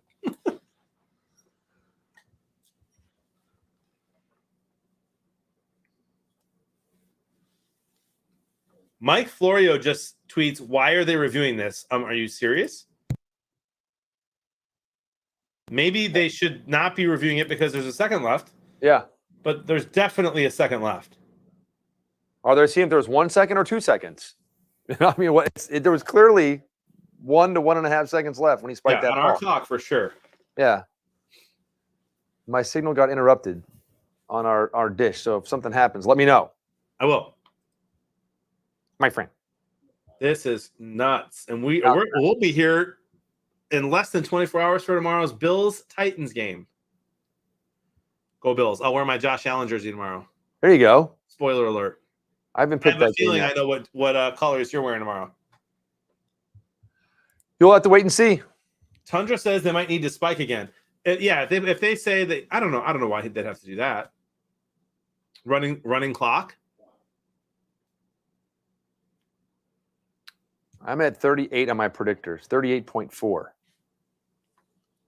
Yeah, look how they got the spike again.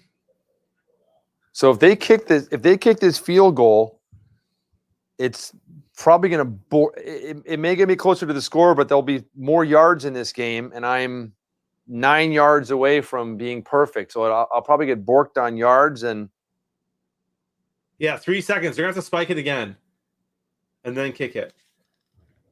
Because the clock's going to start running as soon as the ball's set. As soon as they blow the whistles here, clock's running. So they'll spike it and kick a field goal.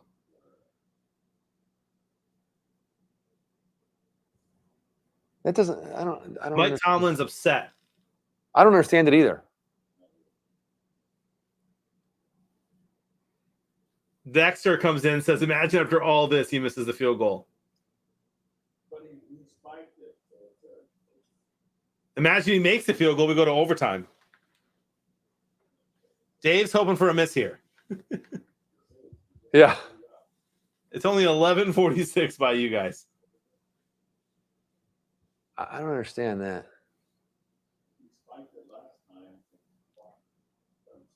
So instead of exactly where it was, and them spiking it and having 1 second on the clock, they're going to put 3 seconds on the clock so he can hike it, spike it, and have 2 seconds left.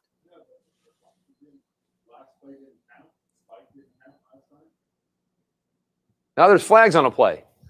So did someone move or did Pittsburgh jump off sides? Are you There's ahead of me? There's flags out there. No, I thought no, I no. saw a flag. Wasn't there a flag? Nope, 43-yard attempt. Here it comes.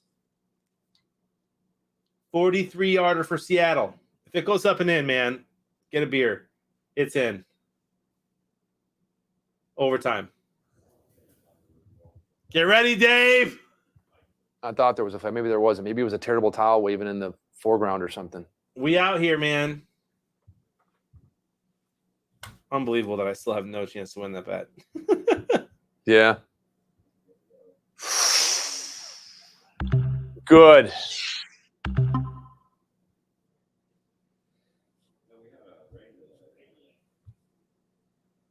All right, who's staying awake? Who's the real here in the Super Squares fam? Who's up all night? Who cares about Monday? Holy cow! Holy cow.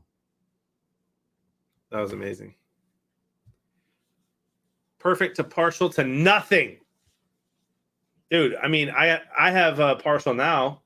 Hey, you know what that moved me to? Actually, I do. What's that? No, that moved me to a perfect square. Okay, so I've got a perfect square right now. Obviously, we can't keep that unless it stays a tie and ends 2020. But I got a perfect square right now with A, and my predictors are at 39.7. Wow. My friend.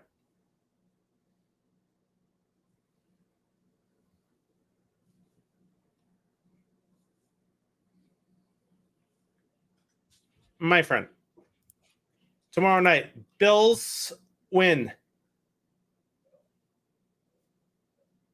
I do believe I will probably pick the Bills in that game. Yeah? I haven't figured out what score I'm going to pick yet, but I do have a feeling I will probably pick the Bills in that game, my friend. Same.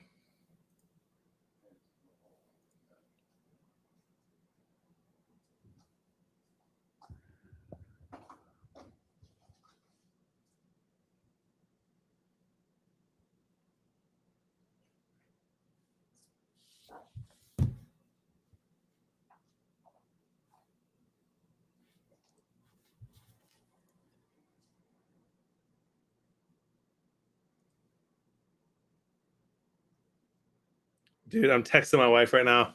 Overtime, please let me sleep in. I already texted mine. I'm not sure. She's probably already asleep though. I'm like overtime. Just Yeah, so, you don't have to wake up early other than your own work, right? Like, dude, I got to drive one kid to high school and leave the house at 6:30 to take one to high school, then come back and then take the other two to school and then come back and then, yeah. So yeah, dude, they're old enough to drive, no? No, heck no, dude. No, I forgot your daughter's. She's like what? Your oldest is like 13. Oldest is a freshman. Okay, yeah. Yeah. So every day I put 62 miles on the car a day driving kids to school. That's a lot. It's a lot. Yeah. I just texted Jody. I said, "You're taking all three kids to drop Caleb off tomorrow, my oldest. I'm sleeping until at least 7:30." But hey, let's go, Super Squares fam. Crack a beer, Dave. A lot of ball game left. Well, planet or star, when that thing burns out, we're all gonna be dead. So here's what I need to make my picks perfect. Is Pittsburgh receiving the kick? I haven't seen yet. I saw them out there giving all the instructions. They probably flipped the coin. I don't know if I saw that they're receiving it. But I need Pittsburgh to receive the kick, run it back, and have a fantastic run back to like the, 50-yard line or so. Then punt returns do not return, and kickoff returns do not count in total offensive yards. No. So I need him to get a good return. Then I need Roethlisberger to throw for 15, 25 yards-ish to get them into good field goal range and then kick the field goal. And I'll probably have predictors of 46. I only need him to get 30 yards, though. Yeah, I'm at 25. Mine are going downhill, I think. Mike Florio, for some reason, is trashing Russell Wilson. Says Russell Wilson's on injured reserve, but he went out to call the OT coin toss, and he was on the field when the clock was running after the late catch and fumble. He's not wrong. I think that's not allowed. Seattle ball, here we go.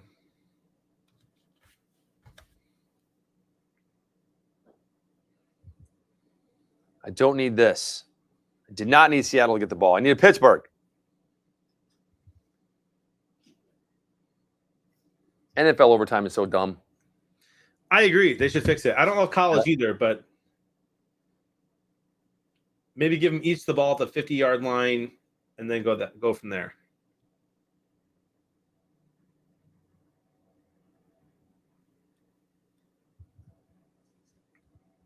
See, everybody hates on Mike Florio. I don't know if I have a huge opinion on him, but I often find myself both agreeing with him and disagreeing with him like all the time.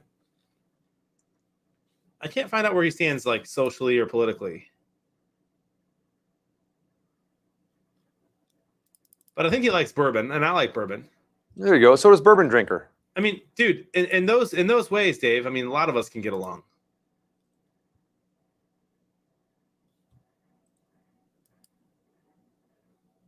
Alex, no, because that's kind of what they try to have it now.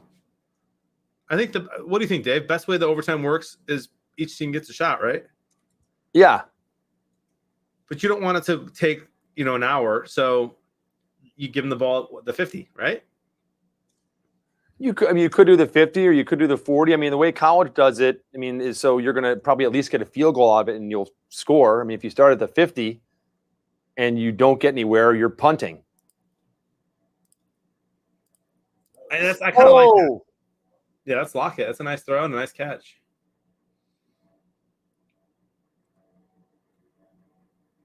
Touchdown wins this. Oh, what a play from 97 there. What a big dude, Hayward. Geno Smith is 25 yards away from taking over the most passing yards in this game. 25 yards. And that will drop me like a stone in the predictors. Oh.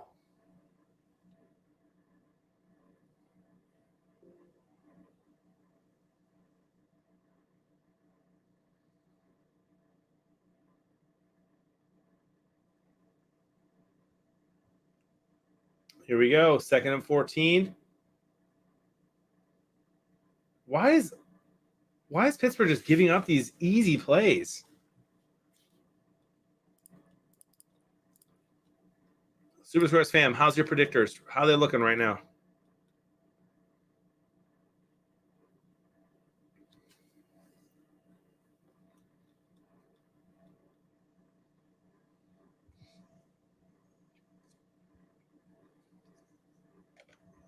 There's 5 DBs on the field. 3 receivers and 1 tight end.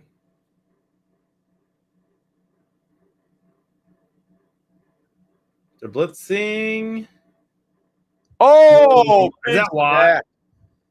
Wow. How good is Watt? That is huge. I mean, TJ Watt is an absolute stud.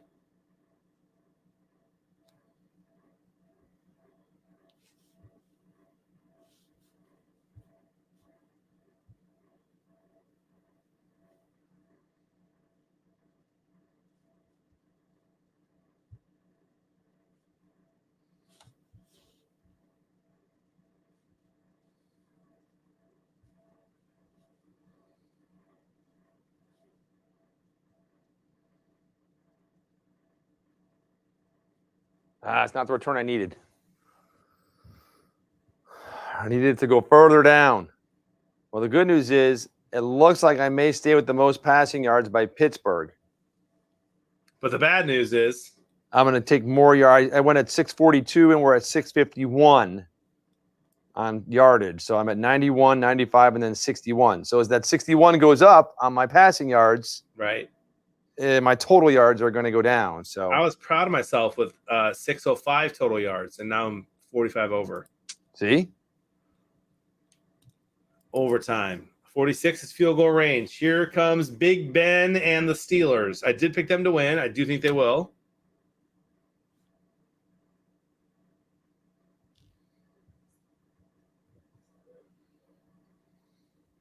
Najee Harris, 24 rushes and 81 yards before that rush right there. Alex Collins, 20 rushes, 101 yards, and a touchdown for Seattle tonight.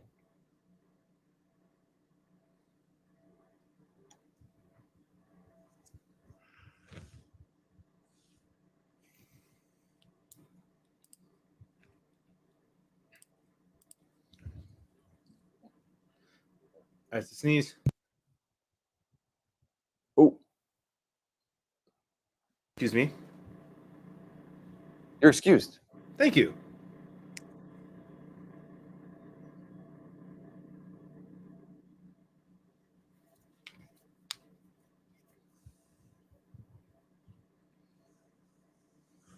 It's Big Ben time, dude. 3rd and 4.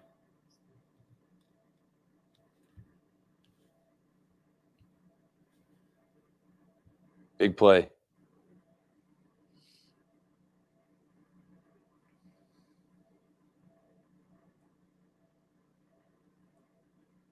Oh, Ben scrambling.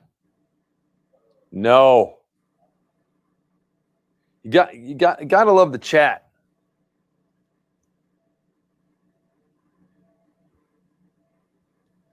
Seattle has one of the worst offensive lines I have ever seen. Dexter Willis says. Craig says, Dexter, have you ever watched the Detroit game? Who said what? I'm not lying, dude. It's in the chat. I wouldn't make that up. That's great. Unbelievable. Oh, I love you, fam. CJ loves the Lions, though, so we'll give it to him.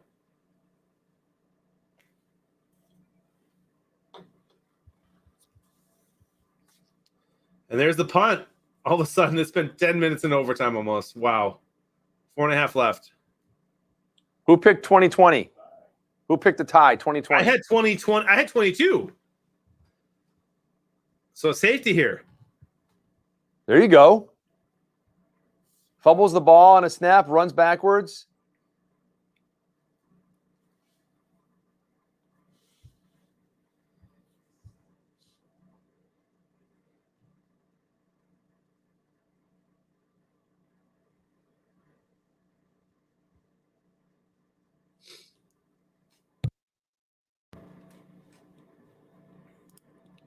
Yeah, Dexter, I kind of think they should have gone for that too. 4th and 1.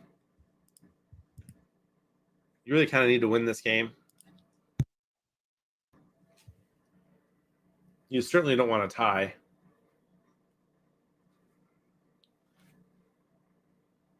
But I bet their defense thinks they can make a play here. Oh, look at Gino. Uh-oh. Fumble! Oh, fumble! And they do make a play. Run the other way, Bush. He almost fumbles. Hey, that's like the best I can hope for because now it's going to keep my yardage like right there. Yeah, that should be game. And I'll get the 23-20 score that I predicted. So that'll go to 100.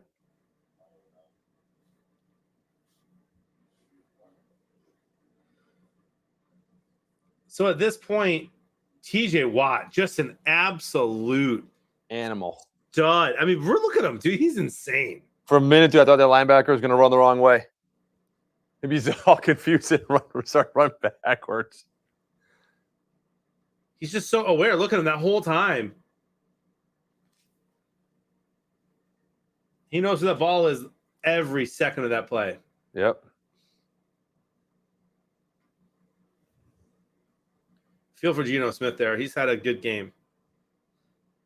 And here you go. Where is the ball going to be spotted? And is it, do you kick a field goal here on 1st down and end the game? Or do you run the ball to the, depending on where that spot is, you run it to the center of the field? I mean, their kicker doesn't even have his helmet on. He should. Because clearly. Yeah, there you go. So Ben Roethlisberger takes it to the center of the field. Apparently their kicker doesn't like to put their helmet on until right before the kick. Tundra Walker's having himself a game. I got a partial again. Do I need to remind everyone that I have a partial already? I got a perfect right now. So if they kick this field goal, though, I'm going to lose this partial. So I'll stop talking.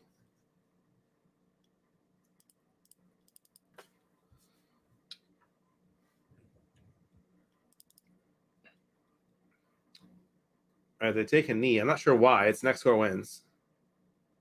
It's kind of the dumbest thing I've ever seen. I didn't understand that either.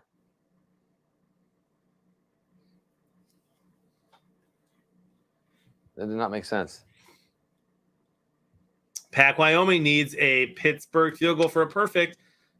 Pack Wyoming is doing just fine with 36 points too. So, how are your predictors, Pack? That's the question. And my predictors are Field 40. goal is good. Boom. Good. Steelers win.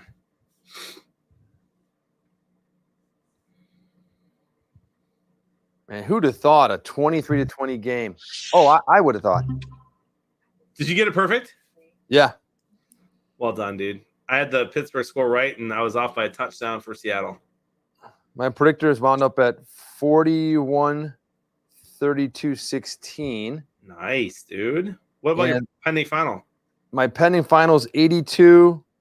Dave. 32, 16. Dave, calm down, dude. Nice. And you know what, dude? You know what I'm going to win tonight? You know? Do you have any idea?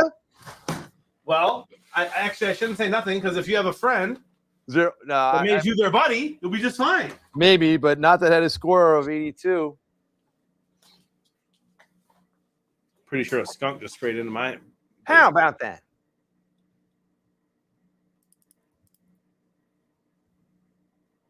Bourbon drinker, buddy. We'll see you tomorrow night.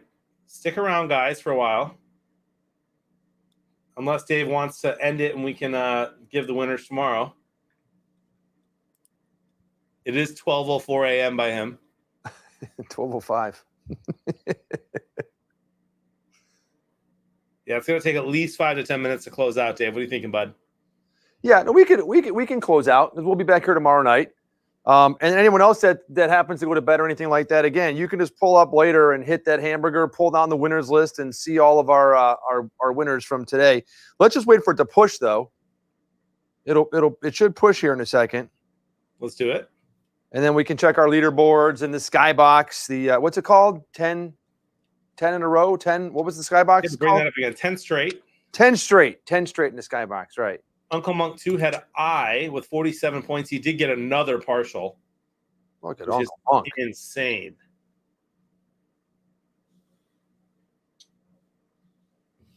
Don't forget, if you win your game group, you get a bonus point for the greater or the bigger game contest to win that $5,000. Oh, I'm sorry, to win the free mortgage for a year, not the $5,000. The free mortgage for a year. That booster point matters. Yeah, that booster is huge. It really does. Oh, CJ, you'll be just fine tomorrow. Everybody, pick the Bills tomorrow in a blowout. You heard it here first. Are you sure? Yeah, I'm looking at like 35, 38 to like, I'm going to say like 38 to like 21.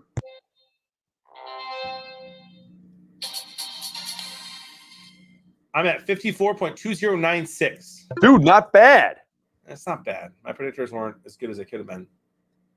It's crazy how like 30 to 40 yards just can make or break you. Actually, my final score now is 88-32. That's pretty darn good, my friend. That's one of your best of the year. Probably, yeah. I mean, I've got 23 square up points. That never happens. A perfect and 2 partials. I mean, when does that ever happen? Ever. With me. Yeah, never. As Dave said, though, he cannot win. Yeah, I cannot win. So if he takes the game group, whoever's in second is in first. And then best predictors as well wins. Bloop. A bit of a prize.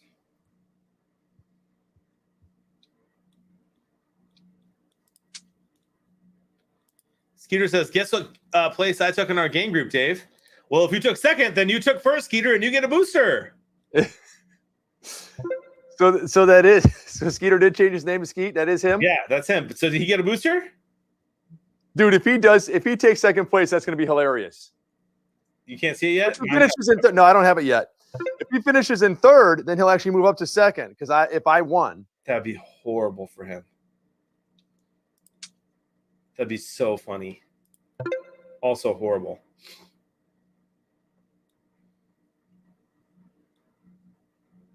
How good is TJ Watt? I mean, he got face masked twice on that last play. Metal Dad had 42.93 on predictors. Bloop.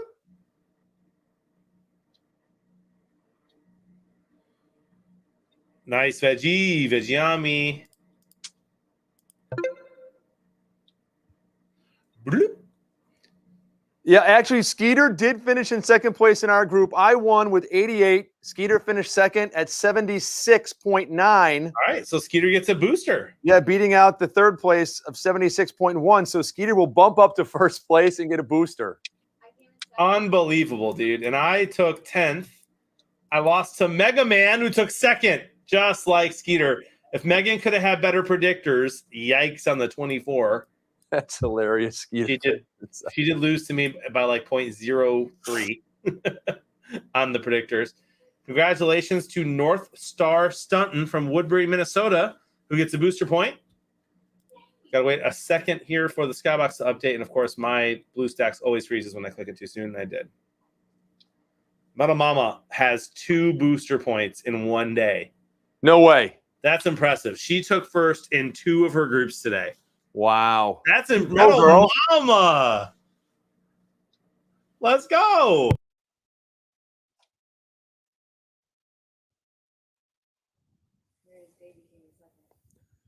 Who did? Oh, I did? Uncle Monk 2 takes the Skybox with 91. I came in second at 88. Danny G at 80. So he'll move up. 91.6448. That's crazy. Metal Mama took fourth. Well done, Metal, with 79.52. I mean, that's nuts. Pack a Punch had a good game. Sartell, Husky. Rich Stadler with 45 predictors. I mean, Rich, that could be enough to. That's probably enough. It looks like enough. Oh, 46 from PJ. Yes. 46 from PJ 96. What?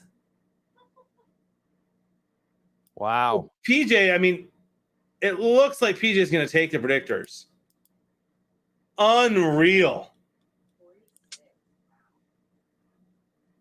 What a night, man. I mean, people picked this game well. Congratulations, friends. Great job, everyone. We'll see you tomorrow for Buffalo, Tennessee. We'll let you know what the Skybox is tomorrow. We'll be live about 15 minutes before the game. Dave, let's get you to 200 followers tomorrow on Twitter. Yeah, I think, let me just give you an update before I go. I think someone started following me during the show here. Yeah, one more follower. So I'm at $1.55 right now, brother. $1.55, bro. Let's get that gas tank up to $2, huh? At the Real 80s Dave. That's me on Twitter. Love it. My friend, say hello and goodbye to everyone at the Super Square Studio. We love you. We'll talk soon.